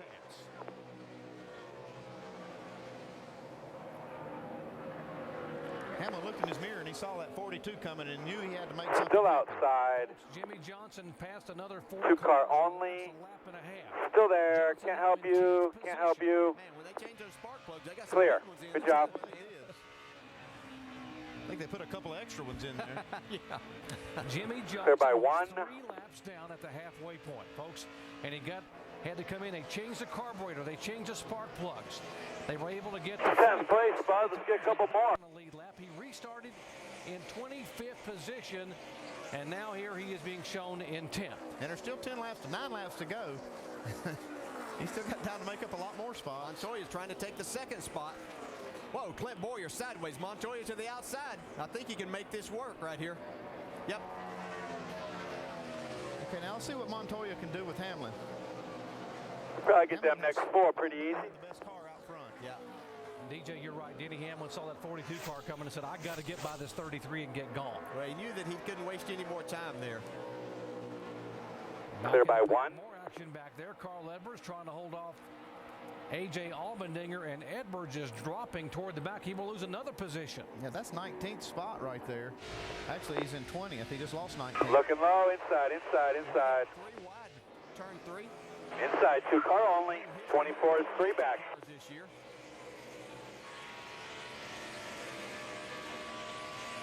As they go off into turn 1, Jimmie Johnson has that preferred line right now. Let's see what Kurt Busch can do. Still inside. Here comes Jeff Gordon. 2 car only. His car back in the top 10. Gordon, is he going to follow the 2 down? Remember that? Still there. 24 is right behind him. What's your teammate here, Jeff? Right now, he's focused on trying to gain some spots. He's also battling that inside. 24 only. So the 2 car takes a spot away. He is now in 10th spot. 24 only. 11th, and Jimmie Johnson. Next car's 5 back. So Jimmie back out, see if he can get a run off of turn 3. Well, he does get back to the throttle hard. Outside. That car hooked up on the bottom. 24 is still there. Quarter outside. Just in front of this, Tony Stewart trying to take away the 8th spot from Matt Kenseth. You can see right up there he does that. It's another comeback Still story there. of the day for Tony Stewart, who had to start in the back with a backup car and was just awful at the beginning of the race. Looked like he was going to run 30th all day. Clear all around. Stewart had to pit on lap 13 because the car was so bad. Came back down under a caution. Clear by 5. Unhooked the rear sway bar. They worked and worked and worked on this car. And here he could possibly get a top 10, if not top 5 finish. Yeah, and that's what championships and championship teams are made of exactly. Days like this, make a top 10 out Has of to something. go this time, but settle in now. Nice and easy, man. You get a couple more. Pulling away. How about Sam Hornish, though, man? He's hanging right in there in the top 5. Getting some pressure now from Casey Kane. Sam's best career finish was 6th at Richmond, and he is trying to improve on that by holding the 4th place here in front of Kane.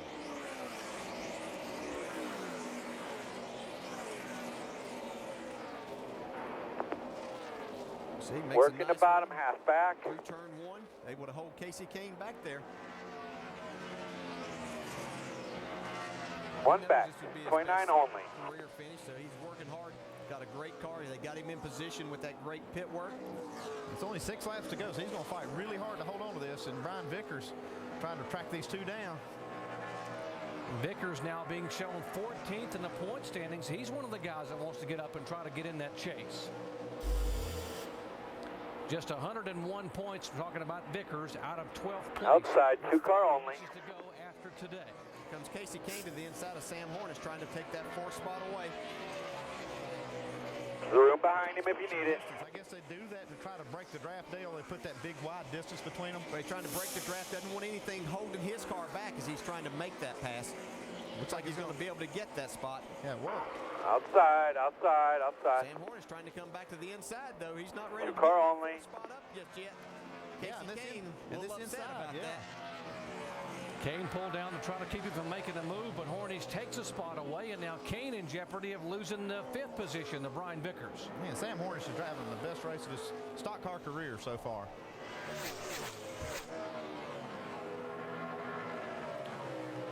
Vickers all over the back of the 9 car here, trying to make a move. And there's the 5 car moving in. Mark Martin back in 7th position.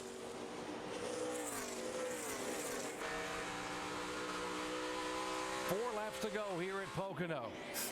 One a day here at Pocono. Stay ahead of that 29. Is the leader. Dave. 1 back. Last week in Indy, I talked with crew chief Mike Ford about running racetracks like this and like Indianapolis, where they had been so good. Mike said, since we went to the new car, I don't feel like we've been nearly as good. Remember when Denny won here twice? Working the bottom, 1 back. All clear. Style car. I really think our high bank mile-and-a-half program is much better than tracks Clear like by 3. in Pocono. Well, I think he's turned around the Indy Pocono tracks. No doubt about it. I mean, 4 top 5 finishes, last 6 races. The big disappointment last week at Indianapolis when they broke the drive shaft, had shifter issues, got a 34th place finish. Denny Hamlin has not won a race since the spring of 2008 at Martinsville, 50 races ago. Jeff Gordon just passed Tony Stewart. That's for the 8th spot. Gordon's had a really fast car the last half of this race. He just could never find himself in the right spot on these restarts. They've been out of sync. 17, bud. Some of their pit stops and strategy, and it's kind of placed them back there. They've had to take on tires when some of them didn't. Mark Martin now moving on the inside to try to take a spot away. Every point is valuable here. Martin wants to be able to hang in a position to stay in the chase. He right now is 10th in chase points. Good job, bud. 3 back. Keep it up. Pushes the issue. He drives it off in on the outside of Mark Martin there. That's through turn 2. They'll approach turn 3 here. Mark would really like to get those 5 points right there. It's actually 4 points back in that position. As of right now, Mark has lost a position in the point standings. He came in 9th, and he is in 10th. 2 laps to go. White flag next time by. 1 back. Good job, bud. This is the kind of race that Mark Martin needs, though. A good solid finish, not losing any points. Looking inside. Working the bottom. Looking at your quarter. You're clear. You're clear. Looks like Denny Hamlin's going to take it, but... Doing a good job, man. Just take his line away in 3. You'll have him. Yeah, that and just been running a little higher in 3 than you. Remain well inside the top 12. This would be Montoya's first top 5 finish of the season. If they can hold on to 2nd place, it would be Hamlin's first win of the year. White flag this time by. Final lap here at Pocono.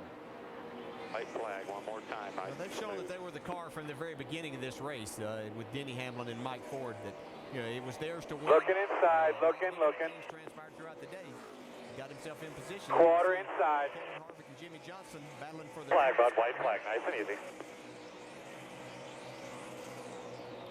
Jimmie Johnson made a run up there into the top 10, but started to slip back just a little. He used a lot of car. Inside. His battle's still going on here with Mark Martin and Brian Vickers. Battle for 6th position. Final lap. Martin says, I need these 4 points big time. Looking inside. Yeah, one's car right behind him. Clear. Position there. 39 your mirror, 1 back. It has been a very difficult week for Denny Hamlin. He lost his grandmother a couple outside, days ago. Outside. Didn't want to be here. Wanted to be with the family, but today, Denny Hamlin still out there. goes to victory lane for the first time in 2009. Jimmie Johnson trying to battle Harvick for position. With a heavy car, we had 2 angels run.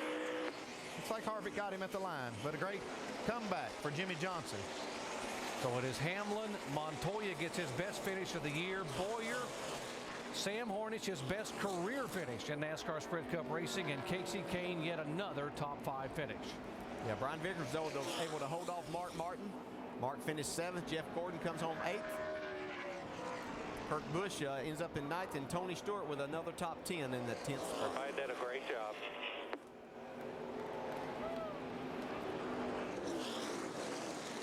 Third career win for Denny Hamlin at Pocono. He swept both races here as a rookie in 2006. 7th win at this racetrack for Joe Gibbs Racing. And there